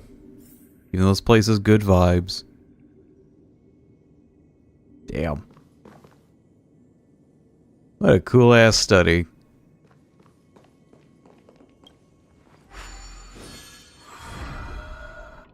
This is it. This is my room of clocks. While I spent my time waiting for Grandpa to return from his voyage, Walter gave me this workshop, and it became my secret base. Here, I learned how to repair clockwork and gears, out of my fondness of precision mechanics. In my dreams, I was the captain of the compass, embarking on adventures with my companions, Clocky and Miss Mirror, in search of the new world. I was born and raised here. So, this building in the dream bubble is your childhood home? Yes, but not exactly. To be more precise, You don't understand. I was birthed from the floor here. this dream bubble itself is my home. And that's why it was vacant on the inside. Looks like you've remembered everything now. Wait. Why does it feel like everyone else knows something I don't? It's okay, Best. You're just a little stupid. Yeah, the other one's still in the dark. Too bad I don't know either. And people keep hiding shit from me, too. March, do you remember when she mentioned a clocky that only she could see? Yeah, the little guy here, right? But we all saw him in Dreamflux Reef, right? And Mr. Yang even greeted him. Looks like everyone on the Astral Express has a childlike spirit. Well, I guess now they do. The answer lies in the Astral Express. Her experience shows that neither Firefly nor Acheron can see this clocky. And when we were in Dreamflux Reef, you may have noticed that for some reason, nobody outside of the crew had ever talked with Clocky. Yeah, I noticed that too. Wait, really?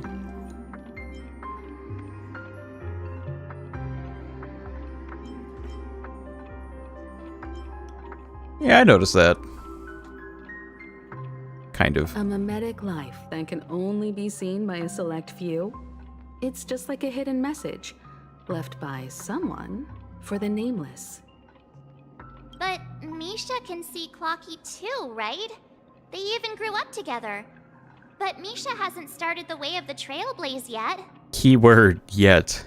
That's the key to the mystery, March. Now take a moment to recall.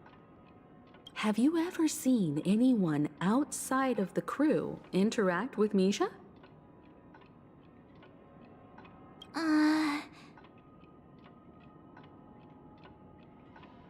Oh, that'd be Gallagher? Wait. No way! That's the answer, March 7th. This dream bubble is the place where I was born.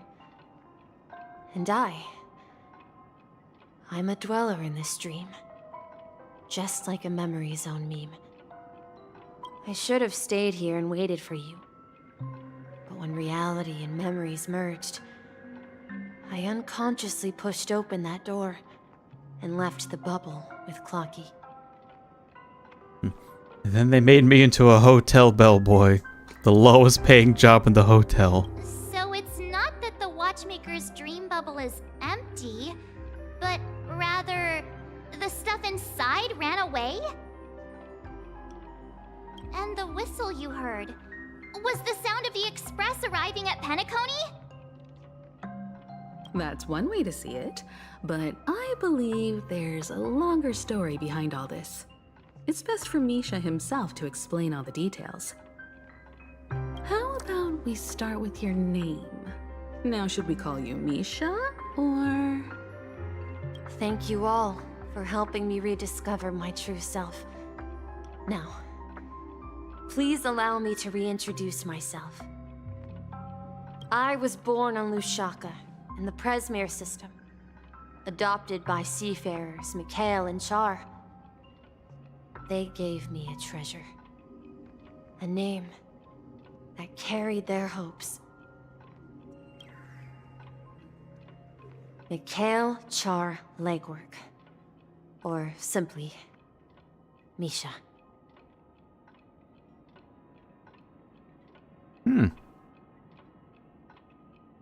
Then who was the Mikhail Charlegwork in the fucking wheelchair?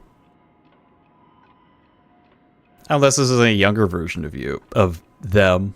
If you prefer, you can call me by a more familiar name. The Watchmaker. So, you're the Watchmaker himself? Unfortunately, that legendary figure is no more. I am only a reflection of his life. As for the child who has been with you, he's the innocent protagonist of Misha's childhood dream. A friend of Clocky, a young apprentice, and a future mechanic on the Express. And this also marks the beginning of his journey, devoted to the Trailblaze. At the end of the journey, I left this little flame, which I so cherished, in my deepest dreams, hoping to pass it on to the nameless of future generations. But wait, if he's a memory zone meme, can he actually leave the dreamscape? However, he somehow left the dream bubble and forgot all about his task. I apologize for all the confusion this caused. Because he was born with a desire to trailblaze, wasn't he? I don't think Misha has forgotten his role as a guide. He remembered it, and that's why he mistakenly appeared as a hotel doorman in her dream from the very beginning. The one who brought our unconscious friend here must have been Misha. If that's the case, we encountered the Watchmaker's legacy from the beginning, didn't we? Well, I guess I was the worst person to fall into this room. Whoops. Well, I have a sarcastic friend who says I always take big detours and end up back where I started. Perhaps that's what every nameless has to go through. Clocky is going through right now. Actually, he's kind of vibing. She's like, "Oh, I knew this all along. But in the end, you're my best friend." I'm sure you're all wondering what my legacy is. I believe my hound has mentioned the Stellaron and my wealth. Wealth? If I may apologize, the Stellaron part is real. As for my wealth, however, it's nothing more than a baseless rumor. The One Piece is not real. I left my homeland the as one a clock child and embarked on the journey of Trailblaze. I traveled to various planets until finally reaching Asdana, where my friends and I built the original Penacony and fought for its future ever since. I've been moving forward all my life, doing what I could to overcome the obstacles in my path. But ultimately, my journey reached its end, and I left behind no possessions worth entrusting. So, if you ask what's left within this worn-out train engine that can be called a legacy, I suppose it's the things that are still burning in the engine's furnace. Now that you're well aware of the current situation of Penacony, I certainly hope that you'll help me get this world back on track. But I'll leave that decision to you, for the path of Trailblaze is never paved by others. All I have for you is a story and two gifts. This planet has been one piece of the Catholics. This planet has been one piece that the Catholics interrupted the search. I want to give you my pocket watch. It has accompanied me throughout my long journey, guiding that naive child forward, and has been blessed with the presence of so many great people up to this day. And my hat, too. The one who navigated for me placed it on my head and planted a fanciful thought in my mind. The trailblazing expedition will never end. This game will go on forever? No, it won't. It's time for you to make your choice. Once you've made up your mind, open that door and enter the long dream of an old man. I'll be waiting for you at the end of this corridor of time.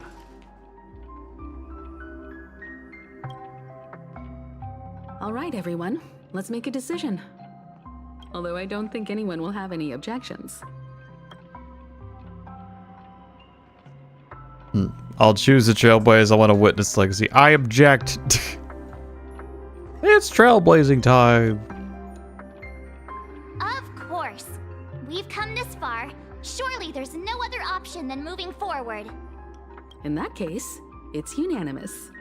Then let's proceed together to the end of this dream and tell Mikhail our decision. Whoa, holy shit. Oh, hello, Zach and Raiders. Welcome. We are star railing like the degenerates we are at this degenerate time that we have. Hello. I have no idea how much more this this story is, but we're definitely fucking getting there. Yeah.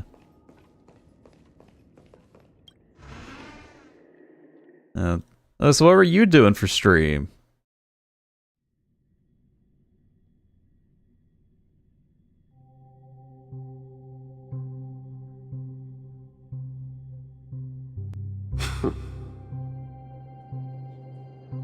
Don't want an estimate for how much time is left? Yeah, I can give you about an estimate.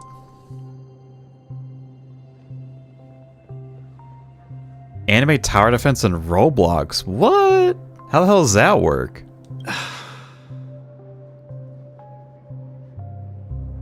Hour and a half to 2. Mikhail, where are you going? Someone has to step up and save Lushaka. So why can't it be me, Misha? Please don't go. And if you must, please take me with you. Don't leave me alone. That's not bad, but it's definitely random. Well, yeah, I think just anime tower defense without the Roblox would be like, huh? Well, actually, no, that's Arknights.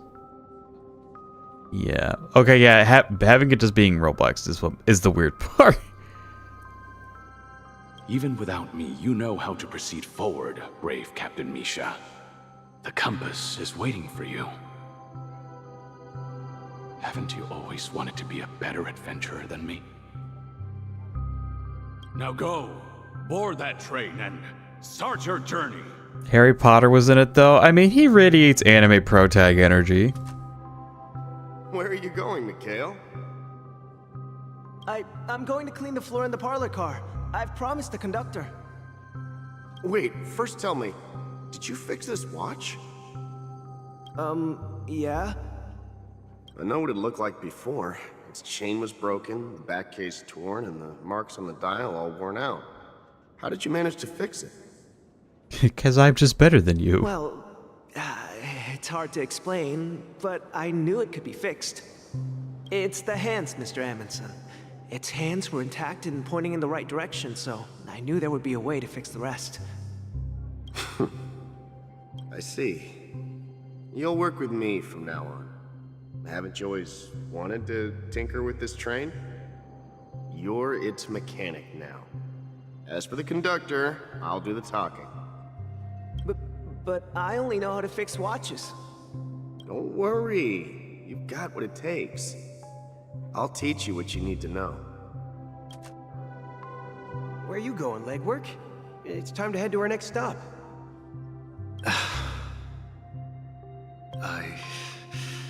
I'm staying in Astana with Rosalina and Tiernan. I see. This place reminds you of home. The people of Astana have only achieved a tiny victory, and still have a long way to go towards true freedom. Hanunu needs us. Don't worry, not all journeys lead to the stars. Even if I leave the Express, our path of trailblaze will continue. Yeah. I knew you wouldn't stay on the Express forever. Leave in peace, my friend. And, take this with you. This is Mr. Amundsen's hat. But why? When he departed, he said he would leave it to his best student. Well, I suppose the time has come. Farewell, legwork. Take care of Tiernan and Rosalina. What if it stinks? Don't forget to write to us.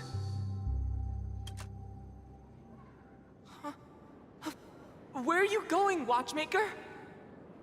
Getting ready for bed, some alert. I'll make sure to watch your VOD. Dude, the Penacony story, this shit was peak. Definitely love the story so much. Don't worry, Micah. Just going on a little trip.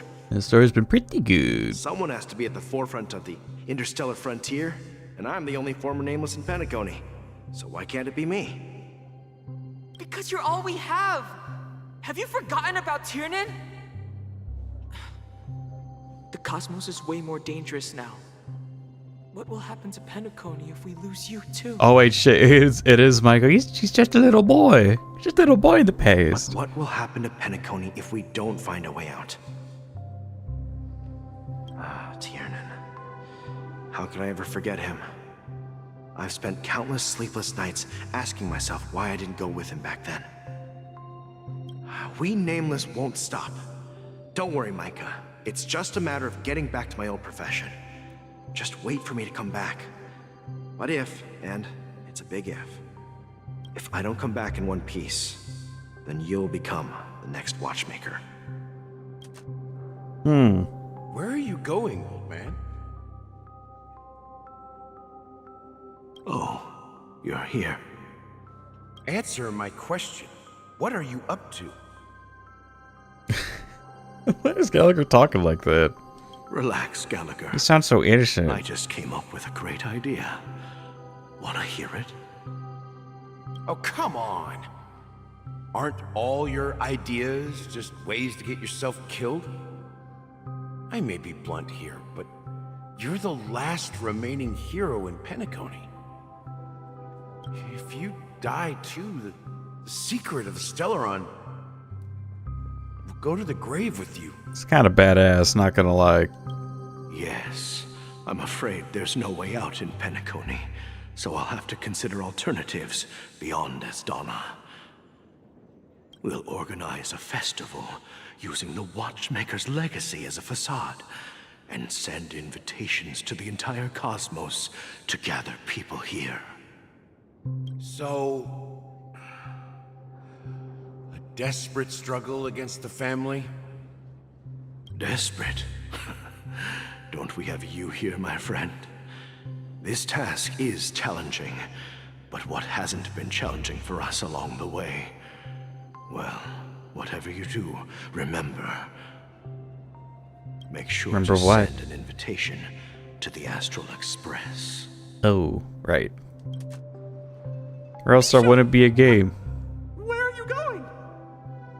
Oh, it's you, Clocky. Take me to Dreamflux Reef.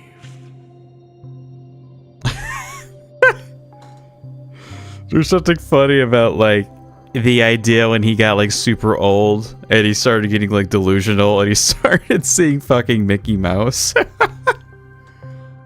Oh, I see your 1 foot in the grave there, oh boy. Oh, Last shit. night, I had a long dream about the day we met. I want to write down that dream. If you think Candy did great already, I'll stay up to see your reaction to the end, I swear. Write it down? Why? Oh, so I won't forget it. Do you remember how you got The 21st night of September. Of What month is that? You told me that when you were a kid, you lived in a room full of clocks.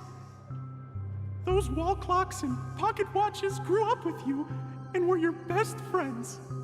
Oh no, what a sad childhood. Yes, but what I didn't mention was there's a funny misunderstanding behind it. I was a kid, and there was always a special pocket watch in my memories. It was with my grandpa, guiding him on his sea voyages and leading the way in his every adventure story. I wanted to have a pocket watch like that too. And that's when you appeared in my dreams. Yeah. Every night, we boarded the compass and set sail together. But you know what? It wasn't until the day my grandpa gave it to me that I realized it wasn't a pocket watch at all. It was a compass.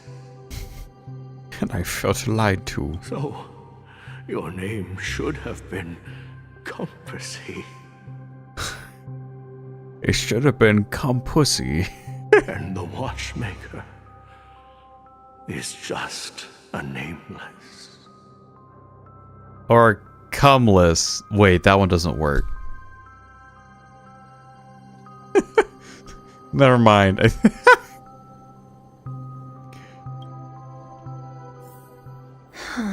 Oh, fuck. We've arrived at Dreamflux Reef. So, where to next? You know, Clocky, I don't think I'll be going anywhere else.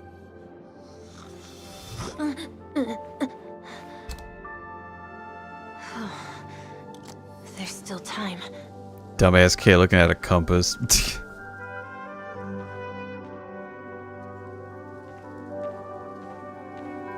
Oh. I am forced to RP walk. Let the moment sink in.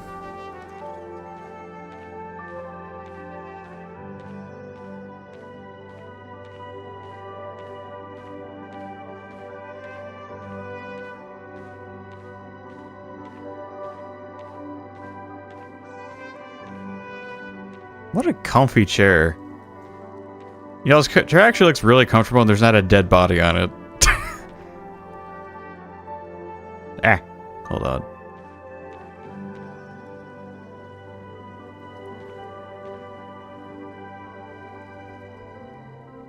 So that's what he looked at before he died. Not a bad sight, Mikhail. Not a bad sight at all. I've traveled far enough, and it's time for a little break. Oh. So, we'll set out again. When you're rested? No, I'll stay here. And then, this is where it ends. This is... where it ends? What do you mean, Misha? Oh no. He's a cartoon character who doesn't understand death. You told me that the trailblazing expedition would never end. Yeah, that's what I said. So now, it's up to you to decide your next destination. My next destination? What's that supposed to be? I've been following you. Misha? You're acting weird today.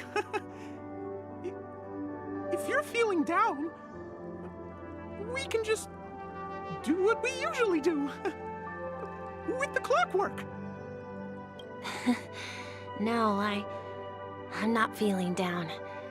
As for clockwork, yeah, it resolves all problems in this dream. Ooh.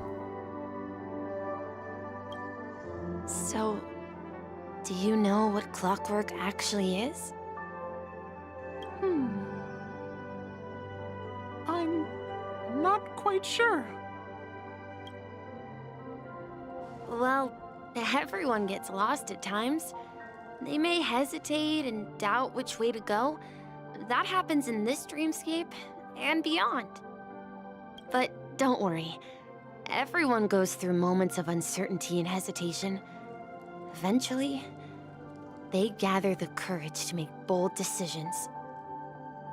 Whether it's calming, joyful, angry, or sad, all they need is a little nudge to take that step toward where they truly belong.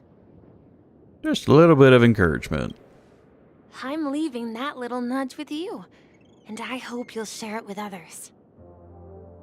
Oh boy. Such is the essence of clockwork, the will of the Trailblaze.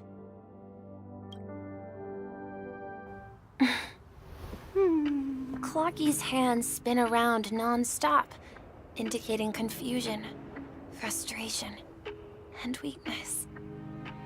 But ultimately, people still need to move forward.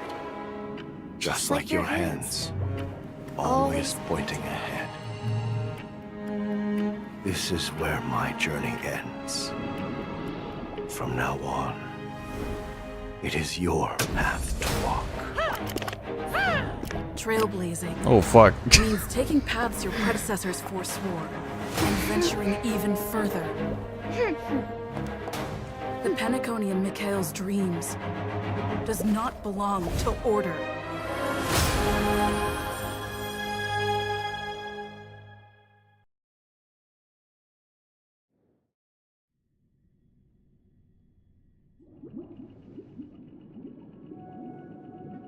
Where'd the hat come from? I can't believe that Eon would cast a glance at Penacony at a time like this. Is it because of the resonance from the legacy of the Trailblaze? Or perhaps the bond between you is so strong that it even impresses an Eon.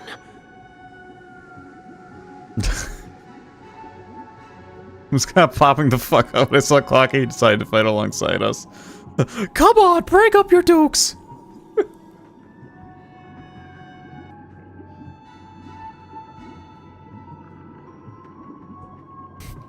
I'll take you on in a rubber hose hoedown! Well, there might be another possibility. Perhaps they want to witness, on behalf of the fallen Eons, who will hold the future of Penacony. If that's the case, on behalf of the Dreammaster of Penacony and the 107,336 members of the Oak family, I'm extending a formal invitation to all of you. I'm cordially inviting you all to the Penacony Grand Theater to participate in the upcoming Charmony Festival. And, of course, you won't be in the audience, but on center stage. Ooh. Since the Yay, we passed the audition. Let's go. And even the entire cosmos is at stake, let's draw a conclusion there, in all fairness. If you truly believe in Akavili's path, then show me their courage and determination.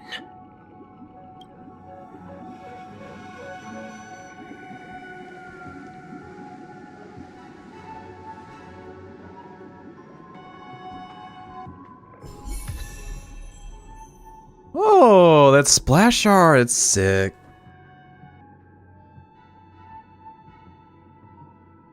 Oh shit, that's how they incorporated the characters from like Acheron, Aventurine, Sparkle, shit, Clocky are in the way. That bottom right one looks like Sam? Wait, no, the one on the above that bottom one is well, Firefly, is it? I don't know. Gallagher on the right. Dog with a tie. Oh man, this is some banger splash art.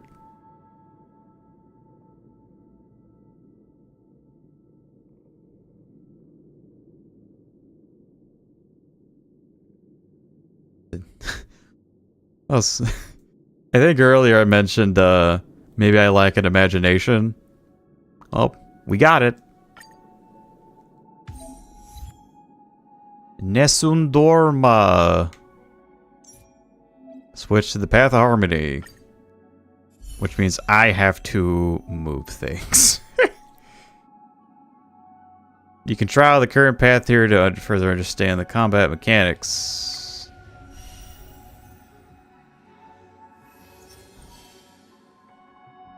Sure.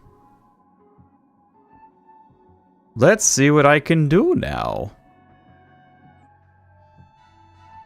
This is also my first time doing a trial for characters since Topaz? I just can't bother to do the other ones.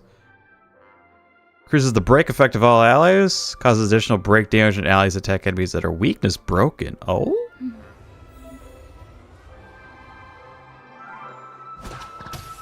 Oh shit. Yeah! Whizbee! Because I thought the clock being this form was so cool, now it seems like... Now it just has me like that gif of Sanji with a falling...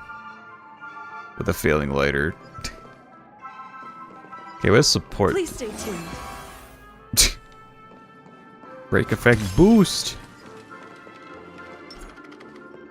Maybe I can't change character. Oh well. We need a strategy. Yep.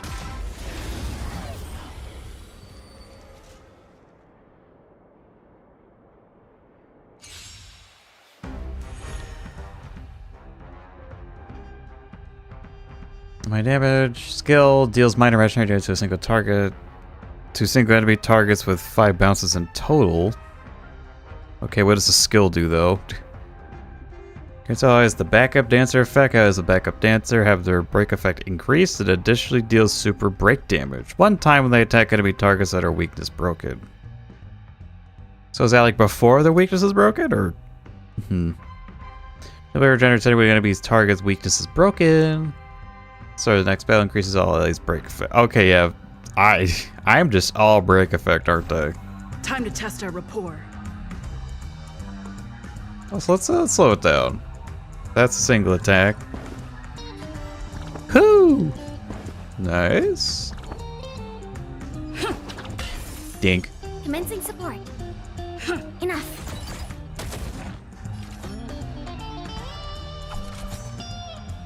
I really need to use Shui, but like I don't have enough Eidolons for her. It's a shame because that looks cool. Kickies.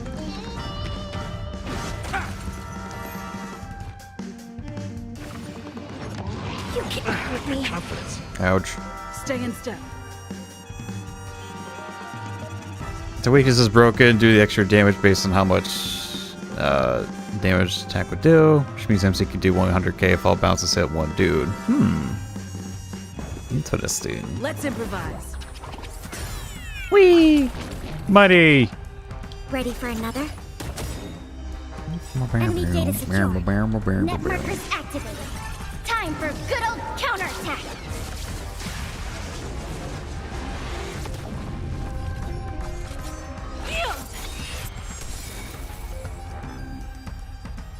Also, yeah, heal yourself. Things up.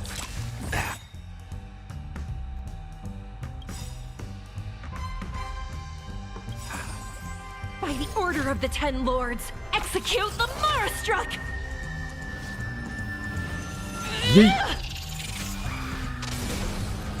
No amnesty. Damn, I got that dinosaur's crotch. Nice like a good brew. Full body, my friends. Indulge yourself.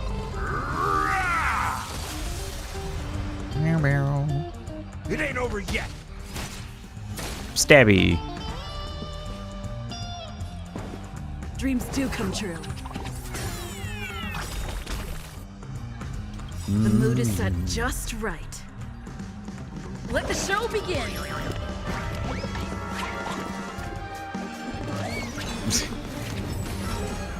Enemy targets detected. Wait a minute. Was that also from the end of White Knight? You're fucking me. I'll contain them. It's time. You're fucking me. They even tease the fucking ult for this character? Are you kidding me? Let's improvise. Make it rain.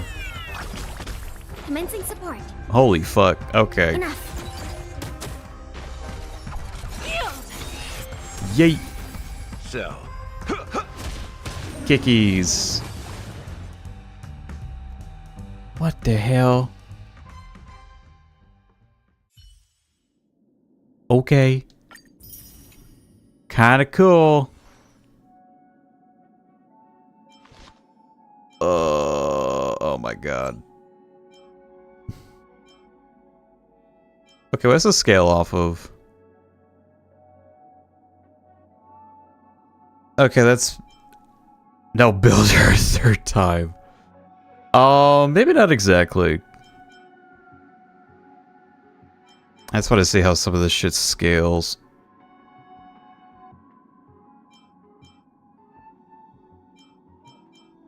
Okay, so it looks like, wait, hold on, what does the ultimate do? Percent when that...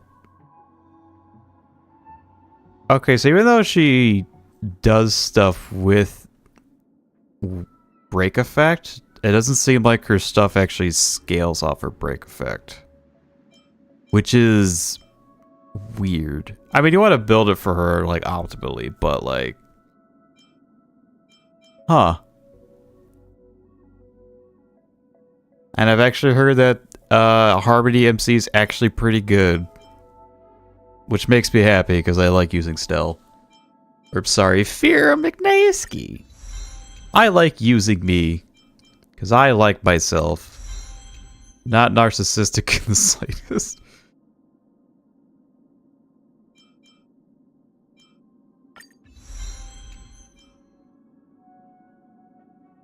If you does the enemy target action by 30%. Nice. Ooh. Before our paths diverge, savor the shared journey. Before our paths diverge, savor the shared journey. It's been so long. Did she always say that? Before our paths diverge, savor the shared journey. Build the survivor more. Super break effective. Triggered by the backup increases. Oh, it scales up when there's less enemies on field. Okay. Imaginary damage? Come on, man.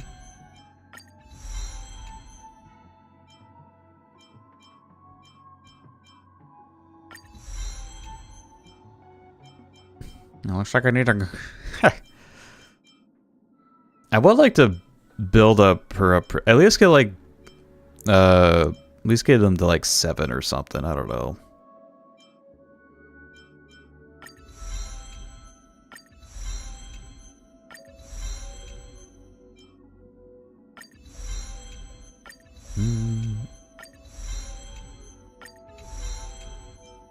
Yeah, let's go.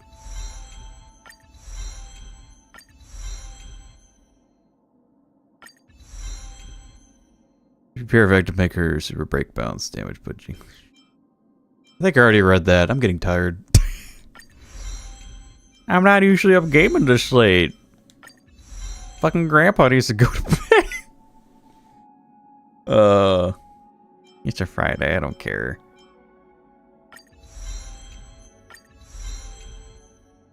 Also, my dumbass says, oh, I need to get to 7. You have these, you have Tears of Dreams? Stupid.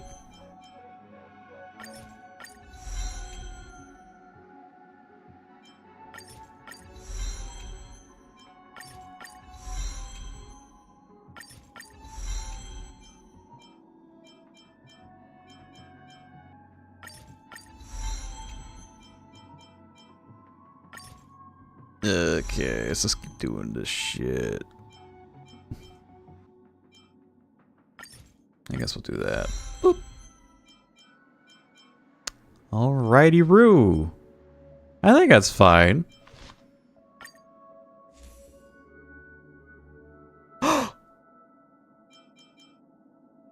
Break effect. Yo, I had this for a long time. It has a use. I don't have a rod bay, but it has a use.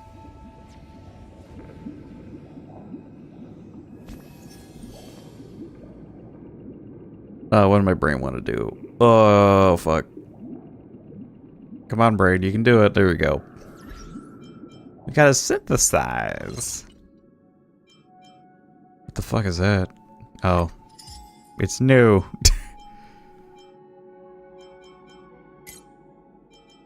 Yeah, I ran out of these things. Crazy.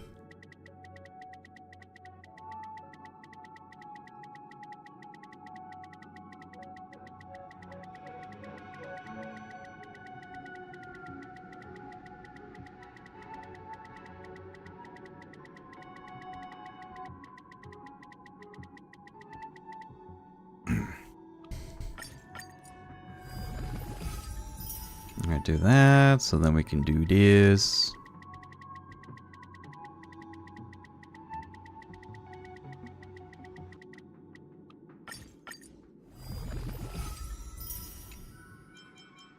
I'm probably also gonna need something. Oh, fuck. Okay.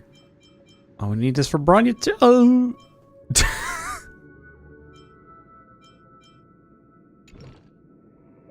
Shit.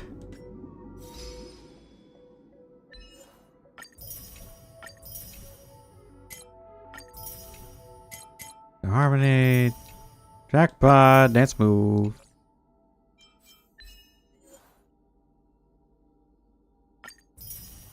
Maximum ammo limit.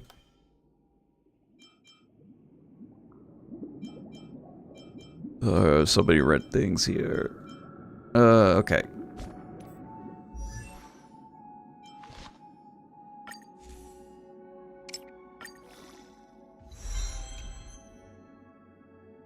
Oh, I remember the other thing I wanted to do. Oh, okay. Let's go to light cone, salvage. Yeah, get rid of that shit. Thank you.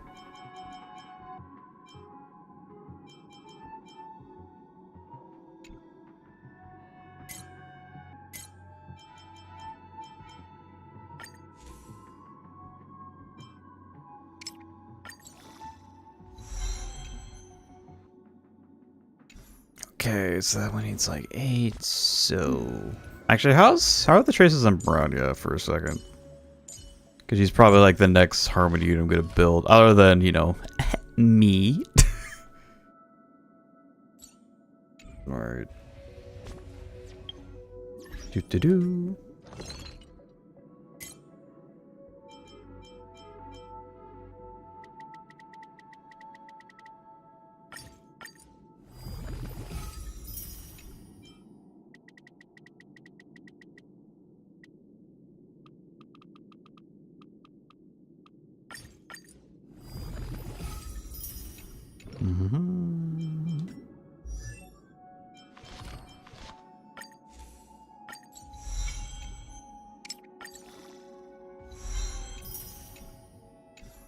Cool beans. Okay.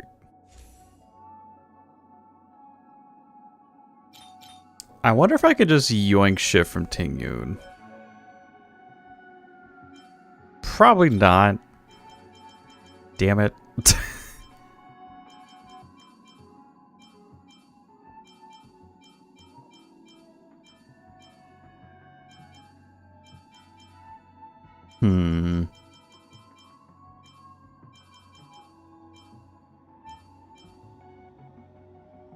David actually kept good speed boots. Fuck.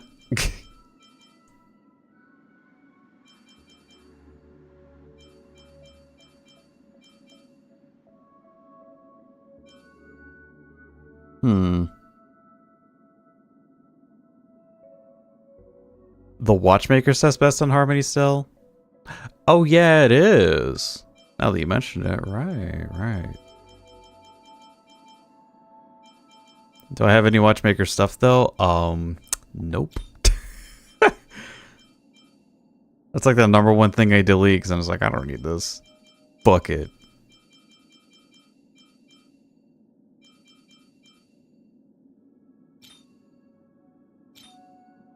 Well, I guess I have more reason to farm that domain, I guess. Let's see here. All your Watchmaker roaster from chess. Yeah, I think I just kept deleting mine. Because I'm just like, I don't need this shit. Is doo-doo butts. Actually, that one might not be too bad. We'll lock that. I mean, alternatively, I could probably put on a four-piece thief if I really wanted to. It's probably his second best, and probably the other one's probably messengers, of course.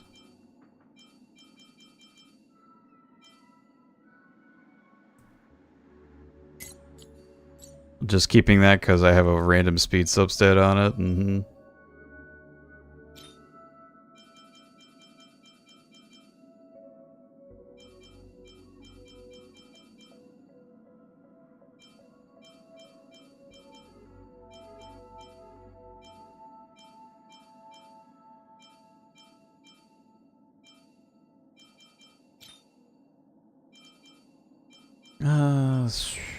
I don't even know what Watchmaker boots look like.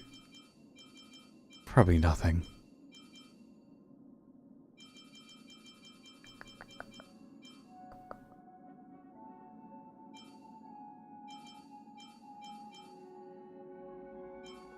Hmm.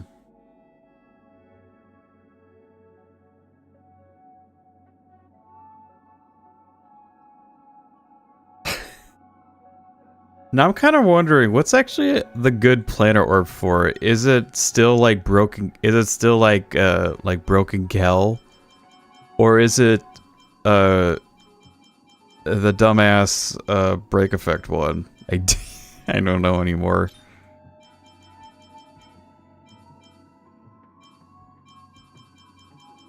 That would be funny. Yeah, this one.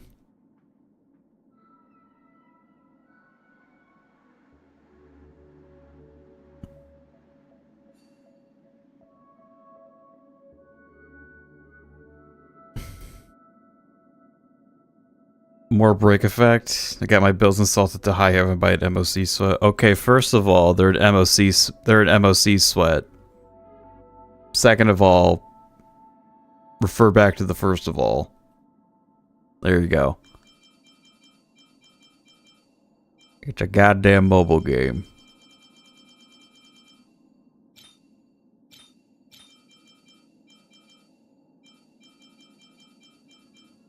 Oh man. I think even just like a makeshift like set for her is actually going to perform fairly well.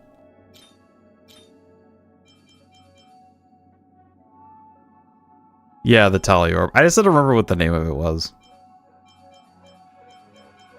I just know that the rope for it's probably pretty good. Because it's also break effect rope, but maybe finding one that's energy regen might be better. Because I can find a way to get a break effect chest somewhere. Actually, this will decide what set I run on it. Wait, I'm on boots. Hold up. Hold up. Hold up.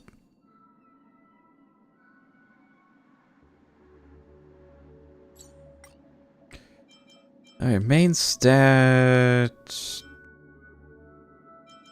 It doesn't exist. Okay, I probably deleted all the break effect ones. Fucking wonderful. That checks out. That checks out. Okay. Hmm.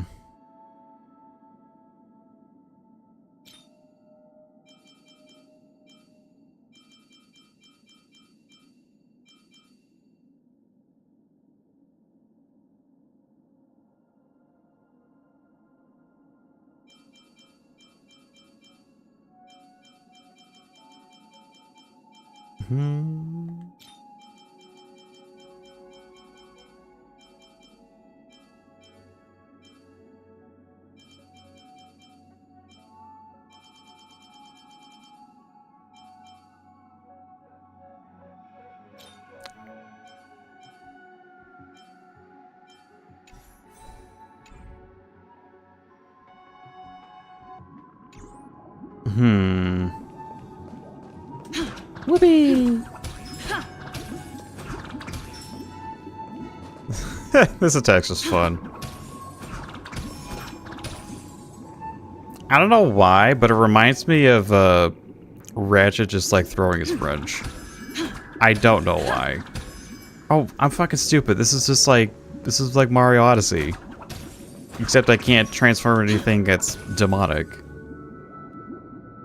Hmm.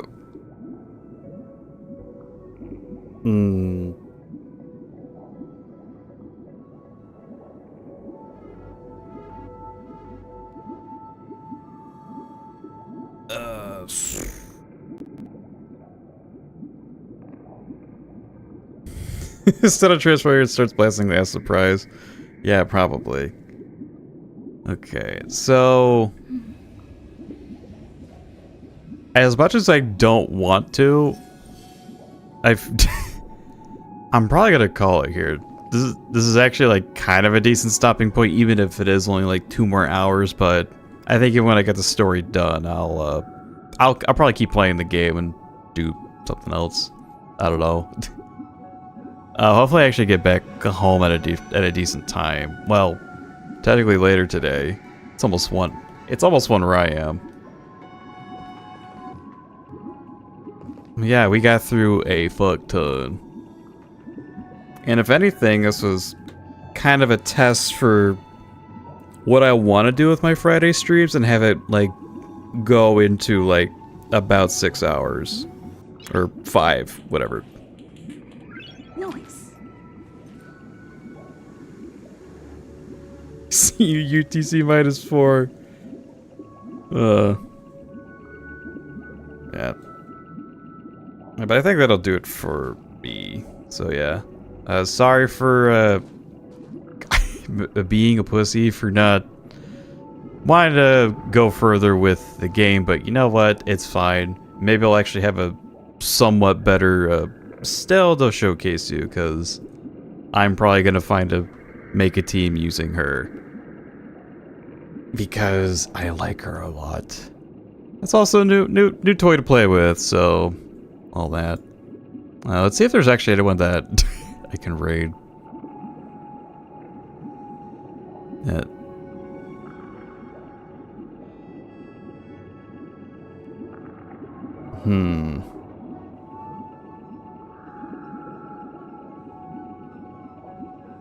How's this stream going?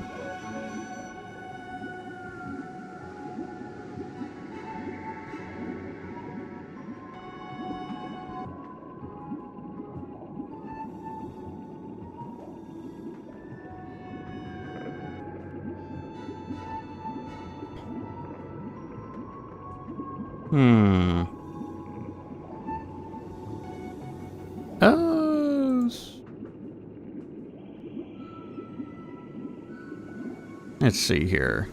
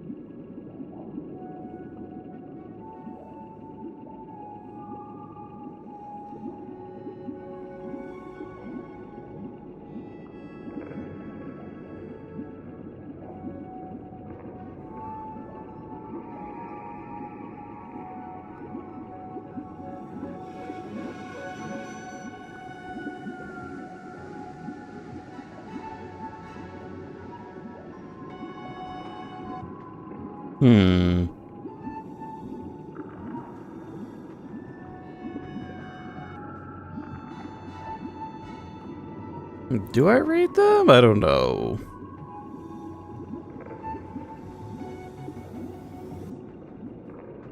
Kind of interesting.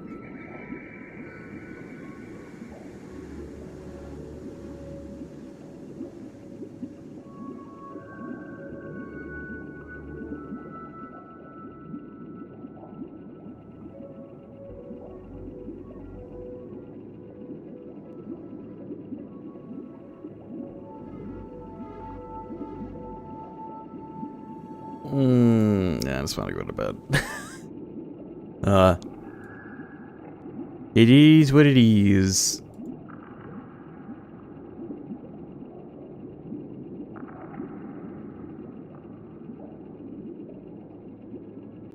Do I still want to? I don't know.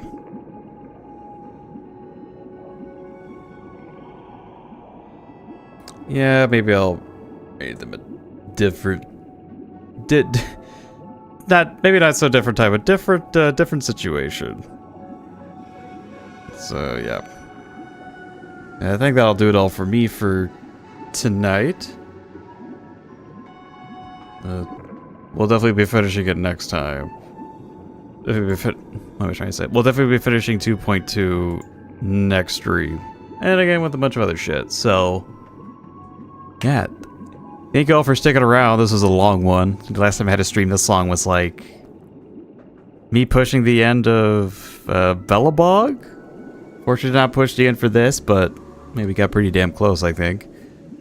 But yeah. I'd like to thank you all for watching. We should watch this live or through a your viewership is always appreciated. And if you want to see more from me, sure check me out at my YouTube, Twitter, or Twitch, all at Firo McNosky. With all that being said, have a good morning, day, evening, or night. Be excellent to each other, and be excellent to yourselves. Peace out.